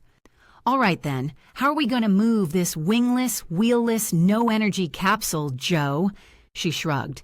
"Jumpstart." "Like with a car?" She rolled her eyes. "Yes, Taj." She had totally forgotten that her husband had tachophobia and understandably didn't appreciate cars and engine work. "You manage our capsule. Let me take care of this one, okay? That's all you need to know." "Are you sure?" "Yes. Please go back to our capsule. Keep an eye on the witch so she doesn't wake up and attack you from behind, and drive the capsule to the portal location Siren told us about." "What will you do?" "I'll connect the energy of our capsule to this one. Effectively, you'll be dragging this capsule behind you. I'll stay here to make sure it stays connected at all times. How does that sound?"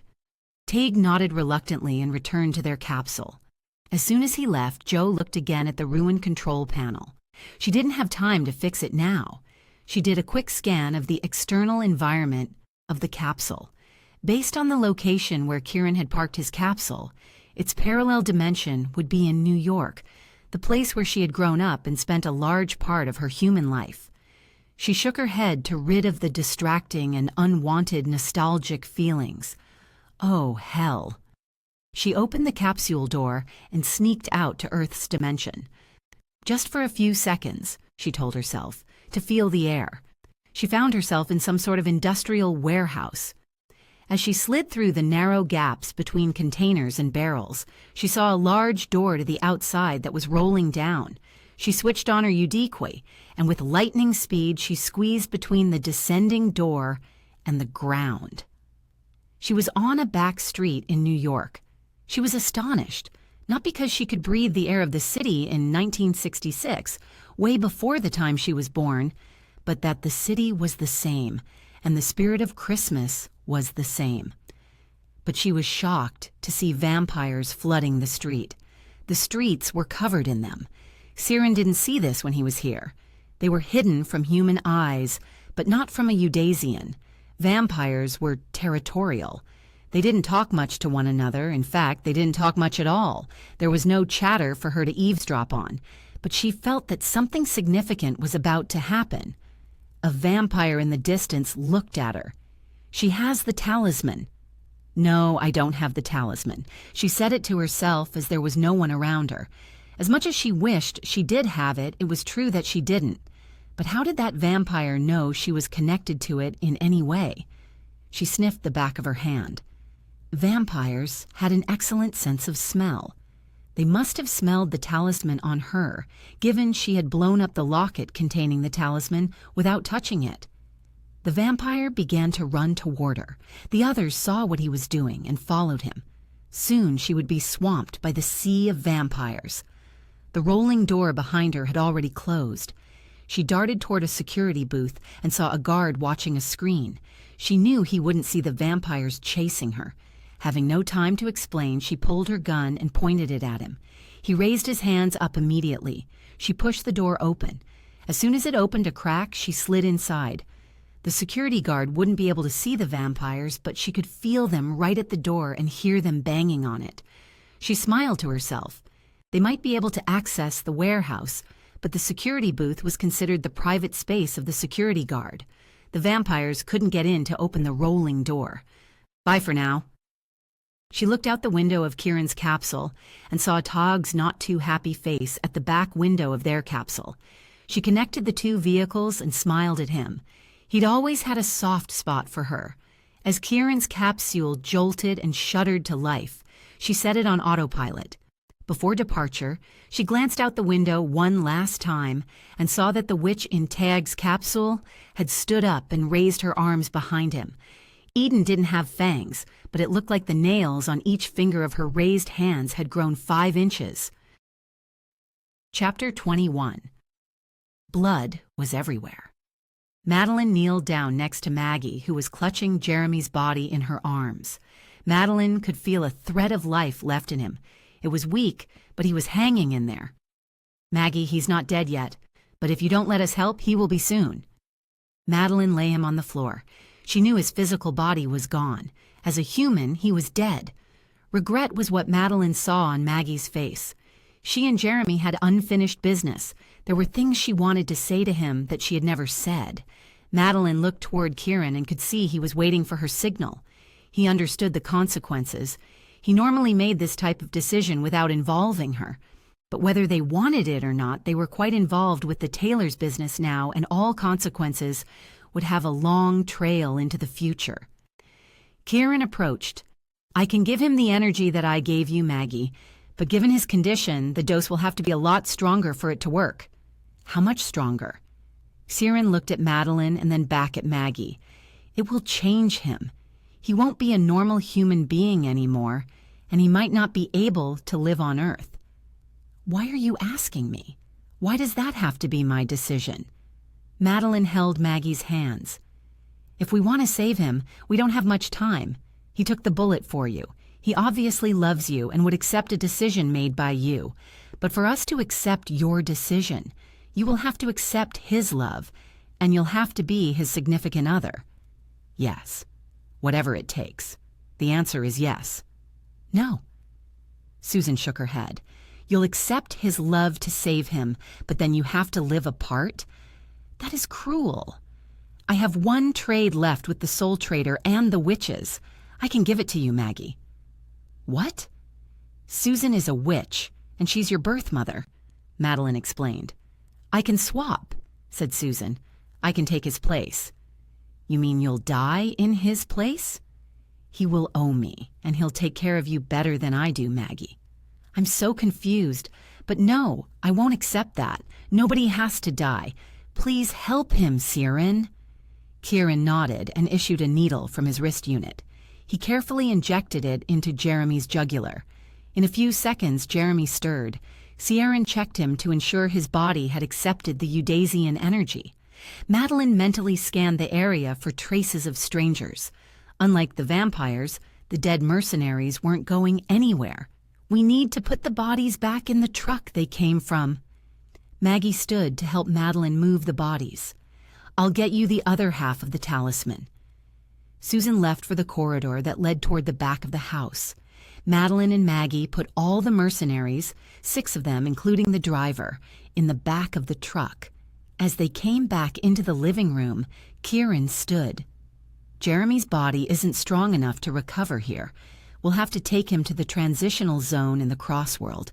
Once he recovers, then we'll decide in which world he'll reside." "Where exactly are you taking him?" Maggie asked. "The Damon Gate. That's the plan for now." Susan handed a box to Kieran. Kieran looked at it warily. "The other half of the talisman almost electrocuted me." "This one won't. This is the positive component. The other one is the negative. It drew energy from you because it thought you were its companion." Madeline pushed the box back into Susan's hands. "This is too important to you. I won't take it from you. We'll give you the other half back." Kieran's unit beeped notification of an incoming call. "It's Tag."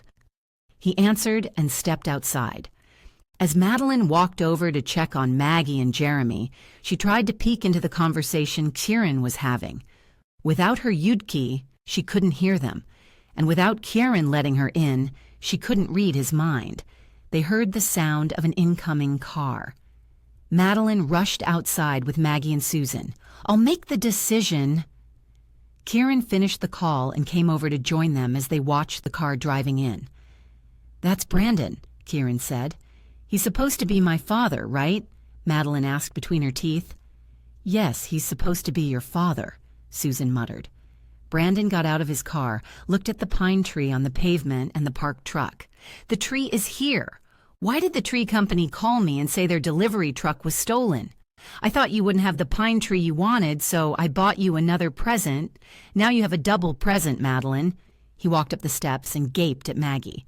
"What happened to you? Oh, you've got blood all over you." "It's not my blood, Dad." "What happened to the house?" he asked when he saw the broken windows. Madeline smiled. "Burglary, Dad. We need to clean up, so why don't you go home? I'll come right over afterward." Brandon stared at the pool of blood on the ground. "Have you called the police?" "Yes, we have," Kieran said. Brandon made his way into the house, where he saw more blood and Jeremy lying on the floor. "Oh, my God. He needs to go to the hospital." "He's fine, Dad," Madeline said and tried to stop him from talking to Jeremy. "He doesn't look fine." Jeremy opened his eyes groggily. "I'm fine, Mr. Taylor." "He's obviously not fine." Since when does he call me Mr. Taylor? He hit his head when he fell. That's concussion talk, Dad. Maggie approached. Why don't you take me home, Dad? I'm very tired. Don't leave me, Maggie, Jeremy said. Maggie rushed over, kneeling down next to Jeremy. She brushed the hair out of his face. You need to go with Kieran. When you get better, come and visit me. He held her hands. I don't think I can survive this, Maggie. You will. Isn't that right, Kieran? Yes. Brandon frowned. I thought you were an investigator. A banker, I mean. There was a loud bang outside, and the ground vibrated as if an earthquake had struck the area. They rushed outside. Madeline recognized Kieran's private capsule, trailing behind their larger family spaceship. Both capsules had left the dimensional gateway and crash-landed in the front yard of the mansion. A large chunk of metal-like material detached from Kieran's capsule spun in the air and fell on the front lawn. It landed so hard that it created a sinkhole that ran all the way to the driveway. What is that? Brandon asked. A sinkhole, Kieran answered. I meant that. Brandon pointed at the capsule. The tree delivery truck slid down into the sinkhole. Is there anyone in the truck? Brandon asked. Kieran shook his head. Joe appeared in the open door of Kieran's capsule. Sorry, everyone. Lousy parking skills. Chapter 22. In the eye of the storm. Stillness. Madeline knew she was in the eye of a multiverse storm, but she never thought it would be so quiet. There were no crashes or bangs, and no wind, stone, debris, or anything one would expect during a storm in the multiverse. She floated, hovering, sliding forward.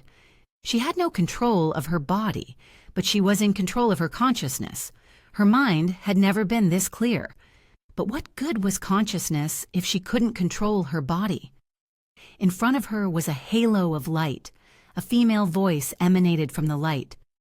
Your mind and your soul is all you need. Who are you? I am your guardian angel. Am I dead? That's your choice. Who in their right mind would choose death over life? Beings like you. If I can choose to live or to die, what is your job as my guardian angel? Life and death in the material world where you reside doesn't fall into my realm of responsibilities. It is my mission to preserve your soul, irrespective of its embodiment. Life and death is everything to beings in this material world, whether we are humans or supernaturals. If that's too mundane for you, why would you even take on the job of being a guardian angel for a person? I am interested in understanding the embodiment of the soul in the material world, given different situations. You know what? If I could roll my eyes now, I would. I have children waiting for me at home. I have a husband to whom I need to explain why I'm even in this situation. And by the way, I have a council meeting I just canceled, and in that council, I manage a district in Udays with a few billion citizens. That's the reality I'm living in right now. So if you are indeed the guardian angel I didn't know I had, then help me move this body so I can go home and fulfill my mundane duties. I am trying to guide you in a direction that won't cause damage to your soul. Damage to the soul will be permanent and cannot be fixed. All right, instead of simply hovering here, please tell me what to do. You must choose between 3 alternatives: your embodiment, your soulmate, or your children. What do you mean? The body you are using at the moment is your current embodiment. You can choose to keep using it on your terms to continue to live, or you can let it go. If you let go of it, I'll take your soul safely onto the next body. In human terms, it will be your next life. Regarding the second and third options, you know who your soulmate and your children are. Or do I need to explain that to you? Are you saying I have to make a decision to save myself, my husband, or my children? Correct. So you are leaving me with only one option because you know all too well that I will not sacrifice my family at any cost. Very well then, when this body of yours is finished, I'll move you to the next life. There must be another option. There are several. However, any option other than those three will damage your soul. Why? Because you have to interact with other people, and your decision affects their fate. There is a natural order of things. Gains for some means, losses for others. If your decision upsets others' fates, then it will affect the morality of your soul. Even if I help good people and cause harm to bad ones on the way, good or evil isn't for you to decide. Do I need to make the decision now? Oh no, you won't even remember this conversation. I can only guide you, and I will give you signs as a reminder. When you see the signs, you will know the right thing to do. Always let your moral principles guide you. Sure. Don't roll your eyes. Remember, I can read your mind. Just then, a blast of dust, debris, and God knows what other objects hit her. This was what a storm was supposed to be like. She regained movement of her body. The metal wings and the protection shield she was using when she ejected herself out of the capsule were torn off. From the corner of her eye, she saw the capsule explode. Now it was a battle between her own body and the storm, during which her basic instinct was to survive. If she was supposed to forget the conversation she just had, then whatever decision she made now would result in a consequence she would have to deal with. If she wanted to do the right thing, and for Kieran and the children to survive, she must let go of her own body. Did that mean she had to stop fighting this storm? That wasn't a decision. It was more like self-destruction. And that went against the vow she had made to Kieran. She promised they were soulmates, that they'd live and die as such. She promised she would never do anything that would tear them apart. Their love came first, always. We are soulmates in life or in death, in peace or at war. We are together, we live together, and we grow old together. I cross my heart.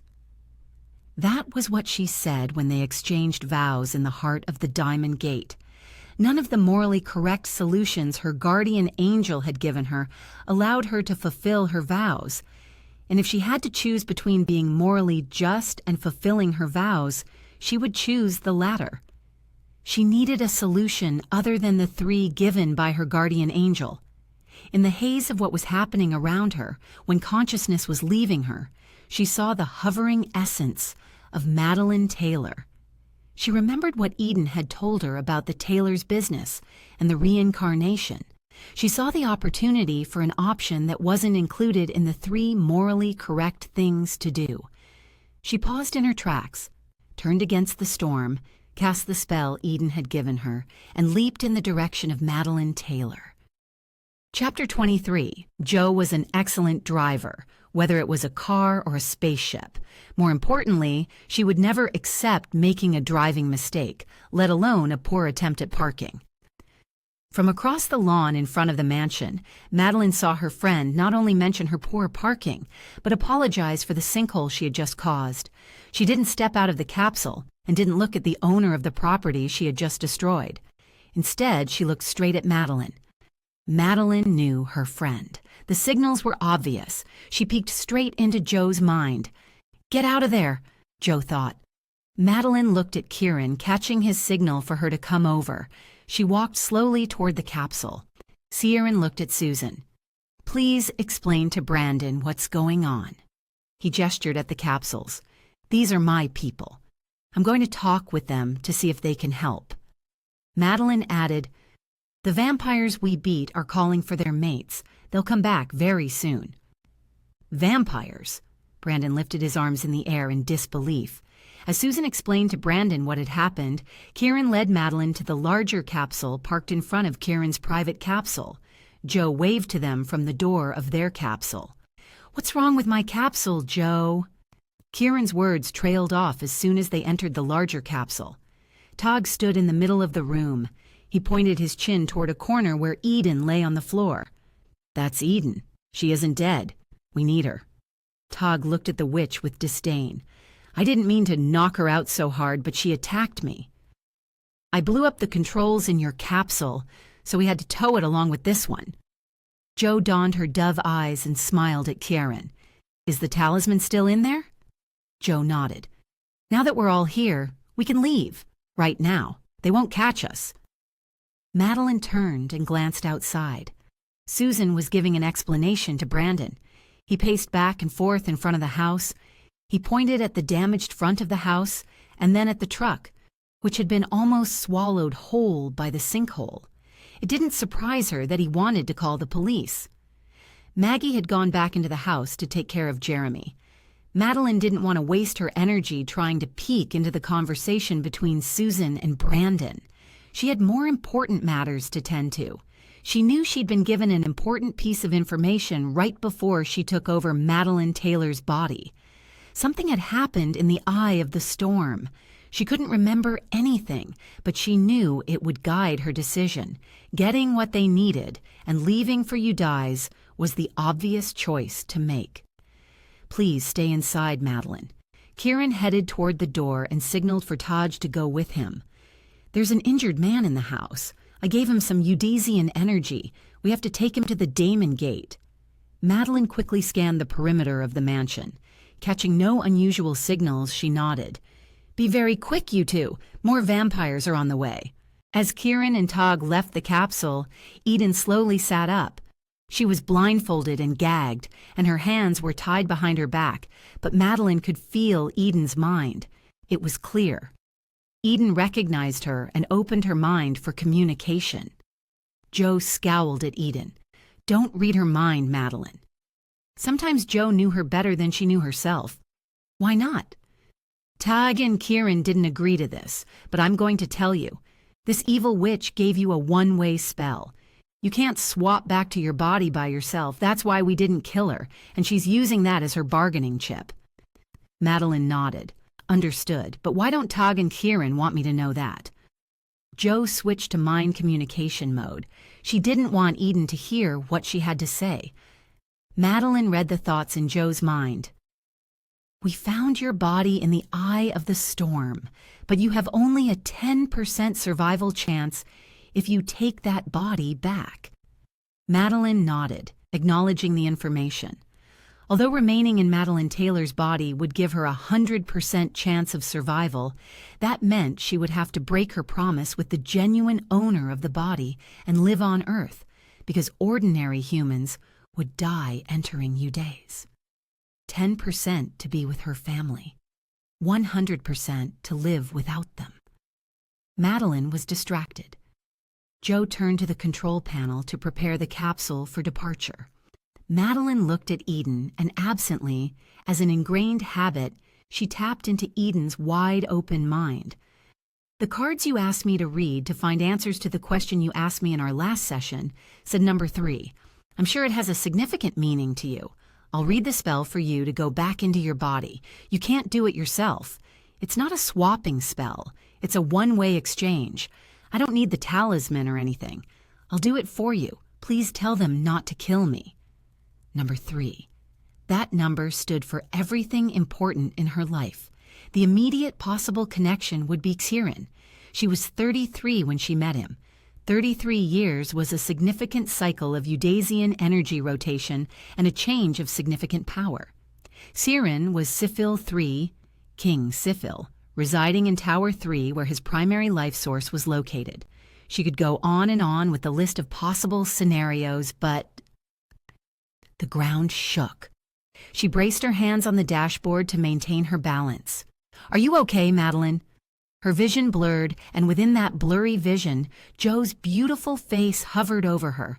Madeline realized it was only her who had felt the ground shake. She concentrated. There was a vibration in the air. Vampire energy. Close the door. They're coming, Joe. Joe closed the door without asking questions. Madeline projected a thought into Karen's mind. Vampires are coming fast. Stay inside the mansion. She heard him call for Susan and Brandon to get inside the house. Here they come, Joe said as she looked out the capsule windshield. They're looking for the talisman.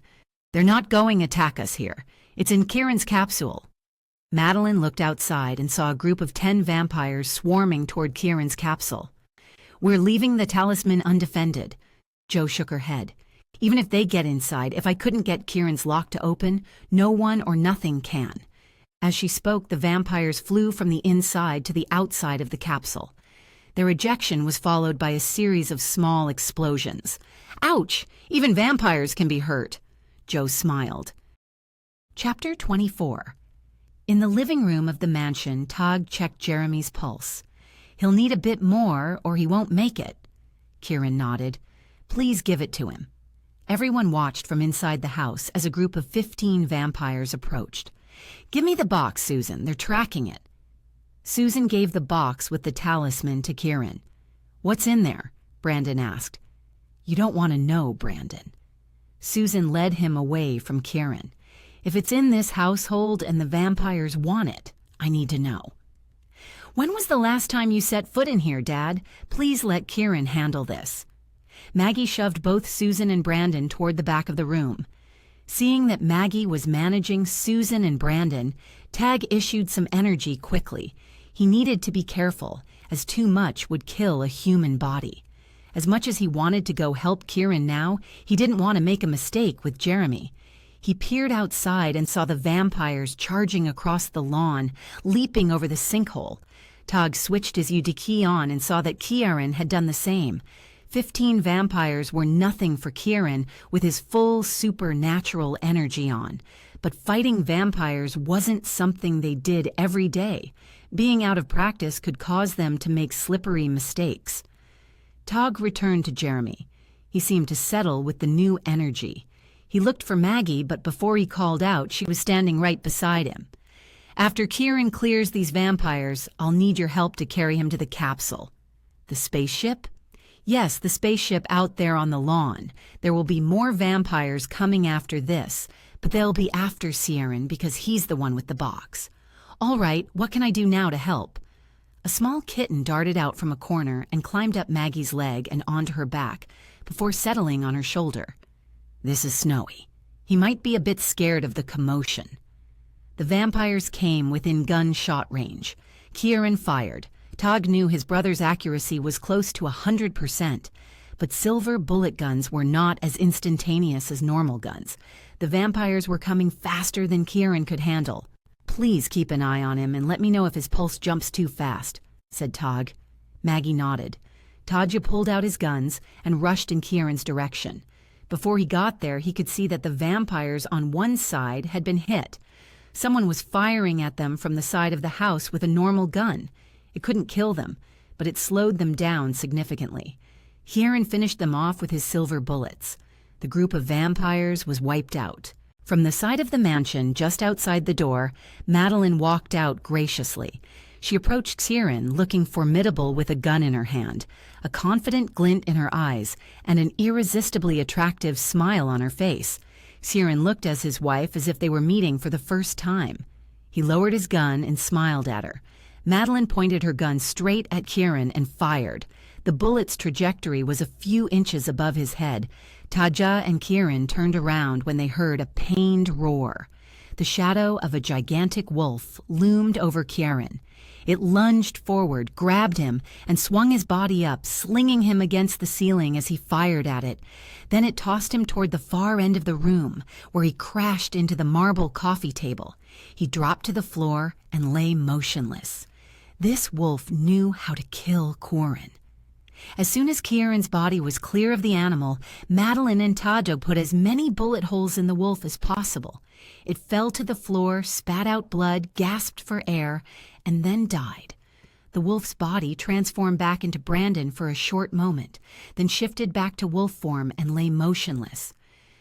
It's a shapeshifter, Maggie. It's not your father, Susan said. Madeline scrambled toward Kieran.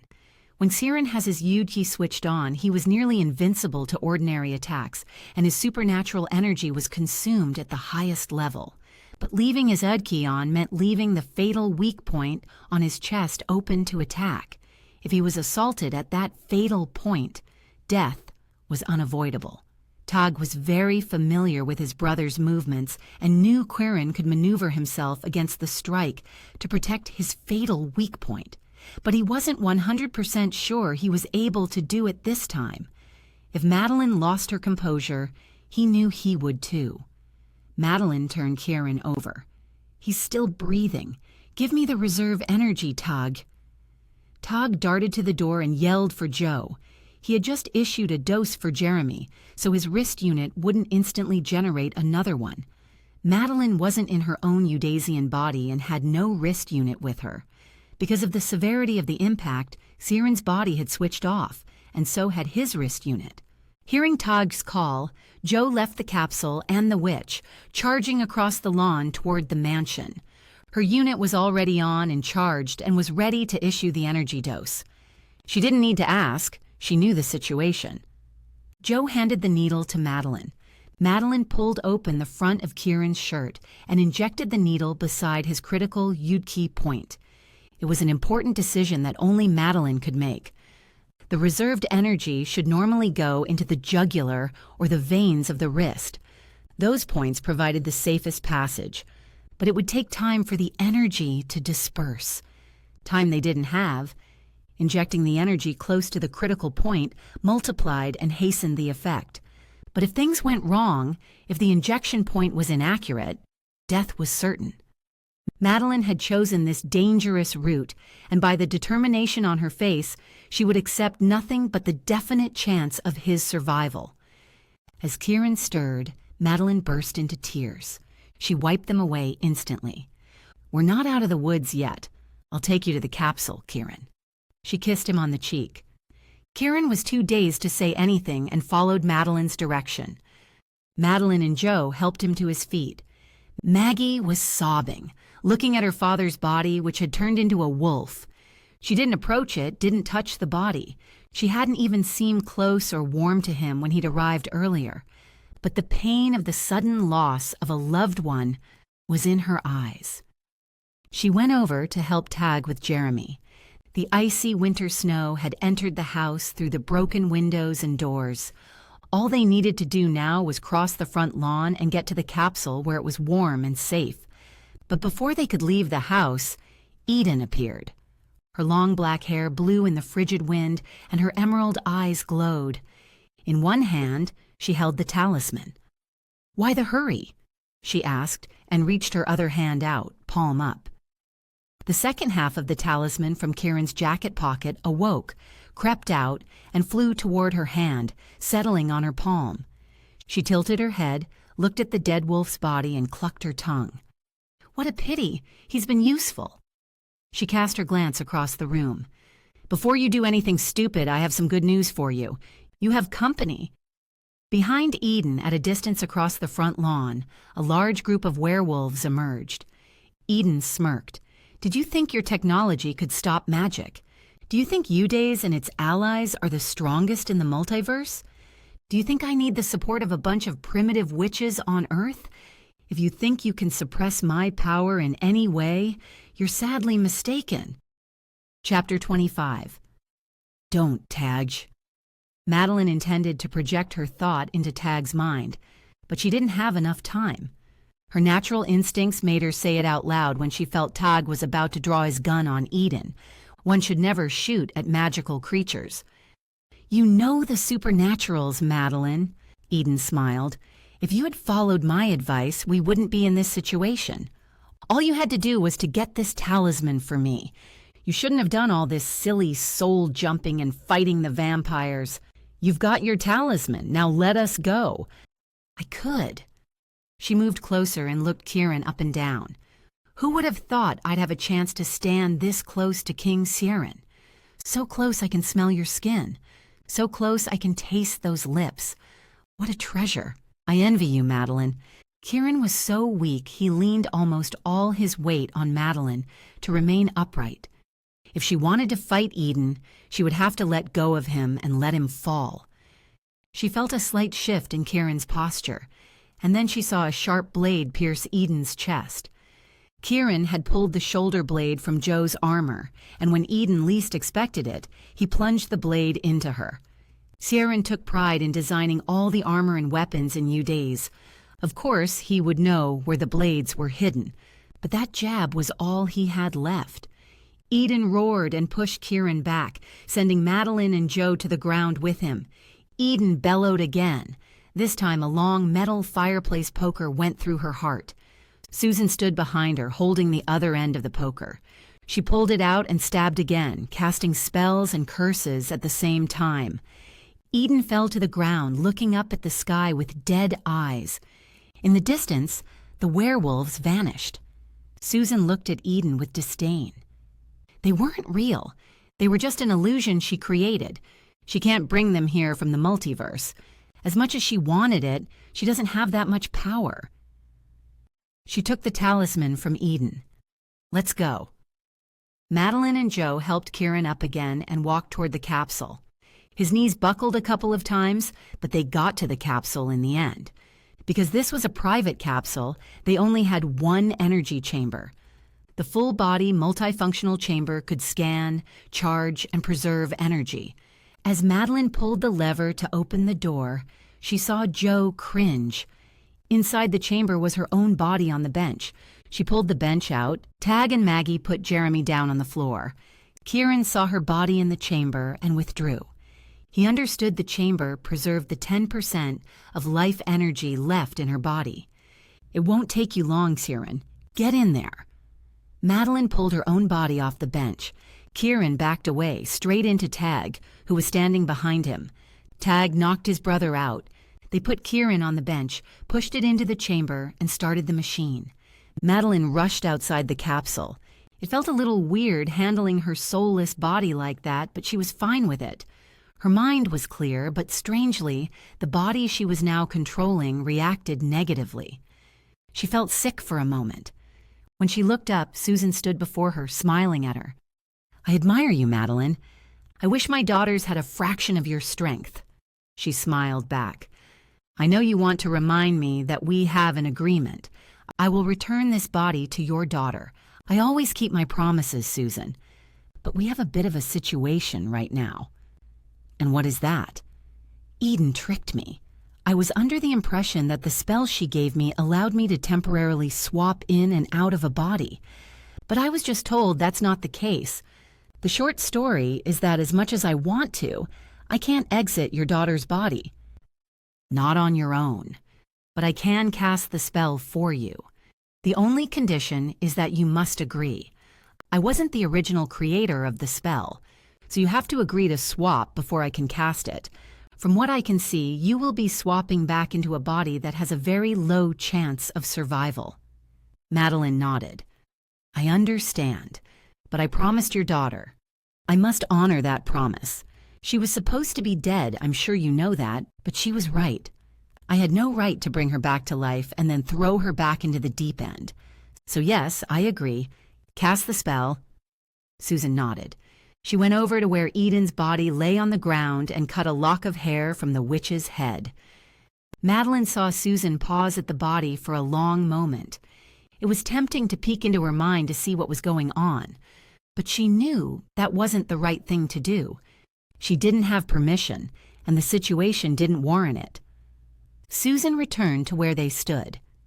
I'm ready when you are, Madeline, but I have one quick question. If you had to choose between your husband and your children, which would you choose?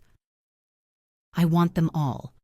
I won't choose, and I won't put myself in a situation where I have to do so. Why do you ask? Did you see something in Eden's body? Susan nodded. Yes, I saw something, but I don't think it's relevant to you now, given your answer. He's back. Tog poked his head outside the capsule. I'll put your body back inside the chamber, Madeline. Hang on, Tag. She looked at Susan. We must swap now, is that right? Susan nodded. It's the right time. I assume you will all return to the multiverse after this. It was nice to meet you. It's been a pleasure, Susan. She stepped inside the capsule and saw Kieran. Susan stood behind her. Tag, Joe, and Maggie went outside. Madeline didn't need to explain. Kieran knew what was going on. He was extremely well composed, she thought. The energy in your body is now below 5%. If you must swap, please do so as quickly as you can so that we can place the body back into the chamber. He nodded a goodbye and stepped out quickly. When he walked past her, he pulled her into his arms for a deep kiss. And that was it. He rushed outside and slammed the door closed. Chapter 26. Susan walked out of the capsule. Kieran rushed toward her so fast he almost bumped into her. Not that she knew him well, but she had a good eye for people's personalities. Kieran was one of the most composed people she had ever met. Not so much now, though. If he could fly into that capsule, he would. "I need to talk to you, Kieran." "It can wait." "No, it must be now." Her daughter stepped out of the capsule. That stopped Kieran from rushing in. He looked at her and knew the woman wasn't Madeleine LeBlanc. "Did my wife survive?" he asked without looking at Susan's face, his voice almost inaudible. "Yes, yes," he exhaled and turned around, looking at Taj and Joe. "Yes," he repeated. "She survived." This strong man wouldn't cry. Susan knew that, but her witch sense saw the tears he kept inside. "Todd, could you please put her in the chamber?" Todd and Joe rushed into the capsule. "Thank you. Is there anything I can do for you?" "Anything at all, Susan?" "I didn't do you a favor, Siren. And it's not Madeleine's fault that all this happened. Eden and a lot of other creatures in the multiverse arranged this. They didn't get Madeleine this time, but they'll find another way." "Who are they?" "That is where you can help us." Susan glanced toward her two daughters. "I'm just an ordinary witch at a very low rank in the coven." "That's what you think, Susan. Because that's not what I see." She saw the twinkle in Kieran's eyes. He had his wits back. She smiled at him. "Well, that's what I'd prefer others to think. That way they'll leave us alone." "Didn't turn out so well, did it?" Susan shook her head. "You have very special twins, so you understand the burden." "I do indeed. The father of my daughters is not ordinary. Not to this world, not even to the multiverse. I thought the talisman would help me protect them, but it didn't turn out well." Kieran shook his head. "The talisman is only a side dish. If your daughters are special beings that the Crossworld is gunning for, the talisman can't protect them." "What should I do? Can you take them to the multiverse?" "We have technology that only works in the material world. I won't ask, but based on what you've said, if their father has anything to do with angels, demons, deities, gods, goddesses, or any other beings in the magical world, there is no technology in Udays that can help with that. You saw what happened with Eden. She unlocked my impossible-to-decode chamber to get to the talisman. That's because technology doesn't mean anything to her. She can't use it. Weapons can kill her, but there is nothing we can do to stop her magic." Susan nodded. "Understood. There is one thing you can do, and you didn't hear this from me." "Please tell me." "You can travel to a totally different time in this material world and take a different set of identities. That will upset the natural order of things. And at the moment, as far as I know, the magical world still hasn't figured out how to handle and track individuals who slip out of their books due to time traveling." "You're serious? Deadly? How do we time travel? You might know otherwise, but time traveling isn't in a witch's toolkit." "When we depart these premises and fly the capsules out of here, it will create a brief effect of hollowness, where things are confusing. If you're willing to take the opportunity, I can give you the navigation point of a portal. When you get there, you will be allowed one session of time traveling. This cannot be reversed. That's why no creature in any world will be able to track where you go. But it also means that you'll have to let go of this reality forever. So think carefully before you accept, Susan." Susan nodded. "Any reality is better than this reality at the moment. The vampires are going to come at us again, and we won't have you here to ask for help. I made some mistakes in my early days, and one of those mistakes was to let my sister raise the girls and never tell them about their true identities. A fresh start will let me do it all again. I'll take the chance." Kieran nodded. "Great, here's the beacon." He issued a small compass look-alike from his wrist unit and gave it to her. "When we leave, there will be a landslide and the sinkhole will deepen. Watch this beacon and follow the instructions. If it guides you into the middle of the landslide, don't worry. It's just an illusion. Just follow the beacon and you will be fine." Susan nodded. We won't see each other again. I wish you all the best." He kissed her on the cheek and went to say goodbye to her 2 daughters. Maggie handed him the kitten. Before Kieran turned to leave, Susan called out, "One more thing, Kieran." "Yes?" "If you had to choose between your wife and your children, which would you want to keep?" His eyes darkened. "What kind of question is that?" "Just give me your answer, Kieran." "Madeline asked my children to remind me of our vows if I was ever in a situation when I had to make critical decision without her. When we exchanged vows in the Damon Gate, the phoenix appeared. She kept a feather from it. We vowed to always be together, in life and in death. So considering that, my answer is that I would choose to stay with my wife. But I'm not a saint. I am sinful. I will cheat fate if I must. I'll do whatever it takes to keep both." Susan nodded. "Understood, and will do accordingly." "What do you mean? You lost your 3rd child." Now his eyes darkened several shades. "Yes, she was snatched out of her cradle, and with all the technology and the resources we have, tracking has been unsuccessful." She saw the anger and grief that clawed at his soul. "Madeline asked Eden about your 3rd child. She wanted to know if she survived. The answer was yes. Eden has the information, but she never told your poor wife. The reason you couldn't track her was because this ordeal involved creatures from the magical world. I have more information, but the less you know, the better the chances that your child survives. What I can promise you is this: I will take her with me, and my girls and yours will time travel and get new identities as you suggested. So no, you will never see your 3rd child again, but she will survive." Kieran nodded. "Thank you." He would do something to change the situation in the future, but for now, Susan was sure he accepted it. He embraced her and then said goodbye.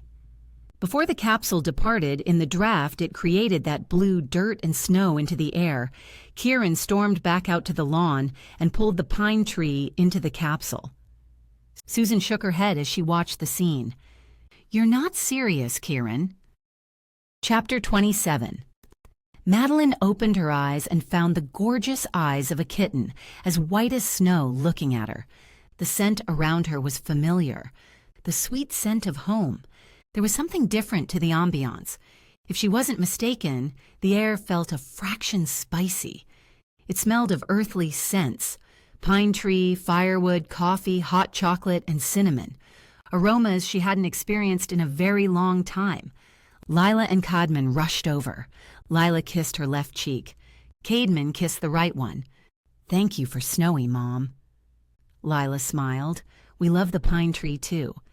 Cadman scratched Snowy under the chin, making the kitten purr loudly. Lila sat cross-legged. "You could have told us what you were doing. Save us from worrying." She smiled at her children. "If I told you everything, then it wouldn't be a surprise, would it?" One thing about Christmas presents, and the way we used to do it on Earth, is that gifting is supposed to be ceremonial, and the presents are supposed to be a pleasant surprise. Lila frowned and shook her head. "A surprise is only pleasant if the present is desirable. Isn't that right, Mom? What if people don't like their present?" She ruffled her daughter's long, sandy hair. "Can you stop thinking and analyzing things for just 1 second?" Keedman let the kitten go and hugged Madeline. "We were worried when you were gone for a long time, Mom." She pulled him up, kissing his forehead. "You shouldn't have been concerned. But I promise I won't do that again. I'll tell you exactly why I'm going out and for how long. Cross my heart. How does that sound?" Cadman grinned and nodded.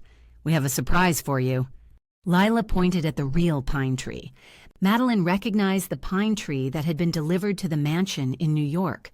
The tree was now standing in her home in Udice.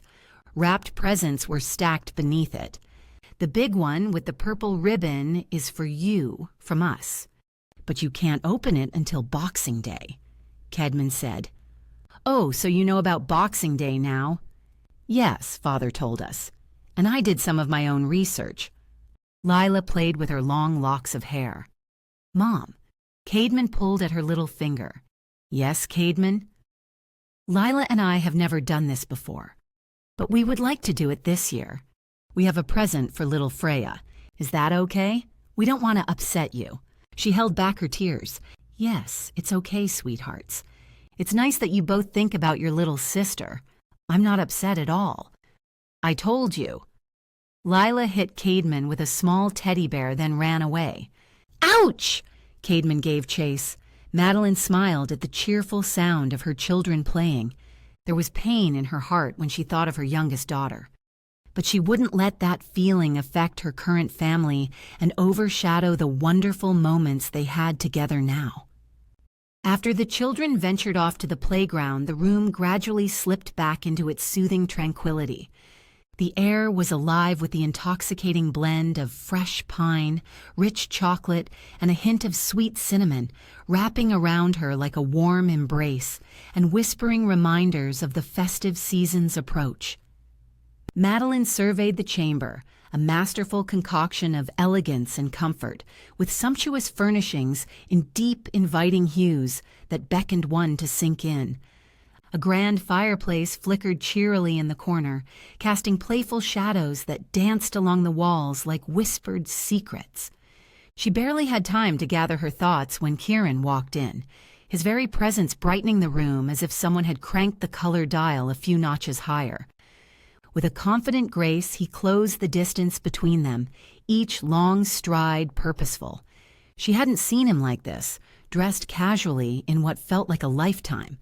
His dark hair fell loosely around his face, nearly brushing his shoulders, framing the striking features she adored.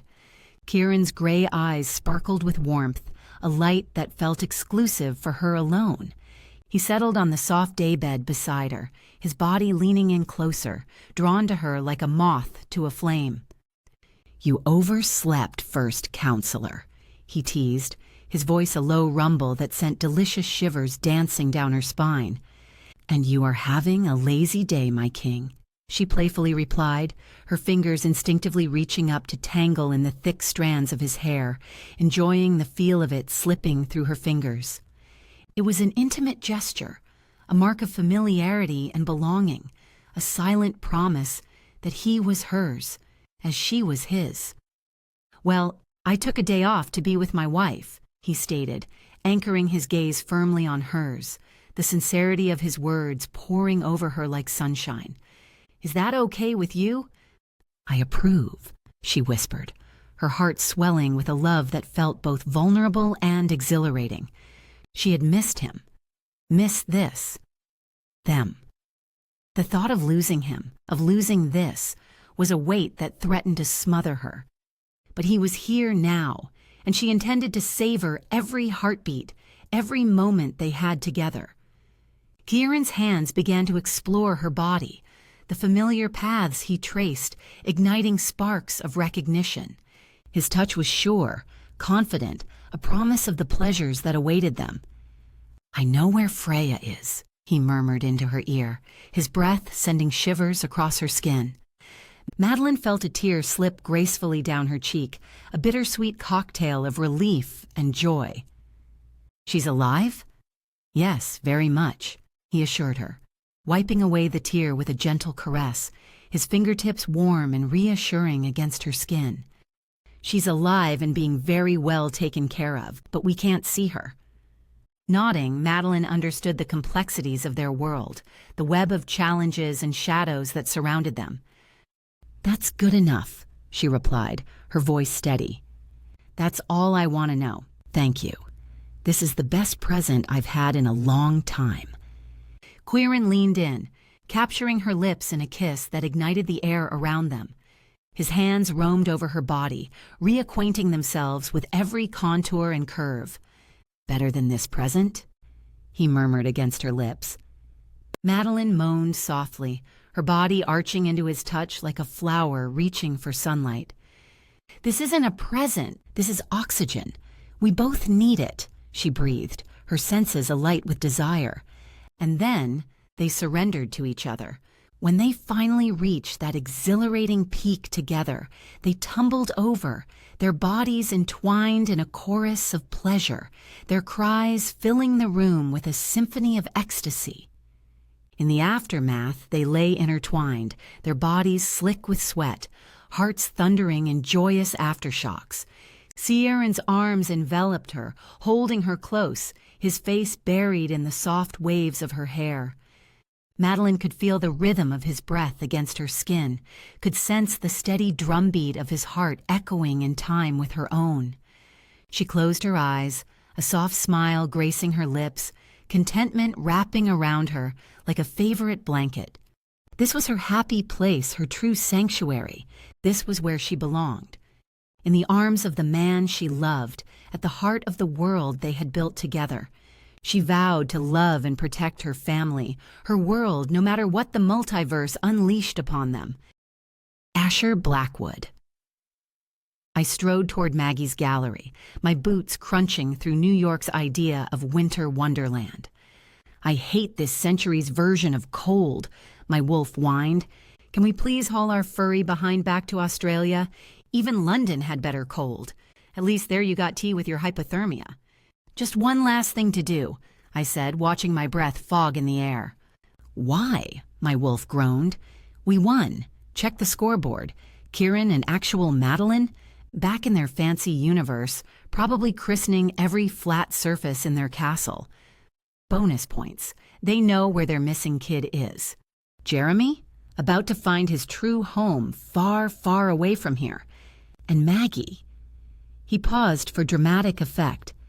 Going to spread her artistic wings in Canada, meet a dashingly handsome Aussie named Nicholas, and eventually produce one very special witch who'll drive us absolutely bonkers. All boxes ticked. Mission accomplished. What more do you want? I need to make sure— Oh no, my wolf interrupted. That's your I'm about to do something noble and probably stupid voice. Can we not, for once? I've already frozen parts of my spiritual anatomy I didn't even know could freeze. I kept walking. You know what's warm? My wolf tried again. Australia. Remember Australia? That lovely continent where winter means putting on a light jacket and complaining about tourists. Where the scariest thing we have to deal with is your mother's Sunday roast. I couldn't help but smile. You love Mom's roast. That's not the point. The point is we're done here. Everything worked out. The universe is balanced. The goddess is. Well, probably plotting something else entirely. But that's tomorrow's problem. Can we please go somewhere where my metaphysical tail won't get frostbite? I want to get that pine tree charm, I said, eyeing the gallery's locked door. For Sophia. Oh, brilliant, my wolf drawled. We've gone from supernatural matchmaker to common burglar. Shall we add time-traveling thief to our rapidly growing list of questionable career choices? The gallery's abandoned anyway. Maggie's gone. Yes, because that makes breaking and entering so much better. I'm sure the local authorities will be very understanding when we explain we're just stealing Christmas presents from the past.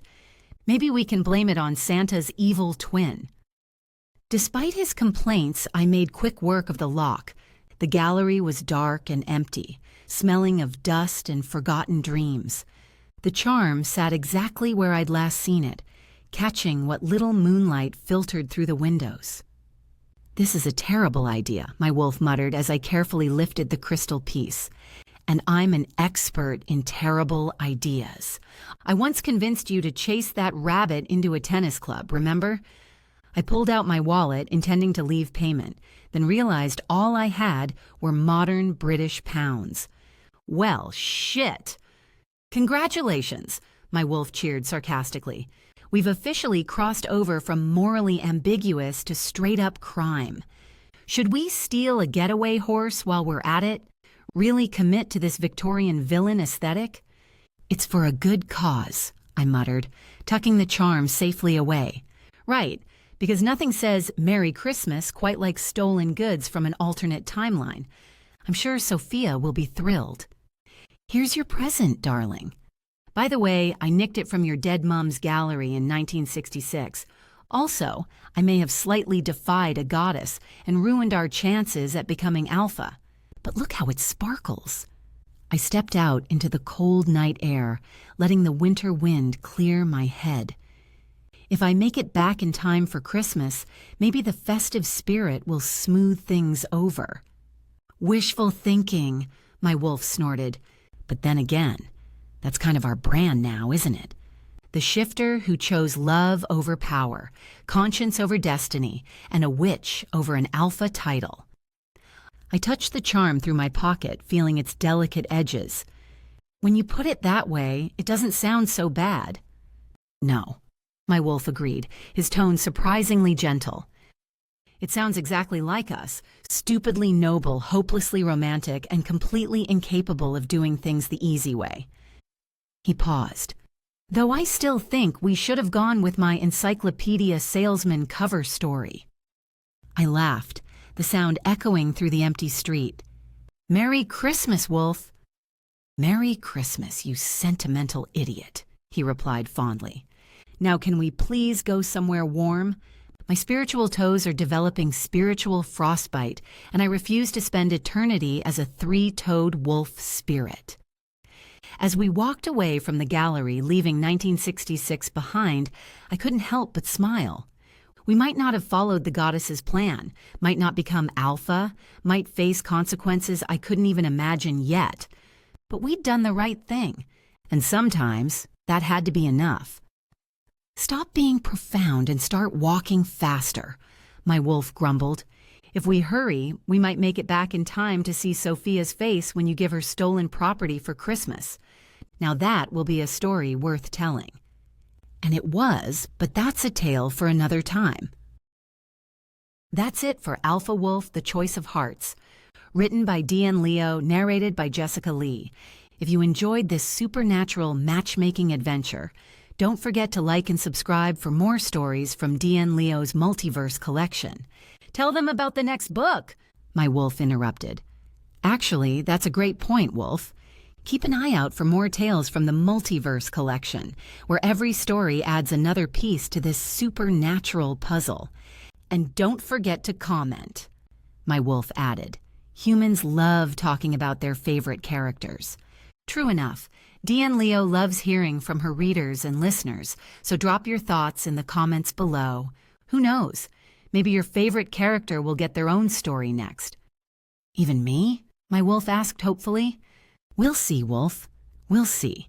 Thanks for listening, everyone. Until next time, this is Asher Blackwood, your friendly neighborhood supernatural matchmaker, signing off. Don't forget to watch out for those pine trees and vampire rabbits, my wolf called out.